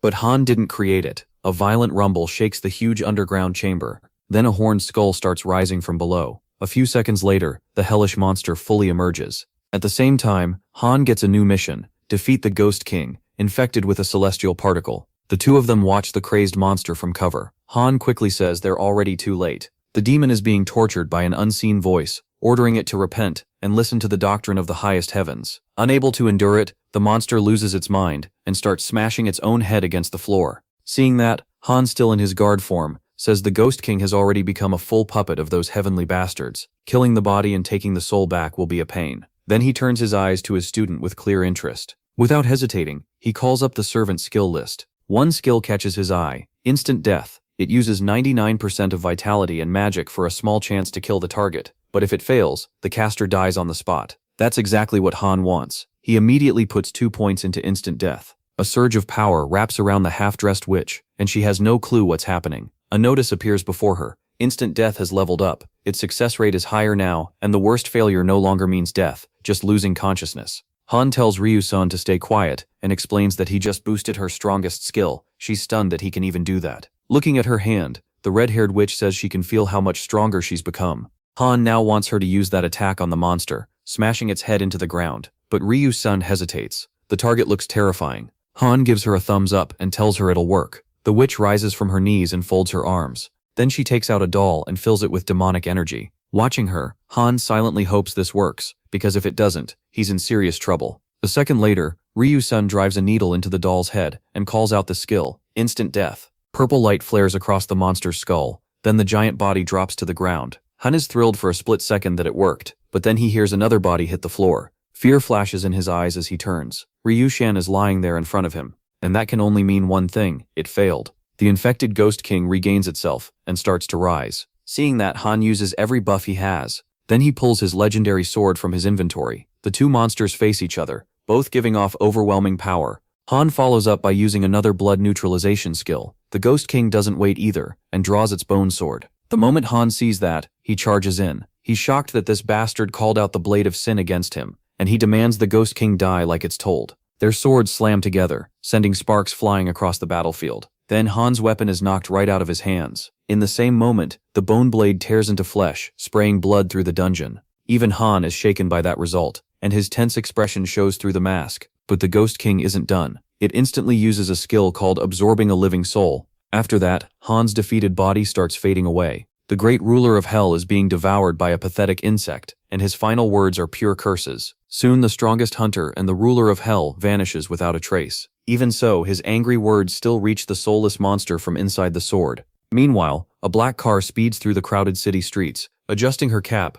Shin-chan apologizes to the man in the bathrobe for not warning him that she decided to bring someone else along. Caught off guard, Xiaobei asks who she means. At the same time, a bright light fills the underground parking lot. A black car pulls up beside the white one and stops. Soon, a figure in dark shoes steps out. The unexpected guest is none other than Cho Hun-yul, the leader of the Marble Clan. The girl introduces the new arrival to the scientist and says the Marble Clan leader also wants to work with Professor Park Dong-haek. Xiaobei calmly replies that she should have told him in advance. The masked man stepped up, introduced himself, and said he truly respected Professor Park Dong-haek as a fellow aura engineer. Xiaobei, really Elder Hans, was thrown off. He never expected someone this important to walk right into his trap. Cho Hun-yul quickly greeted Chang-ho too, but the guy in the dark jacket got so flustered he almost forgot he was a clan leader. The masked man also gave Shin-chan a small wave, and she answered with a slight nod. Then the blue-eyed woman turned to the professor's assistant and said everyone was here, so he should take them to Park Dong-haek, or should she call him herself? Inside, Elder Hans was furious. He hadn't expected her to bring backup, and now he wanted to tear her apart and turn her into a monster. Xiaobei quickly said that wouldn't be a problem, and the professor would probably be glad to see them. A little later, the man in the white coat led them to the lab and told them to wait a moment for the professor. With that, Xiaobei turned and walked out. The metal doors shut behind him with a heavy clang. Cho Hun-yul barely cared about that. What really bothered him were the jars filled with who knows what. Then Cho Hun-yul interrupted the mood and handed them the aura protectors he had made. He explained that the red bracelets were meant to be worn on the wrist. The gift caught Chao Hum by surprise, and Shinchan quickly thanked the masked man too. The blue-eyed woman added that her leader Huang Jiunion had told her to bring Cho Hun-yul along just in case. Hearing that, Cho Hun grabbed his head. He'd totally forgotten he could ask the Marble Clan leader for help upgrading weapons. All at once, gas started pouring into the lab through the vents. The group looked up in shock as the room rapidly filled. The masked man immediately realized what was happening and warned them it was a trap. That made Shinchan and the guy in the jacket freeze in disbelief. A frantic pounding suddenly echoed from the sealed door. After a hard struggle, the Marble Clan leader managed to break it down. But as Chongko came out through the toxic haze, he realized the danger wasn't over. A pack of enraged orcs was waiting right in front of them. Cho Hun-yul didn't panic for a second and drew his blade at once. He stepped forward, ready to fight the huge monsters and shield the other two behind him. One of the orcs had already raised its weapon for a killing strike at the still frozen masked man. In an instant, Cho Hun-yul cut through several orcs with blinding speed. Right after that, he reached out his hand, and a warm light began to gather. The power was so intense it started burning away his clothes. Still, it paid off. His fire beam lit up the room, and the orcs were split apart before they even understood they were dead. That was the kind of power Cho Hun-yul wielded as leader of the Marble Clan. The others rushed over to thank their savior, but Cho Hun-il was more worried about the awful smell filling the lab. Elsewhere, Elder Hans, the mad scientist behind this, watched everything closely. Even though the intruders were still alive, he was smiling. Anyone who breathed that gas wouldn't escape his creatures. Now he was ready to test even stronger monsters. Meanwhile, inside the Blade of Sin was a place called the Field of Souls. Thousands of faceless beings cried out, begging to be saved. Then one trembling figure raised a hand and told the others a new soul had arrived. The sinners rushed toward the newcomer like a swarm, eager for fresh prey. But the stranger didn't move at all, even as the creatures closed in. They kept coming, getting closer and closer until the distance was almost gone, and then the Lord of Hell spoke. The faceless souls clearly had no idea who they were facing. They had it backwards. They were the ones about to become dinner. The crowd clearly hadn't expected that. Back in the dungeon, the Ghost King slowly dragged his sword after swallowing Han Dai-song. Then he stopped in front of the half-naked, helpless Ryu-san. He lifted his blade to stab her, but suddenly something strange stopped him cold. The bone sword twisted in his hands and turned its point toward him instead. The Ghost King cursed and yelled for it to stop. Then Han Dai-song's smug voice came from the sword, mocking the monster for still not understanding his situation. Sweat even began to form on the bone skull. A moment later, the monster was struck down by its own blade. Humiliated, the Ghost King glared upward in fury. Soon after stabbing himself, he began to fade away. The strange bone sword that killed its master dropped to the ground with a loud crash. Fade Seni Array. Then a system window appeared before the Lord of Hell, saying the area was cleared. He earned 100,000 merit points and one more servant skill point. After leaving the Field of Souls, the black-haired man scratched his head and grumbled that every quest like this had to come with some stupid headache. But no sooner had he said that than a strange yellow energy started leaking out below the blade. Seeing it, the Lord of Hell realized with annoyance that the trial still wasn't over. A female figure appeared and demanded to know who this black-haired nobody was. Another notice popped up for Han Dai-song, telling him to settle the law of causality by defeating the heavenly being. He didn't bother introducing himself, and instead told the stranger she should speak first. After all, she was the one who barged into someone else's place. She raised her hand and asked again if he was really the ruler standing over these mindless creatures. Without waiting for an answer, she struck hard and ordered him to repent for his sins. But the demon dodged somehow, leaving the heavenly being stunned. Before she could say anything else, she noticed a strange glow racing through her right arm. In the next second, that heavenly arm rotted away into nothing. Seeing this, the demons trapped in pandemonium praised their dark god and begged him to take revenge on heaven. Han Dai-song was already getting sick of all that noise. Dropped to her knees, the heavenly being wondered how this unknown man, who wasn't even the main deity, could speak with the demonic beasts of the abyss. That caught his attention, and he asked what she meant by main deity. Suddenly glowing golden chains appeared from nowhere and wrapped around the helpless celestial. When she saw the heavenly apostles behind her, she immediately begged for mercy and admitted her mistake. It didn't matter. Their red eyes made it clear the judgment was final. Han Dai-song looked at the new arrivals with open contempt and asked what they thought they were doing. The apostles ignored him and announced to the woman that she would be erased for breaking the law. Being brushed off like that made the Lord of Hell angry, and he tightened his grip on his blade. Then he charged the apostles on demonic wings. The heavenly beings barely had time to react in horror to the attack before their severed parts started dropping to the ground. Bound in golden chains, the heavenly woman could only watch that terrifying power from the side. The only way she could explain it was by telling herself the apostles must have been weak. Their defeated bodies, glowing with warm light, slowly dissolved into the air, and once they were gone, the heavenly maiden's wound split open, and blood burst out in a heavy stream. She cried out in pain. Another system notice appeared, congratulating the Lord of Hell on finishing the task. It said the Ghost King's domain was now at 100%, the heavenly beings were gone, and the Ghost King with all his forces now served Han Dae-song. Dim and bleeding, the young woman stayed on her knees, staring upward. The light around her faded fast, and she couldn't believe the main deity had rejected her and cast her out of heaven. In the next moment, her power drained away so fast that she twisted in pain and began to sob. Soon, where the celestial had been, there was only a helpless little child. The black-haired man watched in total confusion, unable to understand what the hell had just happened. And then it got even stranger. In front of Han Dae-song, the crying child turned into an egg. After seeing that, he gave up trying to question any of this. The only problem now was figuring out what to do with the egg. His first idea was simple, just smash it. But a notification appeared, congratulating him on obtaining a heavenly egg, and saying it could be turned into a demonic beast that would obey him. So the black-haired man immediately chose to begin the demonic transformation.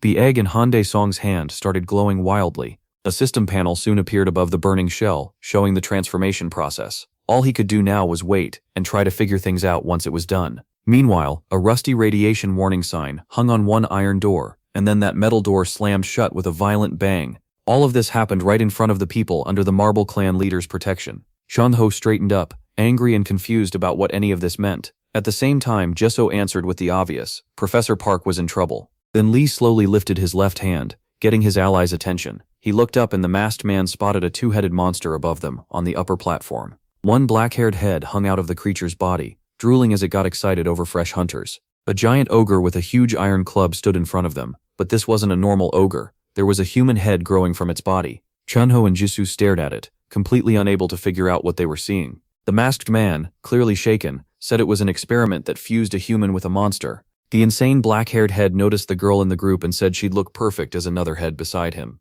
Jisoo didn't take that well and pulled out her pistol. A storm of bullets slammed into the chimera. It did nothing. The monster barely reacted and mocked the attack like it was just a little sting. At the same time, Lee vanished from sight. The Marble Clan leader rushed the disgusting chimera. After blocking the hit, the monster complained about getting attacked without warning. Lee ignored the rant and raised his hand again. In the next second, one of the ogre's heads exploded. The remaining head flew into a rage, furious that some tiny human had killed its pet. The Marble Clan leader took a small step back, tightening his grip on his weapon as the black-haired monster prepared to crush them all. The masked man brushed off the threats and charged again, but suddenly a morning star came flying at Lee from nowhere. With that weapon, the one-headed monster easily smashed the Marble Clan leader into a wall. Lee dropped to the floor at the base of it. The monster moved in to finish him off, but at the last second, the masked man vanished from under the strike and saved himself. Then another burst of bullets hit the monster. It was Jisoo again, firing her gun. Staring at her, the black-haired head decided he'd ask the professor to attach her head as his new partner after all. Elsewhere, Jisoo curiously looked over the strange egg in Han's hands when the shell suddenly cracked and bright light spilled out.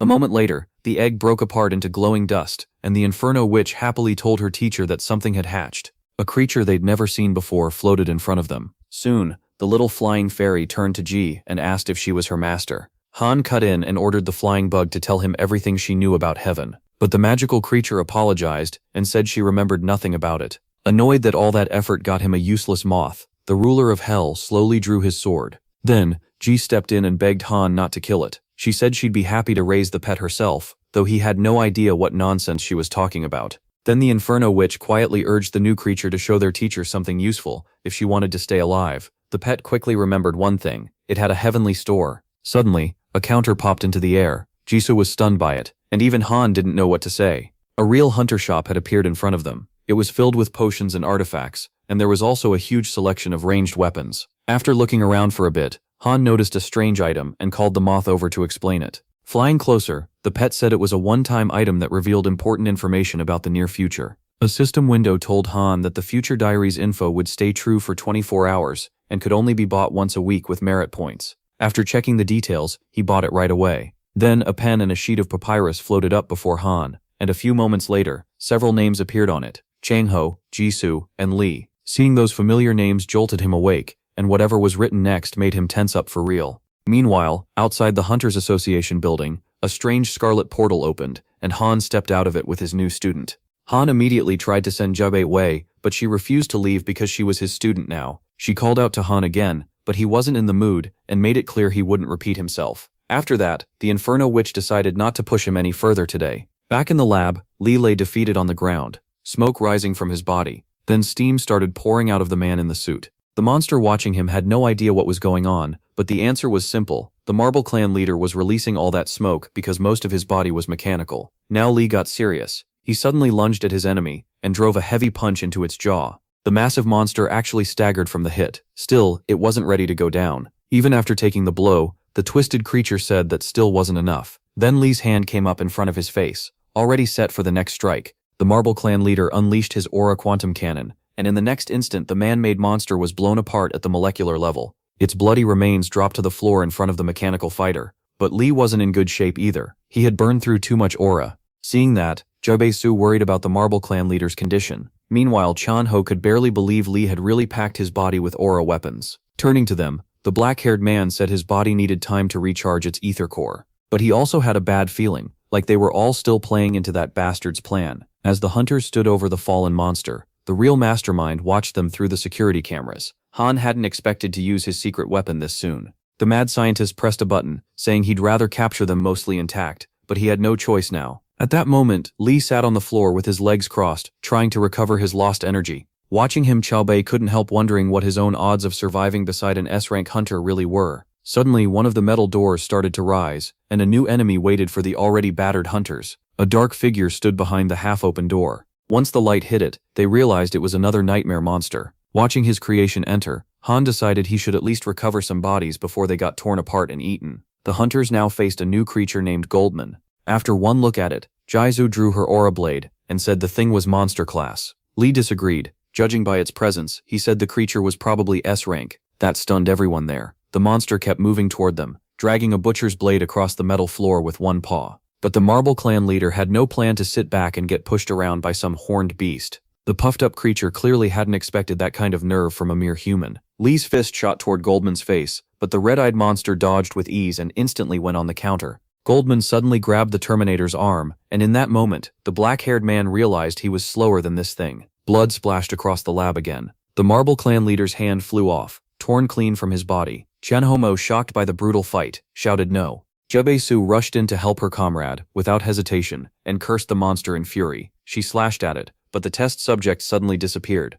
A second later, the bloodthirsty Goldman was behind the unguarded Jisoo. Its strike sent the black-haired girl crashing into the wall. She survived only because of the protector she'd been given earlier. By then, Lee had already charged his mechanical arm for a devastating hit. Noticing that, the red-eyed creature moved at terrifying speed. Before he could react, the Marble Clan leader lost his second hand too. Then the masked man took a blow to the head so fast he never saw it coming, and he blacked out. Goldman slammed the S-rank hunter's head into the metal, and got ready to finish the helpless Lee. But Chan-Ho couldn't watch anymore, and shouted for the monster to stop. His voice pulled the bloodthirsty demon's attention away. Goldman's silhouette began to fade into the air. In the next second, the red-eyed monster was right in front of Jang Ho. Even with death staring him in the face, the man in the suit stayed calm. Goatman smirked at the nerve of such a tiny human. Jang Ho smiled and said he knew someone way scarier, and that Goatman would die today. That set the monster off. He raised his hand to finish Jang Ho. Terrified, Jang Ho shut his eyes and waited for the end. But the blade never landed.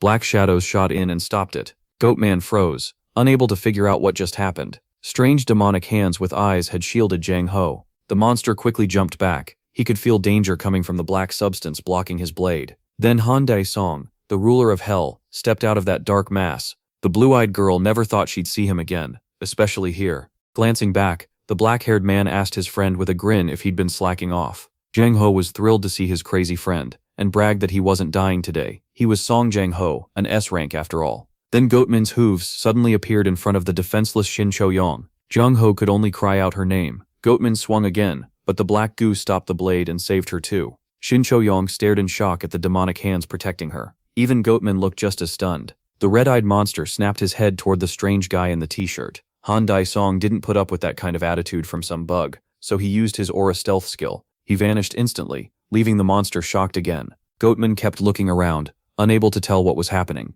A moment later, rage started boiling out of him. It got so intense that everyone there grabbed their heads. Jang Ho thought his eardrums were about to burst. After a brief pause, the red-eyed monster looked around carefully and slashed straight into empty space. It wasn't a miss. Han Dae-song had blocked it. He was even a little impressed that the monster tracked him by sound. Meanwhile, the mad scientist kept watching through the cameras. Elder Hans recognized Han Dae-song at once as the biggest threat to Eastern headquarters. Without wasting time, Jiaobei decided to release the chimeras he'd been saving. He pressed the red button marked with a skull. The system announced that deadly poisonous chimeras were being released, and self-destruction would start in 3 minutes. The villains got up and headed for the exit, saying that even Han Dae-song wouldn't leave alive. An alarm then rang through the lab, saying 30 minutes remained until self-destruction. The others had no idea what was going on. Chanflui Song wasn't happy either. He was already sick of one problem after another. Before he could think more about it, several sealed doors started opening. Soon, crowds of chimeras stood before the ruler of hell. Goatman was with them as their leader.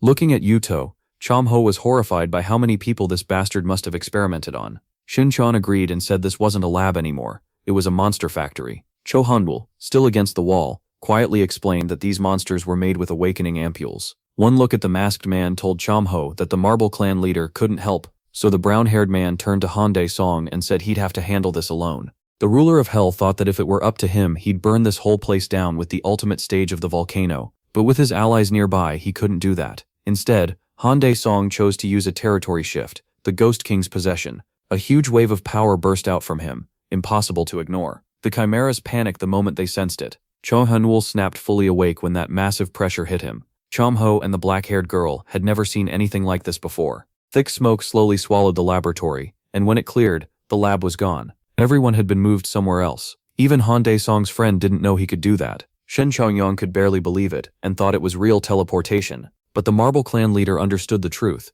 This wasn't teleportation. Han Dae-song had changed the entire area itself, and that was terrifying. Then the Lord of Hell summoned an undead army. The furious chimeras screamed, ready for a bloodbath, when soldiers of the dead began rising from the cracked ground. Before long, the Lord of Hell's army was assembled, waiting only for his command. Then the black-haired man gave a single order: kill them all. At once the undead charged forward. The crazed chimeras rushed to meet them. Soon this dry land would be soaked with the blood of the ruler of Hell's enemies. Han Dae-song then told the others they were safe here. After that he vanished without another word, leaving them frustrated and confused. Meanwhile, Elder Hans was escaping in an elevator when the whole cabin suddenly started shaking hard. A warning popped up on the screen, saying the elevator had stopped in an emergency. But Java cared less about the message than the real problem: why the cabin had slowed down and why there was now a hole in it. Han Dae-song was peeking in through that hole. The moment he saw him, sweat rolled down the mad scientist's face. Han Dae-song didn't stop there. He climbed into the elevator and walked straight toward him.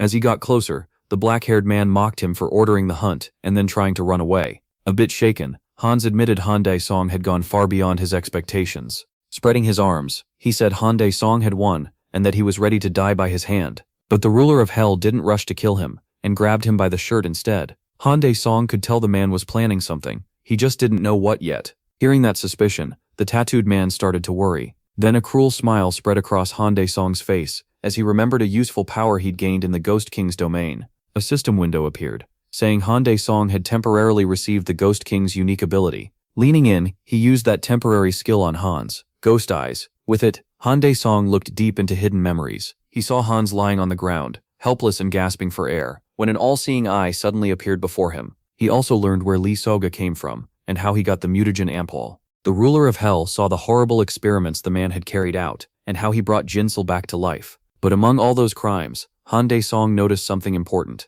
Hans had poured out liters of blood. For that, the Lord of the East, Elhim, rewarded him with a special body. After enough sacrifices, even if his body died, he'd revive in a new one. Hans had been thrilled by that gift. That joy didn't last long. Han Dae-song slammed the man in the robe into the corner. He was disgusted that someone like Hans could gain an unclean, long-lasting body through so many sacrifices. Now that he knew the truth, Han Dae-song smiled and told him he wouldn't get an easy death, no matter how much he begged. Meanwhile, only 1 minute remained before the lab self-destructed, when the doors to the control room suddenly opened. Another goat in a long robe stood there. The monster put a key into the lock and turned it. Right away, a voice announced that self-destruction had been cancelled. Hearing that, Goatman let out a relieved breath. Then the red-eyed monster wondered what the hell was even happening anymore. Suddenly, the doors to the observation room were blown open, and the one behind it was Han Dae-song. Without missing a beat, the black-haired man blurted out his surprise at seeing another goat. The red-eyed monster was also shocked and asked who this young man was. Han Dae-song didn't answer.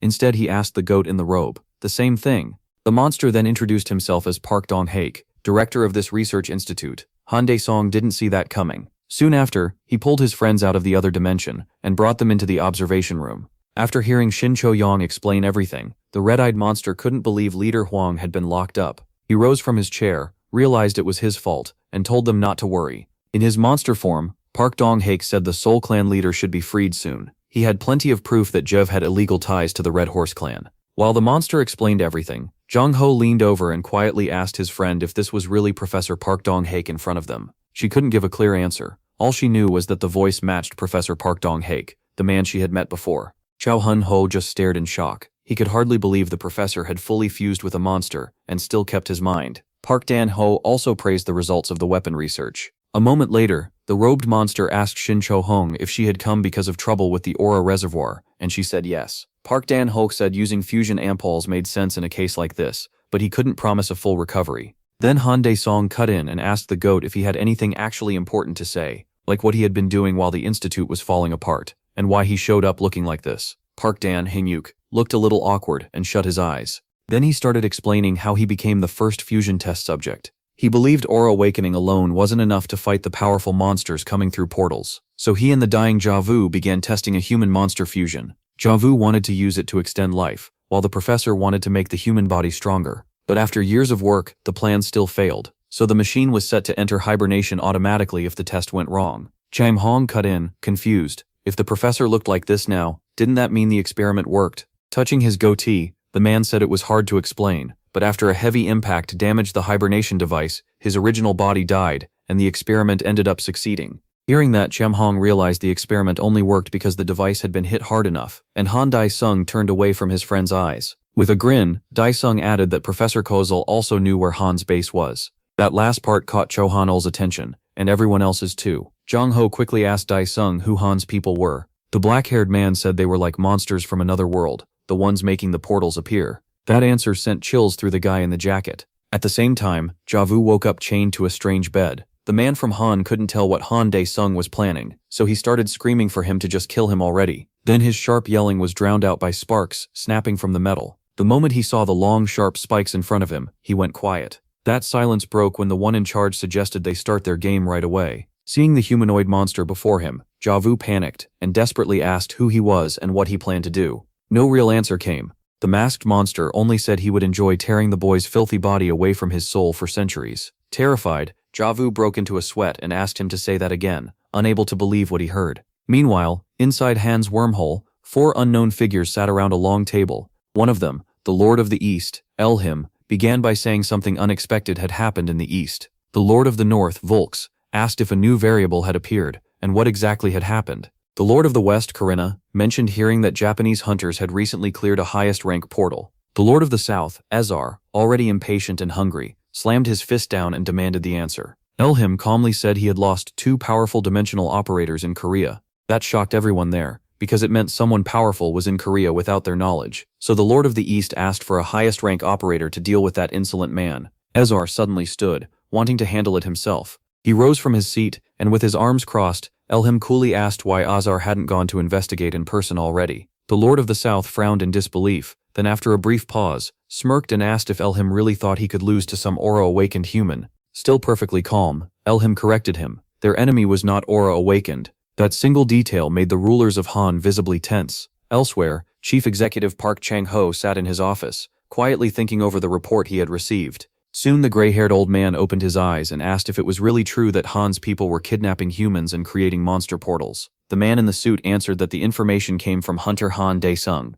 Realizing it was likely true, the old man shut his eyes again and said the world would fall into chaos if this became public. Then the same Maguna spoke to the department head again, saying even the reactor matter was enough to give him migraines. Because of that, he asked Jin Ki-hun to investigate everything in secret. The black-haired man accepted the order right away, but said he had one request. Meanwhile, at a Korean prison, the head of the Seoul clan, Hwang Jun-in, was finally released after a long time behind bars. The bearded man was called from the side at once. It was Shin Chun, glowing with happiness. The black-haired girl even teared up from the rush of emotion. He just smiled, praised his student, and joked about why she came to greet him without tofu. She reminded him that he was allergic to soybeans. Then she cut the warm reunion short, and told Hwang Jun-in that someone wanted to see him. Hearing that, the black-haired man looked at Shin Chan, in total confusion.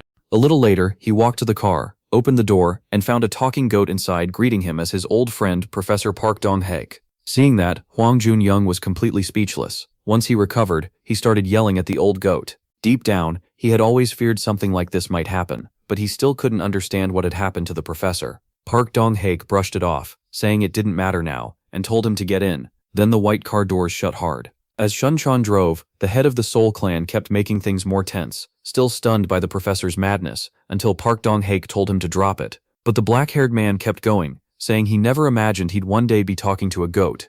Grinning, the professor shot back that being a goat was still better than being an ex-prisoner. Soon night covered the streets of Korea. Late that night, a girl walked along the sidewalk, nervously checking around her. Suddenly, a creepy voice sounded behind her. She turned and saw an unknown figure standing there, with a twisted smile. Her voice shaking, she asked who he was and what he wanted, but instead of answering, the man only asked who he was. Then, a knife flashed past the maniac's throat. Low-rank hunter Ho Chung had stepped in to protect the girl. Blade in hand, the young hunter said he was glad to finally meet this killer kidnapper. Without taking his eyes off the enemy, he told Mrs. Mijin to call Captain Jin for help. After sending a quick signal, the girl ran off, and the maniac seemed amused that the whole thing had been a trap.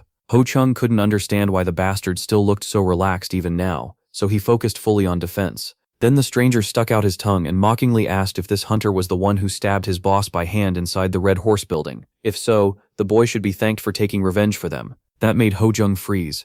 Now the pieces finally fit together, and he realized these people and Lee Soga had been connected all along. Driven by anger, the boy in the suit charged straight at him, shouting that he was supposed to be the one to kill Lee Soga. The hooded psychopath only smiled and easily slipped around the furious attacks. After judging the hunter's skill, Yellow-Eyed mocked him, asking how someone this weak planned to kill the head of the Red Horse clan. Blinded by rage, Ho Jung ignored the taunt and swore he'd kill the maniac for revenge. Then the stranger caught the weapon, aimed at his throat with just 2 fingers. Seeing that overwhelming gap in power, the boy finally came to his senses. But it was already too late. His words had pushed the psychopath far enough. In the next second, the smiling stranger traced one smooth line with his hand. Ho Jung stood frozen as blood started leaking from his neck, and he realized he couldn't die here. Then his head came off, and blood burst from the stump. Turning back, the killer looked at the corpse and remembered, a little concerned, that Jake had told them not to kill association people. Then he smiled again, remembering Jake had just died at the research institute. As he walked, the psycho tried to remember his boss's name. It wasn't Jake, it was Javu. Still, one thing was clear, that man was gone now. Leaving the body behind, he wondered how far the woman could have gotten. The department head watched the video they got of the killer. He shut the laptop hard and said Ho Jung had bravely recorded the murderer right before dying. Jimut stood there in silence, with nothing to add. Then the chief turned to him and asked if they had identified the killer. Jin answered right away. It was Cho Chun-sik, a D-rank awakened one who had been active 3 years earlier. He added that, based on Jung Jin Chul's attacks, the Red Horse survivors targeting hunters at the sea portal, and this latest case, Hans had probably pulled a lot of hunters into its group. Hearing that, the department head thought of Zhou Wu from the portal search team. Jun said Zhou Wu had likely entered the association with a fake status, and Chan Ho had also reported that Zhou Wu died at the research institute. Straightening his red tie, the department head told him to inform the other S-rank hunters about Hans. He also ordered the whole association to move. Those freaks killing civilians had to be hunted down and ended for good. Elsewhere, a loud slam hit a desk in one office. An S-rank hunter looked at the worn-out Chan Ho and said he hated wasting time, so he'd get straight to it. The tense head of the Daesung clan had no idea why this guy came here, but he still agreed to hear him out. Sejong Kao asked if Chan Ho knew about the Fruits of Hope Foundation he ran. Chan Ho did. It helped kids who lost their parents to monsters. Glad they were on the same page. Sejo explained that this year they wanted to build homes and give those children proper families. The problem was money, since there weren't enough portals bringing in funds. Chan Ho understood this meant a huge amount for a good cause, and he didn't know how to respond. Xiao Bei shook his hand gratefully and said if they ever needed S-rank power, they could call on him. Chan Ho scratched his head and awkwardly admitted nothing was settled yet. He still had to discuss it properly with Hunter Daseung. Even that was enough for Xiao Bei. As he left, he thanked him and asked for an answer soon. After that, the office fell completely silent. Holding his head again, Chan Ho tried to recover from the shock. He'd just been asked for 400 billion for the Northern Development Fund. At the same time, a man in a black robe was running along the coast. It was Lee Chong-shik, a top S-rank hunter, and his daily training stopped when he sensed someone nearby.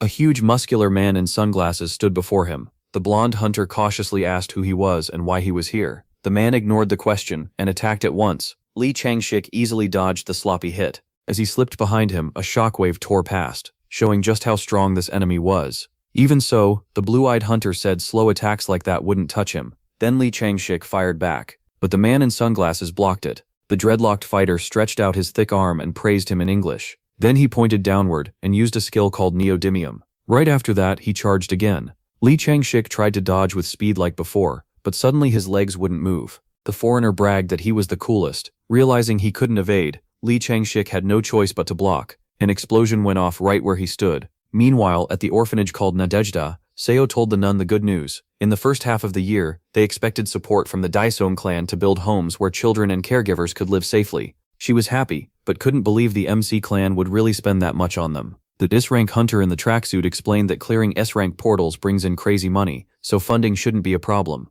Suddenly, Seo looked away, sensing danger. Turning, he spotted an unknown figure outside the window. He jumped up and ordered his sister to take the children and volunteers to the monster bunker right away. Caught off guard, she froze and asked what was happening. He didn't explain, just told them again to run now. Meanwhile, an unknown man in a colorful shirt rushed toward the children's shelter. The man slowly opened his eyes as the threat drew closer. In the next second, Xiao burst around the corner with a baseball bat. He swung at the stranger with all his strength. Then the tracksuit-clad hunter jumped back from the blast of power. He skidded to a stop in his sneakers. Xiao tensed, feeling like his blow had been blocked. And he was right. The monster in front of him was completely unharmed. Annoyed, Seo said he'd only wanted a quiet day, but it looked like he'd have to work up a sweat. The stranger pulled his right hand from his pocket and aimed at him. A shot of aura burst from 2 fingers. Seo knocked the attack away with ease. After that, he checked the leftover energy. That's when he realized his enemy was far stronger than he first thought. At the same time, another unknown figure approached House 210.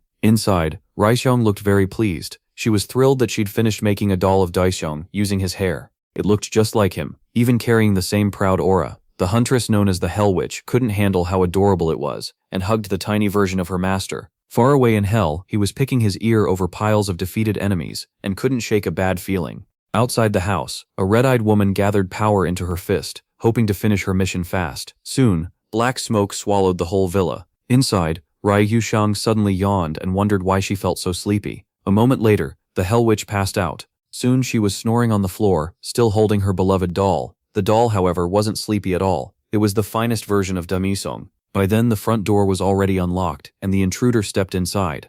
A strange object formed in the woman's hand out of nowhere. Lifting the staff, the red-eyed girl declared this place would become an altar of death. She calmly looked around the living room, when something small on the floor caught her eye. It was the tiny Daesung doll. One look at it gave her goosebumps. She'd never seen such an ugly, nightmare-like doll. The black-haired doll had no clue what this crazy woman was talking about, or who she was calling ugly. Unable to stand it, the caster remembered that if she burned the medium, the doll would vanish too. So she used the Colossus Chakra Raging Flame. The red-eyed woman burned the beautiful hair of the little ruler of hell, and he cursed her for it. Then furious, he charged at the woman with a kitchen knife. Now he wanted only one thing, her death. Seeing how insane the tiny fighter was, the caster used the Colossus Chakra again, this time blessing. Even with the barrier up, the doll slammed into it at full speed, trying to pierce through. In a rage, the cute little Daesung threatened to cut her to pieces and send her to the top as soon as possible. The little Lord of Hell kept raining down blows, and soon the barrier started to crack. The red-eyed girl couldn't believe her spell was breaking against a ridiculous doll.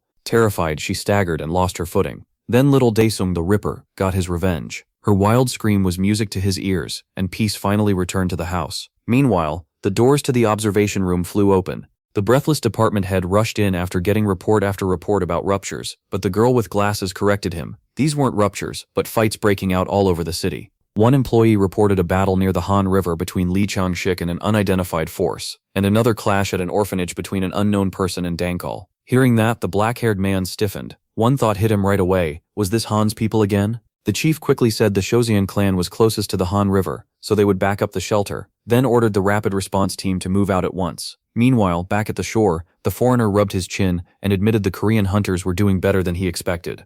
Li Changshik answered with the best English he could manage, and basically told the enemy to get lost. At the same time, the man in sunglasses decided it was time. He reached out and started twisting space itself. That force dragged the blonde hunter straight toward the center. Then warm energy suddenly wrapped around him, and the pressure from that strange power vanished. The man with glasses was confused too, and needed a second to understand. A figure in white sneakers appeared between them. It was Bae K-rin, showing up to help world-famous Li Changshik, who was getting pushed around. Seeing his old friend, the blue-eyed hunter thanked her, and promised he'd repay her. but she was focused on something else, and asked if the man in front of them was one of Han's entities. The blonde guy had no idea what she meant. Her expression darkened, and she asked if he really hadn't read the association notice sent only to S-rank hunters. Before he could answer, a group of hunters rushed over, deeply worried about their leader. The foreigner wasn't happy that the distance ruined his fun, and his anger flared. He fired off a magnetic strike. Seeing the attack coming, the S-class hunter used an aura skill, Shield of Light.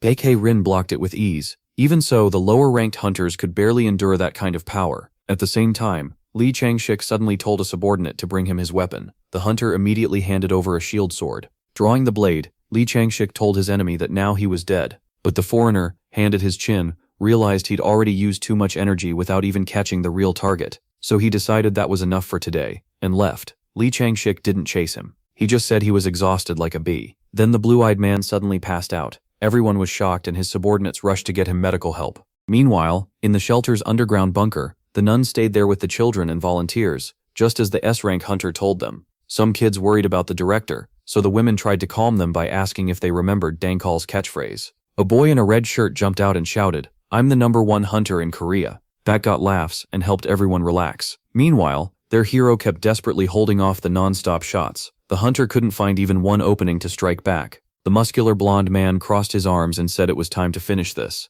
A strange bloody aura started pouring from his hands. The battered Songko glared at him and saw he was preparing another weird attack. Then the blonde man used the Colossus power, Blood Rain. Blood rained down on the S-rank hunter like hundreds of burning arrows. To stop it, the black-haired fighter used an aura skill. Lifting his metal bat, he called down a thunderstorm. The two powers crashed together and exploded. Soon the smoke slowly cleared. Inside it stood the furious figure of the high-rank hunter. He was covered in blood. He hadn't fully blocked the attack, and the worst part was knowing he couldn't die here. After that, the black-haired guy collapsed. The muscular blonde man's hands were shaking. That fight had pushed him hard, and he'd needed all the power of the blood colossus he was given. He glanced around, then quickly left the scene. Meanwhile, Ryu-sun woke up, touched the blood on the floor, and used her skill, Blood Memories. Seeing what had happened, she realized her sweet Chucky Daesung had bravely saved her. Meanwhile, the news reported on the explosion near the Han River Park. At first, people thought it was a portal rupture, but that was ruled out. The area was sealed off. Witnesses said an unknown person attacked Lee Changshik, and there was also news of an incident at the Nadezhda orphanage run by So Dong-kal. Watching the report closely, the protagonist's mother grew worried because her son hadn't come home for days.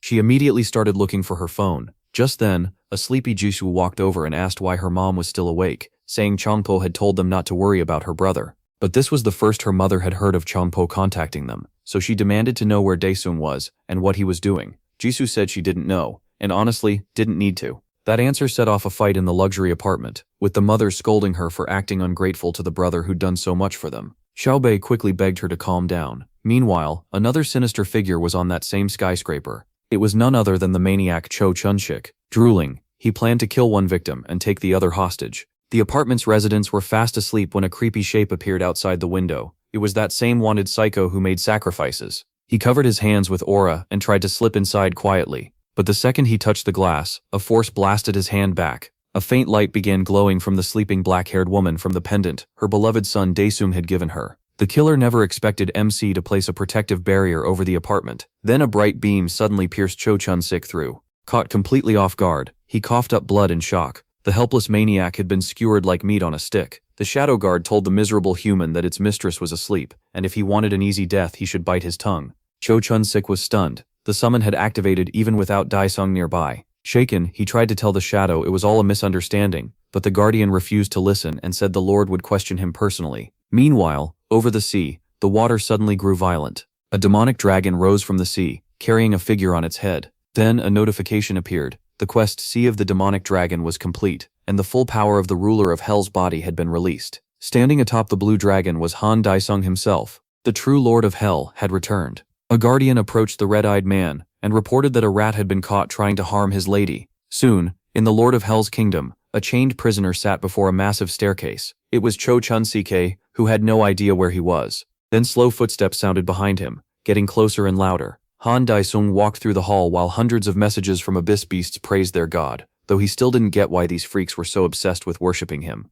Stopping near the prisoner, the ruler of Hell said he would pull his prisoners out of the abyss when the time was right. Then he turned to the chained Cho Chun-sik. The furious white-haired Lord of Hell wanted to know who this mutt belonged to. Meanwhile, in the southern altar of Hans, 2 captives stood before Elhim. He asked them about the assigned targets. The blonde man said he had taken care of Dankal's second S rank, but the muscular one couldn't say the same. He tried to excuse his failure, saying unknown hunters interfered, and without them, Lee Changshek would have definitely died. Elhim cut them off and announced that Guzman was dead, and Saget was missing. That shocked them, because Guzman had been sent after the weakest target. Then a snow-white monster approached, and said it would grant them the power of an apostle. In return, it wanted only one thing: Han Dae-sung dead as soon as possible. Meanwhile, in a Korean hospital, 2 guards in dark suits stood outside a room. Suddenly, the Tien rank hunter woke up. The black-haired man turned to the girl and ordered her to call a doctor right away and notify Mr. Head. From the hospital bed, the white-haired man demanded to know where he was. The girl beside him quickly explained that he was in a hospital because severe aura exhaustion had knocked him out. He tried to say it was embarrassing, but she cut him off and told him not to move yet. After that, Lee Changshik asked where Heirin was, and someone answered that she was with Seo Dong-kul. The black-haired man quickly snapped at him, asking why he said that. Then, the blue-eyed hunter changed his tone, and asked what happened to Dong-kul. The men in suits hesitated to answer. Soon, they admitted that unknown attackers suddenly struck, leaving Seo Dong-kul in critical condition, and Heirin rushed to help him. That hit Lee Changshik hard. An S-rank like Dong-kul wasn't supposed to go down so easily. Hearing that, the white-haired hunter forced himself out of bed and demanded to know where Dong-kul was, but his subordinate begged him to calm down because his body still hadn't recovered. He only got angrier and repeated the question. Meanwhile, one phrase kept echoing through another room: rapid regeneration. Inside, Jin said it should be enough now, since the outside and inside wounds had closed. But Baek Heirin kept pouring everything she had into healing him. She refused to let him die. Then the ward door flew open. Lee Changshik rushed in. He saw Dong-kul lying there, unconscious and completely drained. Terrified, he told them not to say Dong-kul was dead, but Jin explained that he was in a coma. Medically, only his brain had stopped functioning. That answer made him furious, and he asked if the bastards from Hands were behind this too. The black-haired man confirmed it, and said the association was already doing everything it could to find them. Then Jin's phone rang. After picking up, he got shocking news from the department chief. A new S-rank portal had opened. The top hunters in the room were stunned. Then the whole room went silent. Meanwhile, a massive scarlet S-rank portal hung over the city. The higher-ups watched it closely from the surveillance room. Everyone there was shaken by how dangerous it looked. Still, the department chief tried to stay calm. Lee Changshik was down from aura shock. Dong-kul was unconscious, and Baek Heirin with the others were support types, not frontline power. So the black-haired chief declared a red alert, and ordered every registered hunter in the association to mobilize. After that, the Hunters Association exploded into action. Even so, the chief knew they really had only one hope left. Meanwhile, in the castle of the Lord of Hell, Han Dae-sung used ghost eyes to pull the truth he wanted from the fake killer. Staring straight into the man's eyes, he ordered him to reveal all his memories. Han Dae-sung then saw the past, how the man got his power and turned into a madman. Once he was done, he shut the skill off. Now he understood one thing clearly. The Popeye monster was probably the real boss. Elsewhere, people near the highway outside Seoul were being warned about the crisis. The news said residents were trying to stay away from the giant portal over the city, and many were fleeing the central districts. That evacuation was causing huge traffic jams. Unofficial reports also said the 2 strongest S-rank hunters, Lee Chang-shuk and Seo Dong-kul, couldn't join the raid because of their injuries, though the association still hadn't confirmed it. A blue suitcase scraped across the floor. Han Ji-soo was dragging it along when her mother asked what the suitcase was for. The pink-haired girl said they needed to leave the city right away because the streets were in complete chaos. But her mother refused. How could she run away when Dae-sung still hadn't come home? Ji-soo pushed back, saying it was time to stop worrying about that monster, since he crushed demons with no problem. Their argument stopped when the front door suddenly opened. The mother froze at the sight of her son's white hair while his sister guessed he had dyed it. But that wasn't it. The protagonist noticed the suitcase in the middle of the apartment and asked where they were going. Ji-soo quietly told him they were getting ready to evacuate because of the S-rank portal, and she'd even packed his things so he could sneak out with them. He just smiled at that and looked at his mother. Then he closed his eyes and asked them both to stay home and keep quiet, because this was the safest place in all of Korea. That was the reason he came back. He also admitted Ji-soo was right about one thing. He would crush the monsters and come back. Their mother agreed to wait for her son, but the pink-haired girl clearly wanted no part of this. After that, the ruler of Hell turned and went to deal with the problem. At the same time, huge tanks rolled through the city. And not just one. Hundreds of heavy vehicles were moving into place for a military operation. All because of the giant scarlet portal threatening every normal resident. Soon, a dark figure appeared on a rooftop. It was Han Dae-sung. The moment he looked at the portal, he realized they were trying to draw him inside. At that same time, association staff stared at the portal and waited. Then the silence broke with a loud slap on a desk. The department chief was stunned that the bastards from Hans had managed to create an S-rank portal too. Right then, a girl with glasses checked her phone and said the Daesong clan had applied to clear the S-rank portal on its own. Hearing that, the chief shouted in excitement and drew everyone's attention. He straightened his tie and quickly apologized for losing control. Then he announced that the clan to handle the portal had been decided.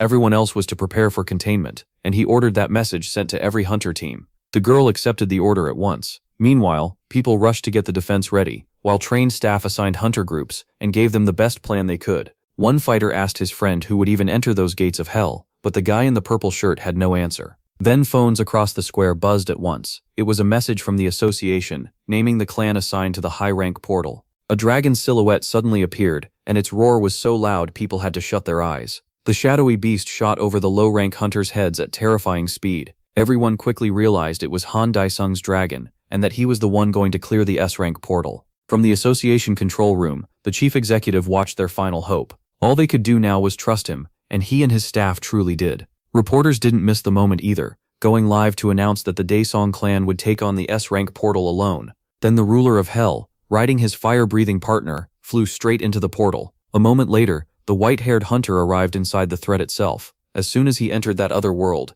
Daesong felt the freezing cold well below -70 degrees. Suddenly, a man with dreadlocks used a magnetic storm to knock the dragon down. It was the same guy in sunglasses who had attacked Li Changshik before. The ruler of hell fixed him with a scarlet stare while the dragon prepared its breath of doom. In the next instant, a stream of blue fire crashed down on the man, in the summer shirt. The black-haired fighter instantly tried to block it, but when he realized he was too late, a blinding explosion ripped through the snowfield. Even that didn't end it, and with one look, Han Daesung saw the enemy trying to escape. So the white-haired hunter decided to finish it himself and leaped off the dragon. But the second he was in the air, red aura needles shot at him. Without panicking, he calmly drew his mighty sword and used King's Breath to blow the pathetic attack away. Another deafening blast shook the frozen land, and even the temperature rose a little. When the smoke cleared, the bloodthirsty ruler of hell stood there with his bare blade in hand. Glancing aside, Daesung told the bum to quit the nonsense and stop hiding like a coward. Then the dark-haired man appeared right in front of him. For a moment they just faced each other in silence, as the snowstorm raged.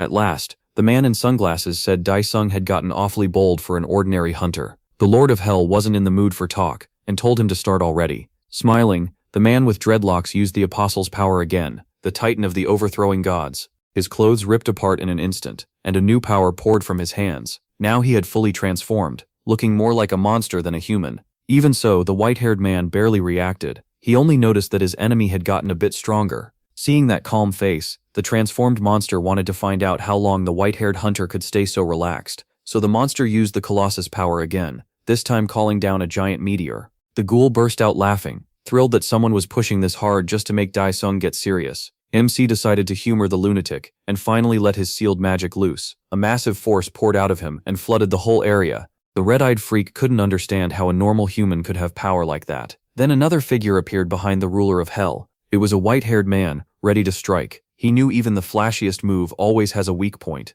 Daesung calmly looked back at the coward behind him, and asked why he was hiding like a rat in a grave. That one line wiped the confidence off the white-haired man's face. He couldn't tell if he had known all along. At the same time, the mutated brute finished charging up, and a burning meteor shot toward the ruler of hell. Smiling like he'd been waiting for this, the protagonist used a skill called Fury of the Lord of Hell. In the next second, he swung his sword and the slash tore through everything in its path for thousands of kilometers. The mutant didn't even get time to react. Before dying, all he managed to say was, "Fuck." Daesung stayed where he was, completely calm. Behind Han Daesung, the meteor dropped in 2 pieces. Seeing that, the other man froze. Power on this level was beyond even him, and with shaking hands he tried to say the skill's name, but then the Lord of Hell grabbed him by the throat. Han Daesung lifted the helpless man by the neck and said every skill leaves its user open. Annoyed, he then asked where Popeye was hiding. Right then, a strange eye opened in the rift nearby. And it wasn't alone. More eyes appeared with it. This was exactly what the pleased ruler of hell had been waiting for. The next moment, he flicked his hand and tossed the muscular man aside. A creepy voice from the eyes said this power didn't come from an awakening, and Popeye wanted to test it himself. Suddenly, the yellow-eyed enemy used Hecaton's power, petrification. But it did nothing to the ruler of hell. Instead, the muscular blonde man started turning to stone. Before he could even beg them to stop, he became a statue. After that, unknown red beams shot at the still Han Daesung. They couldn't hurt him. Raising his sword again, the white-haired man said it was his turn now. At once, the ruler of hell used the ultimate bullet of fire and a blazing fireball formed in front of him. Then Han Dae-song told Popeye to come out and fight. As soon as he said it, hellfire blasted every eye in sight, including the petrified man. The stone body broke into tiny pieces. When it was over, only glowing snow remained around the ruler of hell. Even so, the white-haired demon knew Popeye was still alive, so he politely told him to come out. Another eye appeared and asked where this strange power came from, saying it clearly wasn't born on this star. Han Dae-song didn't get why the creature cared so much, so he offered a trade. Answer his question first, and he'd answer too. The eye lit up with interest, but Dae-song wanted a clear answer. Was Popeye agreeing or not? Then the red eye happily said it loved making deals. In truth, the monster planned to steal the bastard's soul the moment he let his guard down. After hearing yes from his enemy, the ruler of hell asked his question. At that same moment, he opened his scarlet eyes and used ghost eyes. The monster had no idea what that was, and never expected to get tricked so easily. Han Dae-song said he never trusted trash like this, so he ordered Popeye to show all his memories. Popeye tried to fight back, but it was useless. Then the ruler of hell saw the Titan's planet, Hecker. A huge war was raging there between monsters and winged angels. The weaker race couldn't stand against them, and their people were wiped out. Not just the race, but the whole planet too. Still, some of them managed to escape in a spaceship. Soon the survivors reached Han's Nebula. There they met an ally, who was shocked that the countless descendants of Hecker were gone, and only these few were left. Those survivors were the Lords of Hans, and the kid Popeye. Their group chose to open the space of a living star to revive the Colossus. To do that, they only needed to place a portal cube on the star and flood Earth with ethereal energy. A few years later, during a meeting of world leaders on the shadow side, powerful people gathered to talk about negotiating with aliens, who had sent them a giant mass of energy and promised immortality. Then, a cane tapped through the hall. An alien greeted Earth's leaders and announced that the time had come to grant them immortality. Then the owner of the memories tore out his own eye. Even so, Popeye still figured out where Han Dae-song's power came from. He guessed the white-haired man was the lord of the trash universe called the Nebula of Demonic Beasts. Back in the frozen biome, the Lord of Hell was surprised that a creature carrying thousands of years of memories had broken free of ghost eyes. Still, Dae-song guessed the final boss was the alien he saw at the end. Even so, the Colossus revival and this race's 1,000-year history were way too much to take in at once. Touching his neck, the ruler of hell remembered he was still inside the S-rank portal, but he hadn't seen a single monster or gotten anything from this trip. Then something strange caught Han Dae-song's blue eyes. A weird smoking object lay buried in the snow.